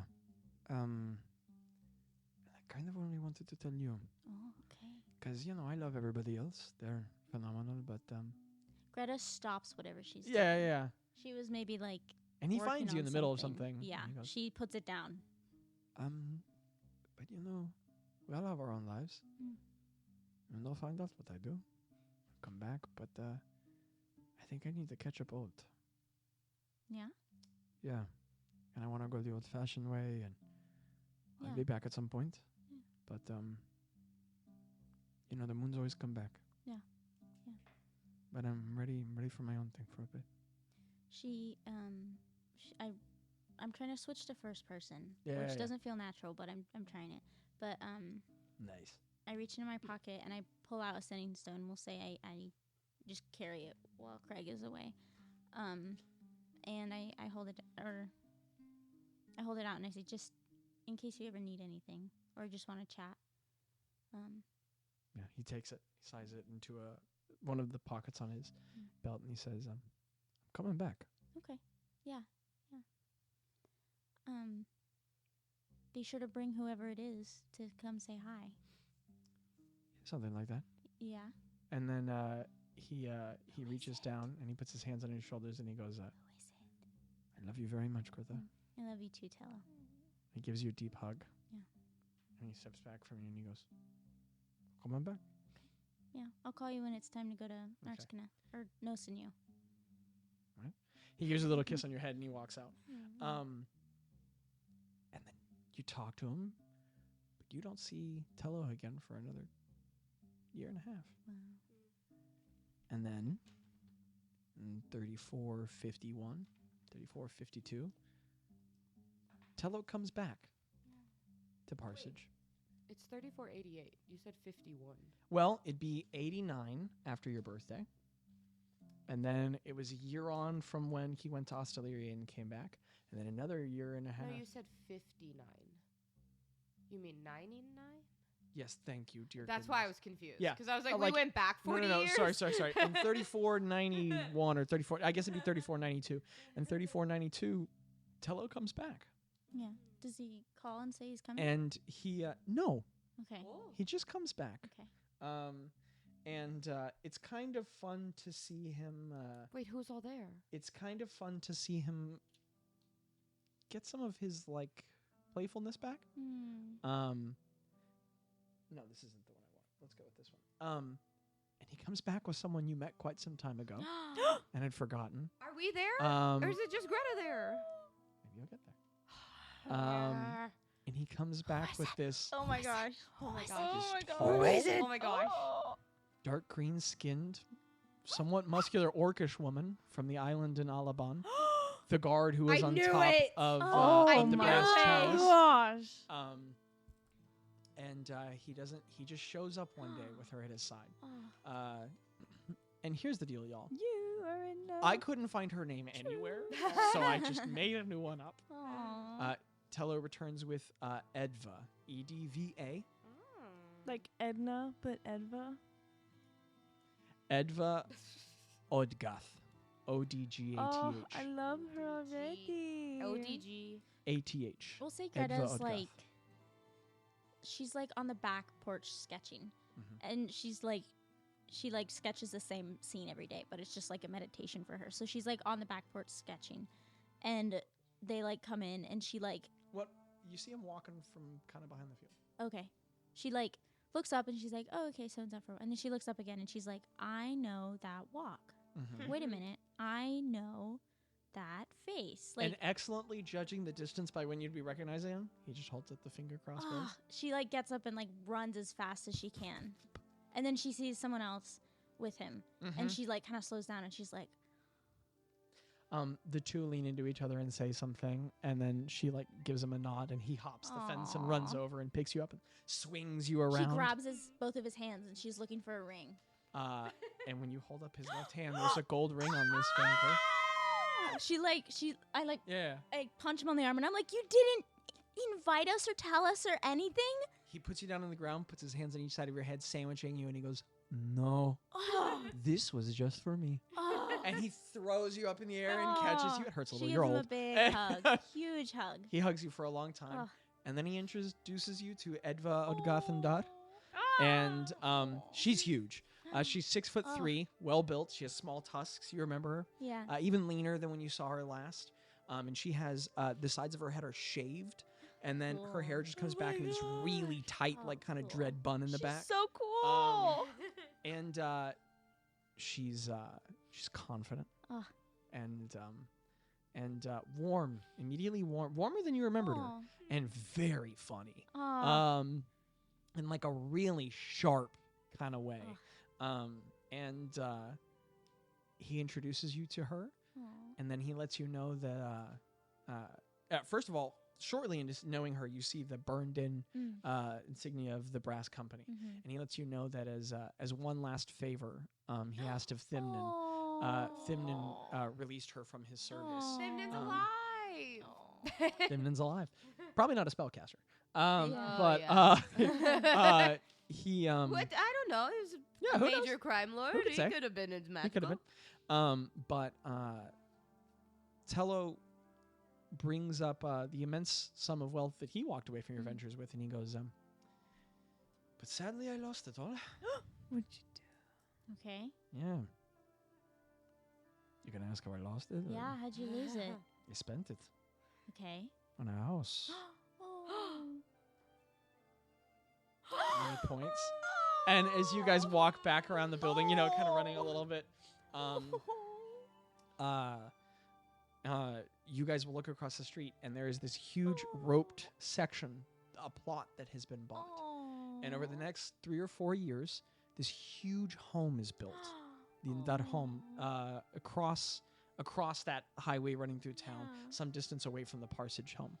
Let me get to my Tello section. I have some notes.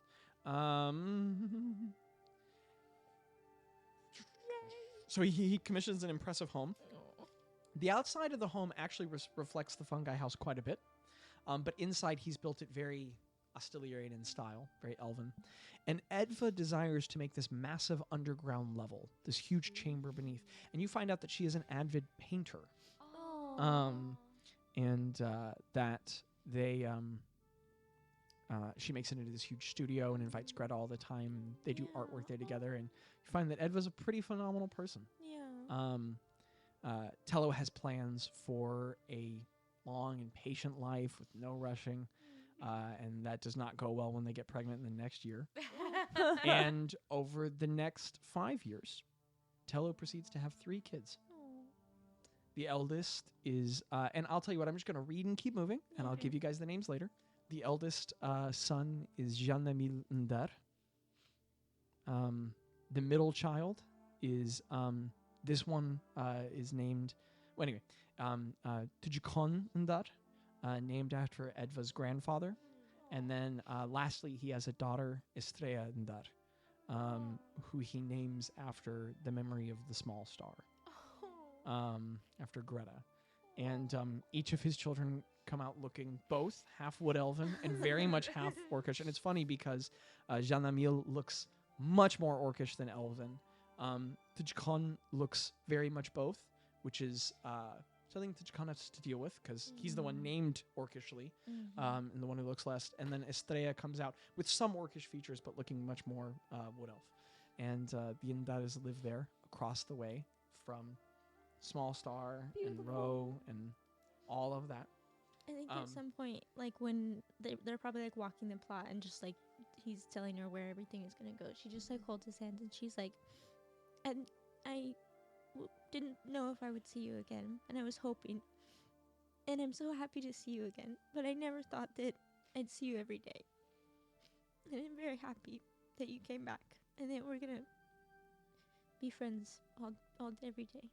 Are you okay with being on his shoulders when you're walking? Okay, he has you up on his shoulders and he's walking around and he goes, well, I was just one day in Alaban I was thinking. No, that's not true. Edva pointed out. It was very important to me that I went off and did my own thing, lived my own life. And I was talking with Edva about that one day and what I would do in the future, and she pointed out helpfully that was really stupid. And she said, what are your favorite things? And I talked about a lot of them. And then she went, and Greta? And I went, well, I mean, yeah. And she said, you talk about her all the time. And I went, well, yeah. She said, so is Greta one of your favorite things? And I said, yeah. She said, then... She's like, you saved the world. Do what you want. And so I realized I wanted to see you every day. So we came back here. Oh, I'm so excited. But as I can't really think of a better grandma for my kids. And Yeah. he gets kind of quiet and he says, I don't have my mother anymore. So I thought you'd be a pretty phenomenal place. Yeah. And she just hugs his head. He like can't see. And there Tello lives, close to his She goes up fungis. to Edva and she says in Unsinian, she says, do you speak Oh, Unsinian? Tello has taught her fluent. Oh, okay. She gives her book anyway. She said, I don't need this Okay. anymore, so maybe for she your looks over it kids. and she says, Jean-Mille will work well with it. What is that? His oldest. Okay. Jean-Mille. Yeah. What is that? Sorry. What's that? What even is that? And she looks at her and she says, plenty of time to get to know each other. Yeah. Finger crossed. In this time, Nom's oven, above ground oven, is completed years ago. And Nom bakes, but she never opens the bakery. She decides that she really has had enough of other people. And so she bakes for you all. She bakes at home, but she bakes quietly. In fact, she all but leaves Parsage. And she winds up spending the vast majority of her time in Home Cove, in the opalescent tone, where she prefers to work quietly with Spagooper. And she falls in love with the opalescent tone. This place that... I mean, she doesn't like the idea of it one day opening up and people getting to come inside, but for the time, she really likes how quiet and secluded it is. And she loves setting her mind to a task and work. And she's never really been able to find a person she felt so comfortable with as she did Spagooper. She grows very close to Edva in the time that comes after, because there is another person who's goblinoid who understands things that other people do not. And so she enjoys that company greatly. And they become close friends, but she just kind of hangs out with Spagooper and really loves the place that she finds at the opalescent tone. Trying to see if I had any other quick rolling through points. Told you guys I had a lot planned. And at this time, I think we'll go back. Now, so we went about, at that last point we left off, we were 8 or 9 years in the future. Now I think we're going to go back 8 years, all the way back to 3489 again, and a week after when Craig was told to give Cat a week. A week has passed. Craig, at some point, give me whatever saving throw you think goes most with bravery. Charisma, wisdom. I'd like to let the listener know that I was so focused on getting the gifts and letters together that I forgot all of my stuff. So I'm currently using my phone for my items of fortune. Whatever that means. Bravery. Items of fortune. Dexterity? No, I'm just kidding. This is my highest. That can't possibly be true. Don't tell me that. I mean acrobatics, that's what I meant. Don't ask me questions. I know you're. Don't ask me. stats. I'm in That can't be athletics. I'm in right. athletics. Gosh, dang it. What's a saving throw? I don't know. Seriously, I don't know. mean, Bravery would be. Charisma saving throw is probably the highest because you're a paladin and you're proficient. Yeah. Oh, you're saying it was a saving throw? That'd be 3 + 6. That means you have a plus Oh, nine I to thought that. I was looking at skills and abilities. Yeah. So it's a saving throw? Okay, cool. So, I guess. Charisma.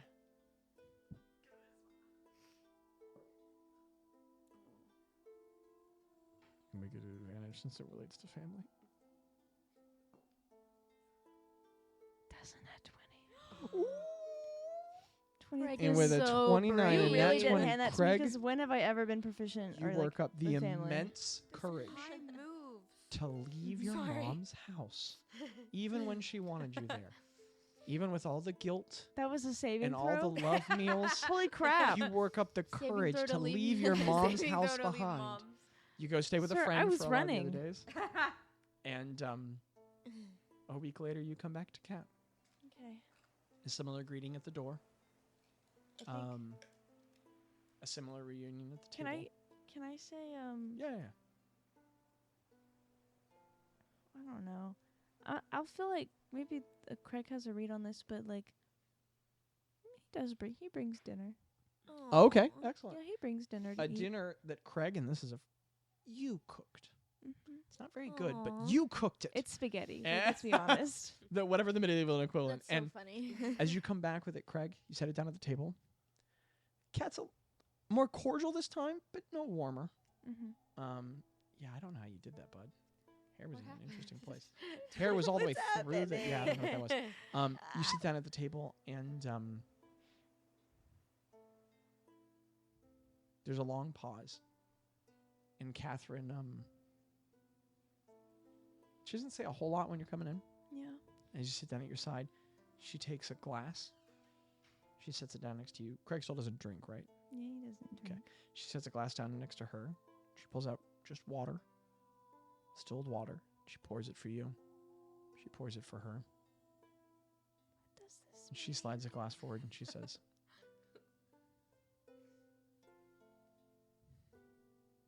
"Hi, I'm Kat."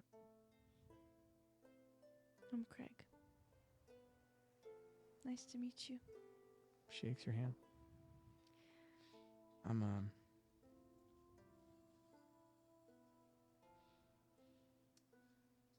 I'm not new around here, but things are new for me around here. So. Thought maybe we could have dinner. Yeah. I'm free on Bekan each week. Okay. And Craig and Kat have dinner every week on Bekan Mm-hmm. for a long time. Craig Aaron's doing well. He's come back to Shkolnikov and he's reconciled with Jal. And her dad is nowhere to be seen. When the Kefkin Empire collapsed, he left Kefk. Or he left Byasta behind, as many instilled Kefkin authorities did when it was still safe, Wow.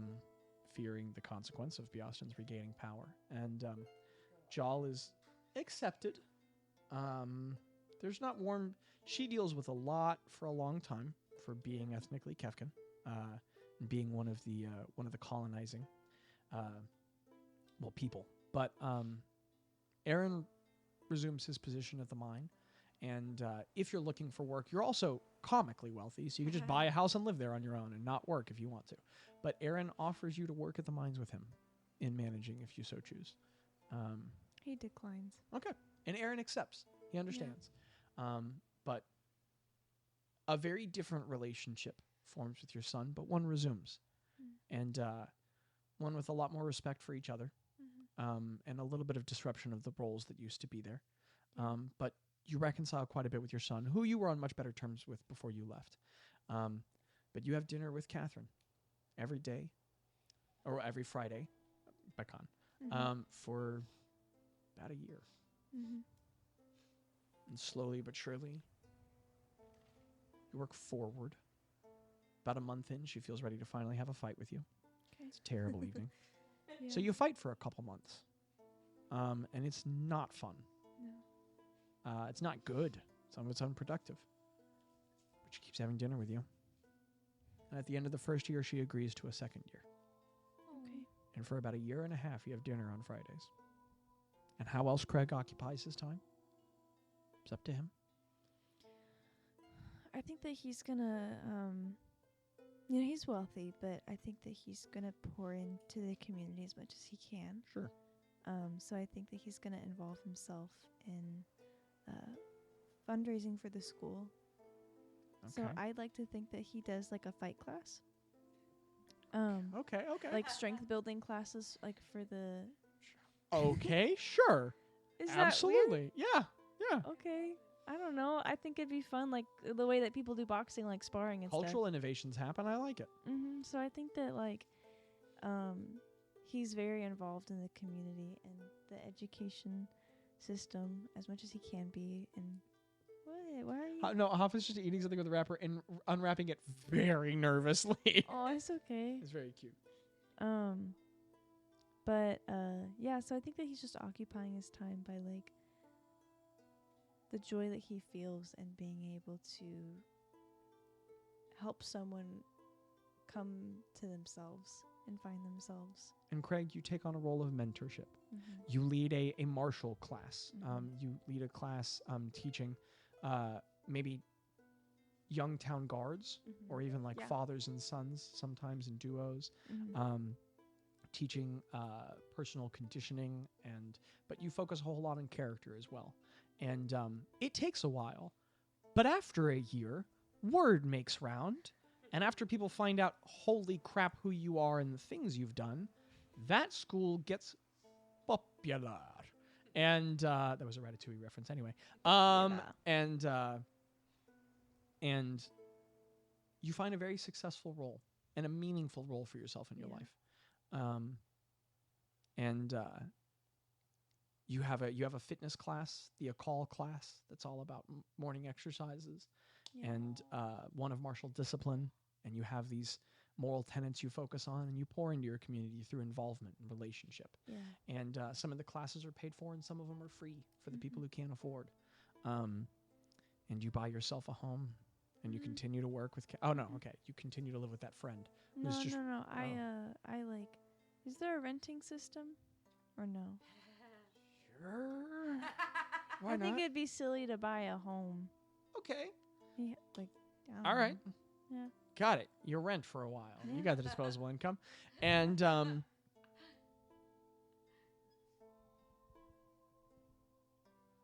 Craig, after time, you move forward with Catherine. Okay. You have to make something new. It's not the same as what was. But as you mourn it and you accept it, she's able to fall in love with the man you've become. And you're able to be a different man. And the hardest part is she has to figure out how to be a different person because she's changed greatly. But in time, there is the patient and hard work of reconciliation. Yeah. I'd like to think that while she's knowing the new Craig, he's knowing her for the first time. Truly knowing her for the first time. And every Friday what day is it? Becon. We're on Glen. Every time he walks away, the thought he has is, wow, I lost so much. Just feeling the graveness of whoa, I had no idea what I had in my hand. And you make something new, Craig. Mm-hmm. And eventually, love grows again. Can I say, can I describe some dates? Sure. I like to think that he brings her food and his cooking gets better. Much better. Yeah. he Starts cooks pretty bad. every single I It time. want gets to know much the better. first time she laughs. That's what I want to hear. Yeah, so I think that, after some time has passed, and I'll make this quick because I don't need to go to Betty bye, but Yeah. I just think that after some time has passed, you know how when you first start dating someone, you talk about your perspective of the relationship before you said I like you, you know, and how that works. So I think that he's gonna be like, yeah, and then I stay with my mom, and oh my gosh, you're so right. And there is, you break like a long wound falls apart as she can see that you finally learned some things. And Like, she's oh my you watch gosh. audible recognition on or visible recognition on her face as you say it. Yeah, like oh my gosh. And I'd like to think that the way the like he formatted that conversation like led to laughter of like, wow, I'm so Yes, blind. And it was like absolutely, laughing at yeah, him. You know, yeah. it's like, you know, it's like the anger and frustration of like, yeah, you didn't see that, and it like starts to like, wow, like laughing at, you know, how blind he was and oblivious. Absolutely. And then I'd like to think that we go out to like maybe days apart from Friday. You know, Eventually, yes. Sometime in the second year, she agrees. Yeah. She agrees to other days in the week. Or it's like there's like a parade, not a parade, but like, you know, events Sure. happening in the town, you know, like spring or It's a something. fun guys parade. No, I'm just Guys kidding. parade. You know, Because when they finally find out that you saved the world. I mean, quite frankly, yeah. yeah. So, anyways, I just think that there's like days where everything's okay, and like, you know, and then it flips immediately because that's just how relationships are. They just flip sometimes. Yeah. But then, you know, it goes back to the joyousness and then the heartache, and he takes it every single time. And eventually you move back into your home. And what you fought for so long comes to fruition. And he still keeps it every single week, that date night. Aw. And he reads to her the Love on the Mountain. or Love Love Under the Under Mountain. Yeah, he reads it to her. It's a little corny, but the steaminess is she's into it. She's into Yeah. it. She's into it. It becomes and you guys laugh at it. Yeah. Sometimes take it seriously. You know, it's a good book. Zach, you gotta write this book. You gotta Okay, write calm the down. real book. All right, yeah, They maybe did it with eventually. Critical Role. You can do it. Hey, if this thing becomes successful, we can talk about it. But let's one thing at a time. And so, huh? Okay, yes, Hoffa said she'll have me write it. The manifold story of the fungi finds many different conclusions. There's one last little moment we're going to focus on, a very unexpected one. Greta, years and years later, Okay. you join. Hold on, what song is this? No, not that song. I think it's like. Captain of Years and years later, Mhm. you joined Rongrim, the captain of the sea, on his venture to Choskin. In fact, to be specific, it's about 17 or 18 years later, because he spends that first decade dealing with Kefkins around the bloom. And you ride the Doom Whale, the ship that belonged to the Warriors of the Well. It's beautiful.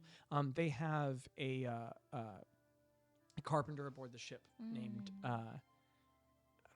Anyway, he has a name, and he loves to carve intricately, and he has covered the inside of the ship in carvings of their adventures. And on the front of the ship, on the prow, is the skull of a basilisk that's been covered in melted iron and fused to the front of the ship, That's so which is just ridiculously metal. Insane. The sails are white dragon wing leather Wow. that drift pale mist behind it. Whoa. And you ride the ship, which has a majority Lokatha crew, the other fish people, Yes. Oh. Yes. who you get to know very well. They're the Yeah. brothers Somt. Oh, Merid is the carpenter's name. That's right. Mary. And there are other crew members and all sorts of interesting people. And Tello goes with you, and maybe some other people we could talk about with time. But there's one more very interesting crew member on the ship who's deeply unexpected. Rongrim finds one last recruit before he departs. Okay. And I only include this because this is how they ended their session last time. Rongrim hunts down the one general he fought that he did not kill. Oh. General Vashnazan, Oh my gosh. the Earthrender. Wow. What? The one you all saw in the field at this point in your life, Oh, 23 years ago. wow. The immense Goliath man. Yeah. The only individual who survived the fight with the Warriors of the Well. Wow. Who at one point in the fight was actively killing Javian, beating up Weewu, and fighting off Rongrim at the same time. Wow.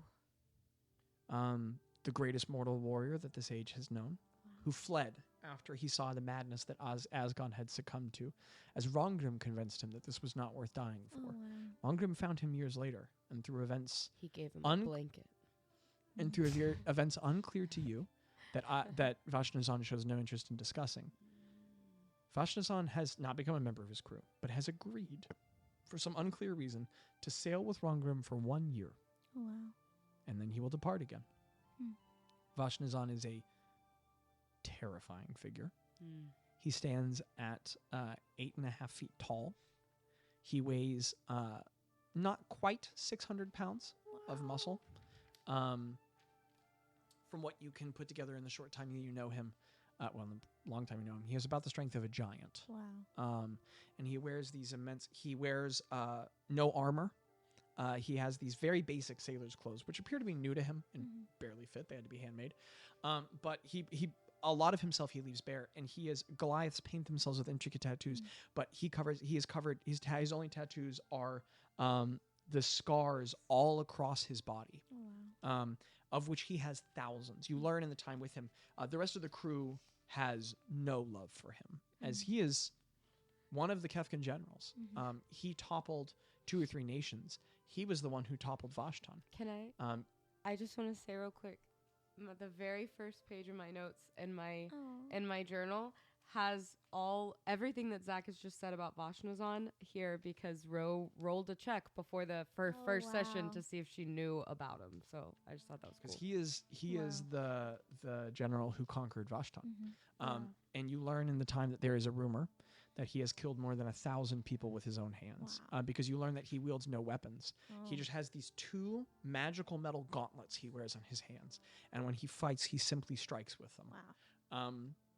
That's crazy. And he is this brutal, killing man. Yeah. And he is on the trip with you. But you find that he's quite quiet and contemplative. He works very hard at whatever task he's set to. And the crew regards him with great fear and disdain. But he sets himself to the task quietly. Again, it's very confusing. For whatever reason, he has agreed to sail with Yeah. Rongrim. But Rongrim talks to him every day. Yeah. And he sits with him at dinner and speaks with him. And he joins you in the exploration of Chaskanen. You fight with him, some of the monsters inland. Wholly living, actual flaming crap. He kills many things. Yeah. He is terrifying. But you also find yourself having a number of conversations with him. Does he do anything for leisure? He thinks. Mm. He sits and he thinks a lot. I think after Greta spent some time with him and she notices all of these things, and she notices like the attention that he takes to his duties, and wanting to maybe learning from Nam or learning from her travels with the fungi, that sometimes the best thing you can do is just do something with someone. She will just, like, after a while, maybe like 6 months, she will just, if he'll have her, she will just sit and think with him. Like, just sit next to him and just think. Like, just do it with him. The first time you do it is very disconcerting. Mhm. You're a very brave woman. You faced Zorgrim. But there is this part of you that feels reassured by the knowledge that this man is here on Rongrim's behalf. So likely is committed not to kill you. I think you have to push with your legs, baby. Yeah. And also, after watching a lot of battle, you're not exactly sure who's stronger, Rongrim or Vashnazan. Wow. But at least they have a similar level of power. Yeah. And so you feel like if ever there's great tragedy, you could call out. But it is very tense for sitting. It's kind of like deciding to sit down and do some homework near the cage with a lion in it. Yeah. But he allows you to. Okay. And you do this for a couple months. And eventually one day, he turns to you. And he says, what was he like? Just out of the blue. And it's about the first time he's talked to you in 7 months. Okay. Wow. His immense figure towers next to you. What was what like? This is Orgrim. She nods and kind of looks out into space. And My emperor, he gave up everything, Asgon. gave up everything for the allure that conducting some sort of a magical ritual would curry the favor of this god and that he'd become powerful on his own. And it was this god who tricked Asgard, who was a difficult man to trick, and who killed all of Thrush. 7 generations built the empire. Crushed cultures underfoot, destroyed my people, killed my family. All of it fell apart for this Zorgrim. You all fought him. Stopped him, I'm told. Yes. He looks very directly at you, and he's just, forget RBF. He's just, like, there's no, it's so hard to have a gentle moment with him. Yeah. But he looks at you with attention. No intimidation. Maybe he's still intimidating, but he just looks at you very, like he's listening, and he says, What insights have you? He's very smart. You know that. Is? Well, Not in the past tense. I'm not an expert, but I think out there somewhere he's in his own world. Still conscious. I that's how I understand it. But you're right. It's better to use was. In It this wasn't world. a correction. It was a question. Yeah. You know far more about this than I do.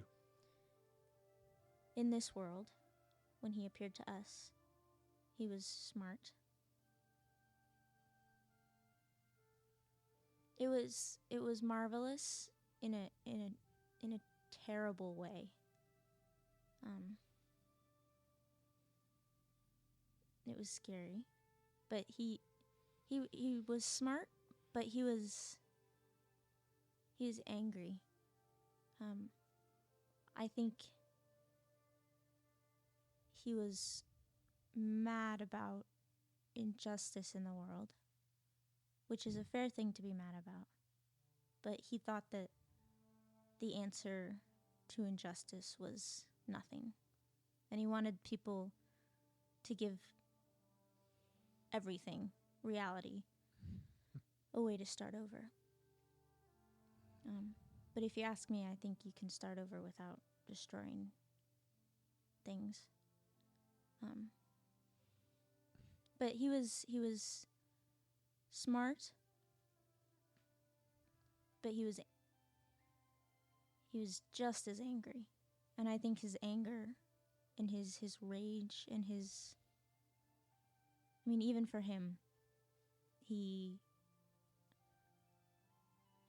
was focused on the person he hated the most. And lucky for us, I think he could have played it smarter. But he was... and you say that, he gives you this interesting look and the tiniest little smirk. And he goes back to listening and attention. I think if he wasn't so angry, he could have done it.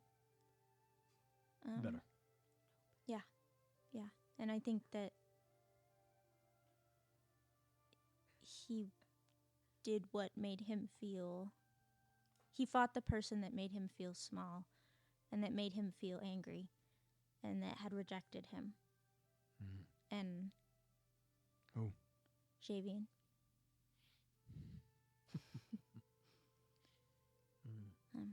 But it was...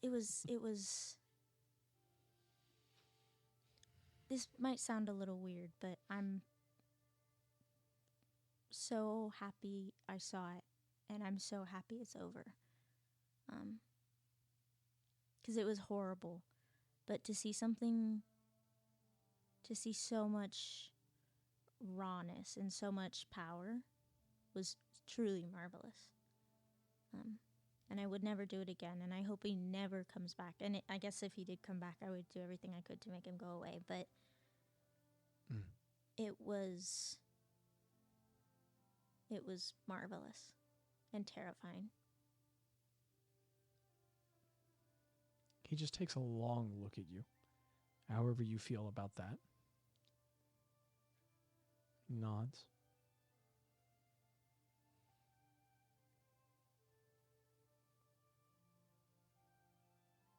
I see. Oh, it was you. I frown at this.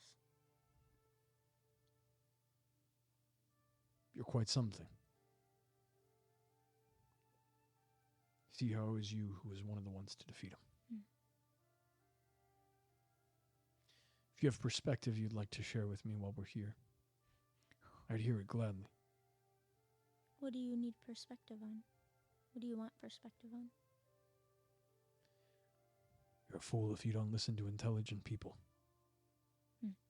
Nothing specific. I farted listening. Nothing specific. Yeah. But I see why this Hayun so invested in you. And we'll see that you do not die in your time here. Thank you. I owe you. Isn't that bad? Yeah, it's pretty bad. It's pretty bad. And he continues and he says, I would not be alive if it weren't for you.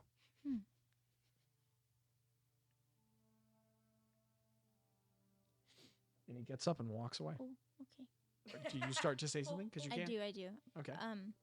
As he's getting, I say, He turns.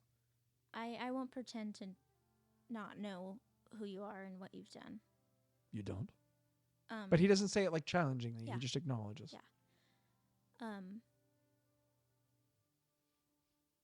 And you asked for perspective, so I did.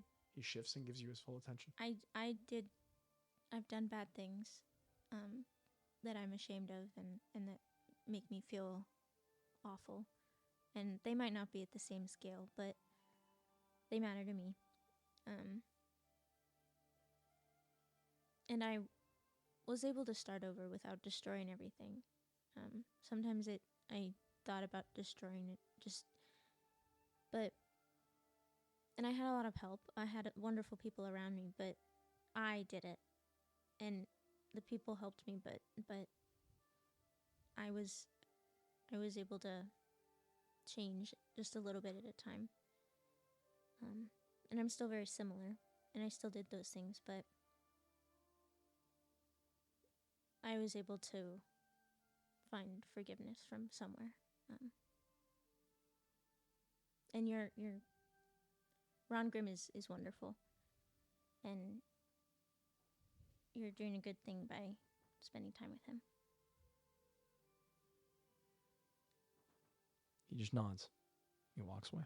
Yeah. It's just a strange thing that Daniel threw into the end of our session, so I'm including it here. Crazy. Yeah. Hey. Okay. We will go to that last unexpected moment, and then we'll wrap things And up. really quick. Yeah. Okay. So on a different evening, when Craig has long reconciled with Catherine, we'll jump 8 years into the future. Okay. Craig, for whatever reason, whether it's realization or recollection or whatever courage is worked up, or maybe it's not 8 years. We don't have to get fixed on the number, but decide it might be worth trying to reinvest in some form of connection. To whom do you try to mentally reach out? You no longer have an artifact in your possession.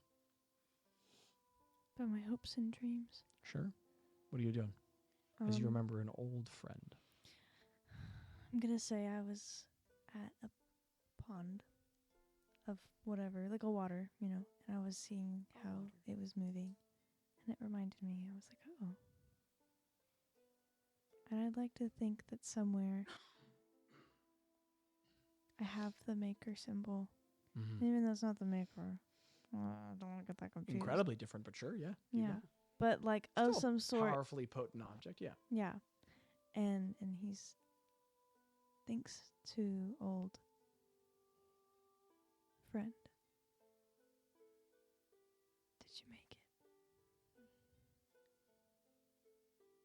Are you there? pause is long. And after a time,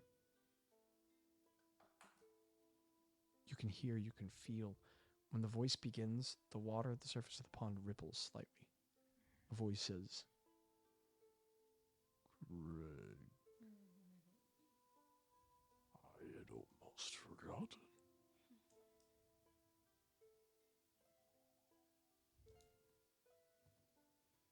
Thank you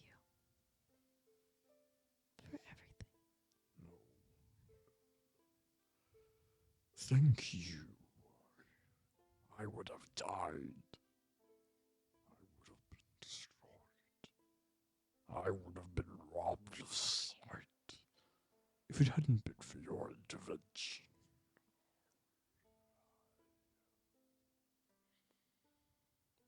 I see far more now. I've grown. I am further. Thank you, Craig. I watch. I see better now. Can see into the place that I was from and to others that I am not.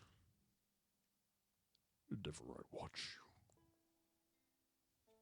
you. Thank you.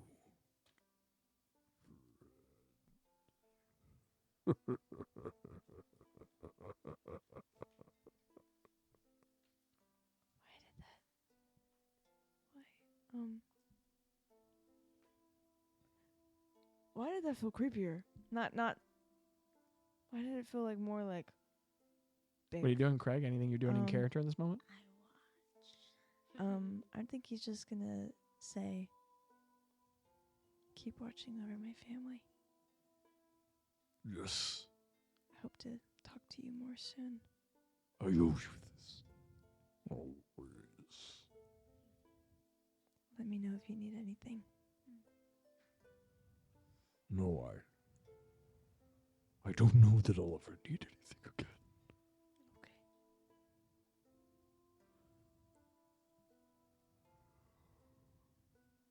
The pond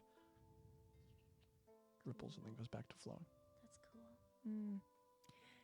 Does that. And Craig watches over a pond, thinking of an old friend.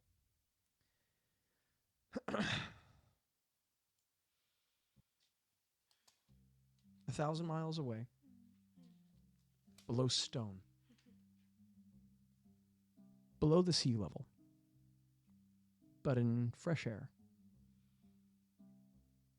a very small white cap rotates at the top of a fungus. The thin stem is being held between two purple scaled fingers with claws at the end. And an eye like a dinner plate, massive and unblinking, turns and looks at it. The image captured backward in the immense black void of an eye. And the head rotates the fungus all the way around to the other side to be able to get to look at it. And it moves it back to the middle, but its central site isn't quite as good. And short, stubby spines that barely have any membranous tissue grown between them, yet flex slightly in response to it. And the small fish-like individual begins to put the fungus in its mouth before a voice, and pulls the fungus back out as the small Kuatoa child is scolded by an adult not to eat that. Crushes it in his hand, rubs it all over, smells it, looks, the adult's looking away, rubs it all over its head.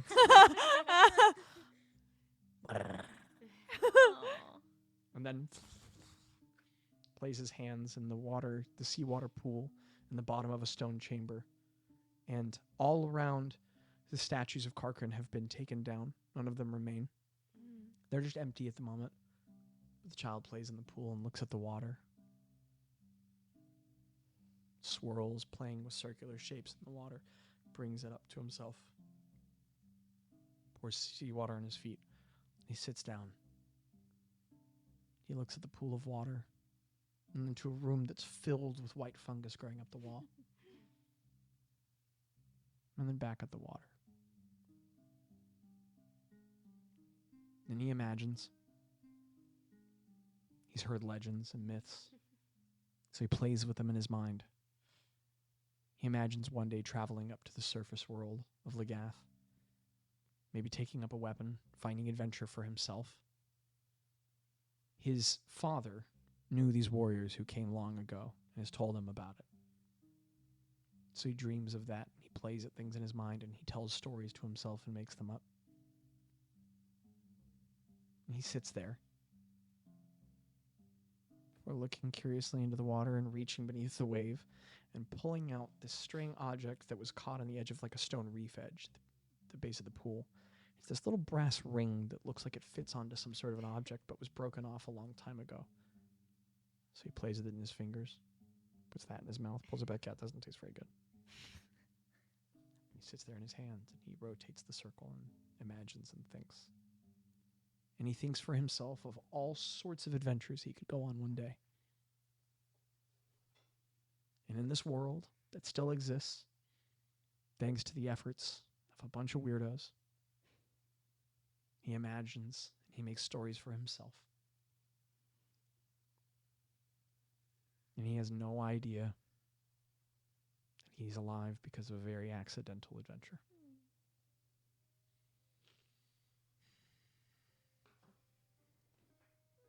That's it. We're done.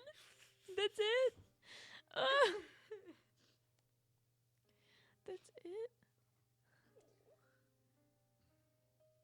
Listeners, thank you. Thank you for coming along. I hope you enjoyed it very much. Oh my gosh. Everyone's crying.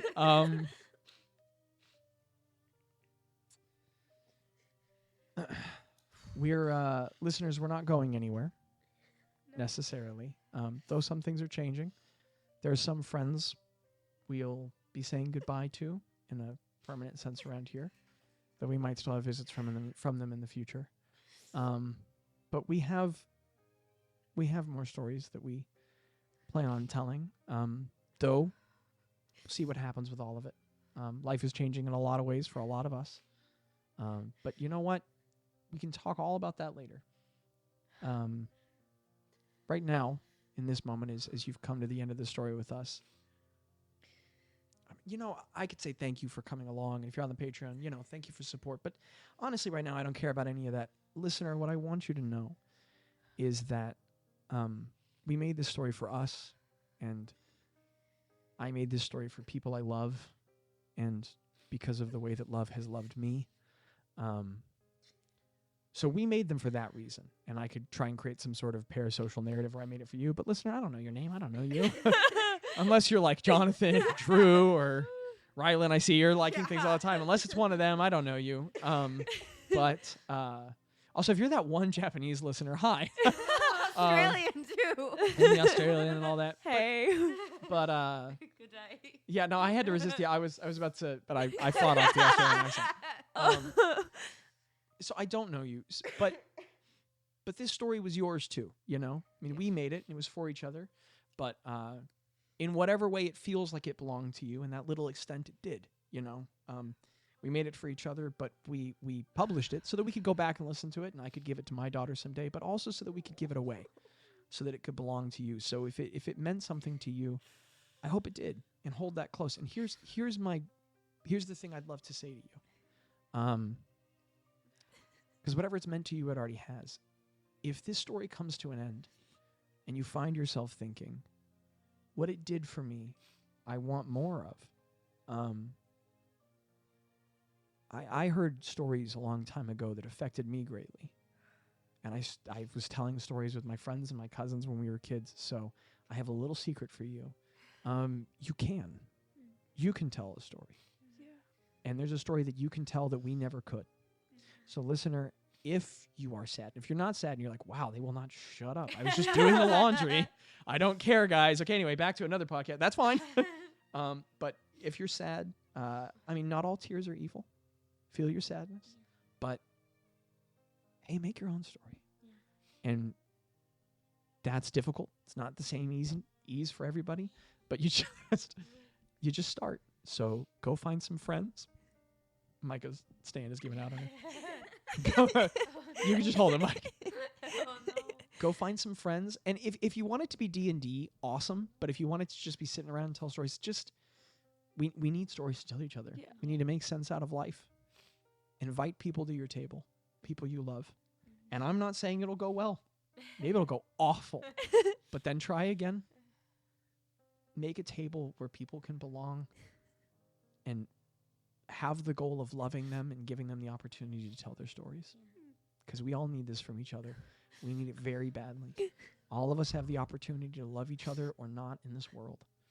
So if this experience has drawn you in, I'd love for you to listen to more of our stories. But what I'd love for you to do more is to go tell yours somehow and tell it with other people. It's hard, but it's worth it. If you can. If that's not for you, that's fine. Oh my god. I'm not going to waste too much more time talking to my players. I've talked to them. They know what they mean to me. I would like to say one last time to everybody, thank you. Thank you for joining me. Thank you for coming along. I've just been saying I love you for 5 years, so you know exactly how I feel. I wouldn't have had it any other way. Wouldn't have done it with anybody else. It was worth it. Listener, we have plans to be back. You know, who knows? Maybe I explode when this is over. But assuming a meteor doesn't come say around, that. assuming a meteor doesn't come down and hit me, we have plans on more. But We do have an ongoing mini campaign right yeah, now. and we'll A come to that. Dastardly Time, yeah. We'll come to that. But And join the Patreon if you want. Hey, no, No, I'm yeah, serious. yeah. We Yeah, want to continue doing stuff with you guys. I think we still have a free tier. But we do, I think, and we're gonna do a big old third watch on yes, the breakdown of this. where the- we'll talk and cry. yeah, The we're- breakdown. yeah, exactly. The breakdown for sure. Yeah, it'll be a breakdown. Yeah, hopefully there's more to come. And like we said, we're doing a little mini campaign and All that being said, listener, life is an incredible adventure, and you're a very important part of it. You're very loved. Skippity whopped. Skip the part.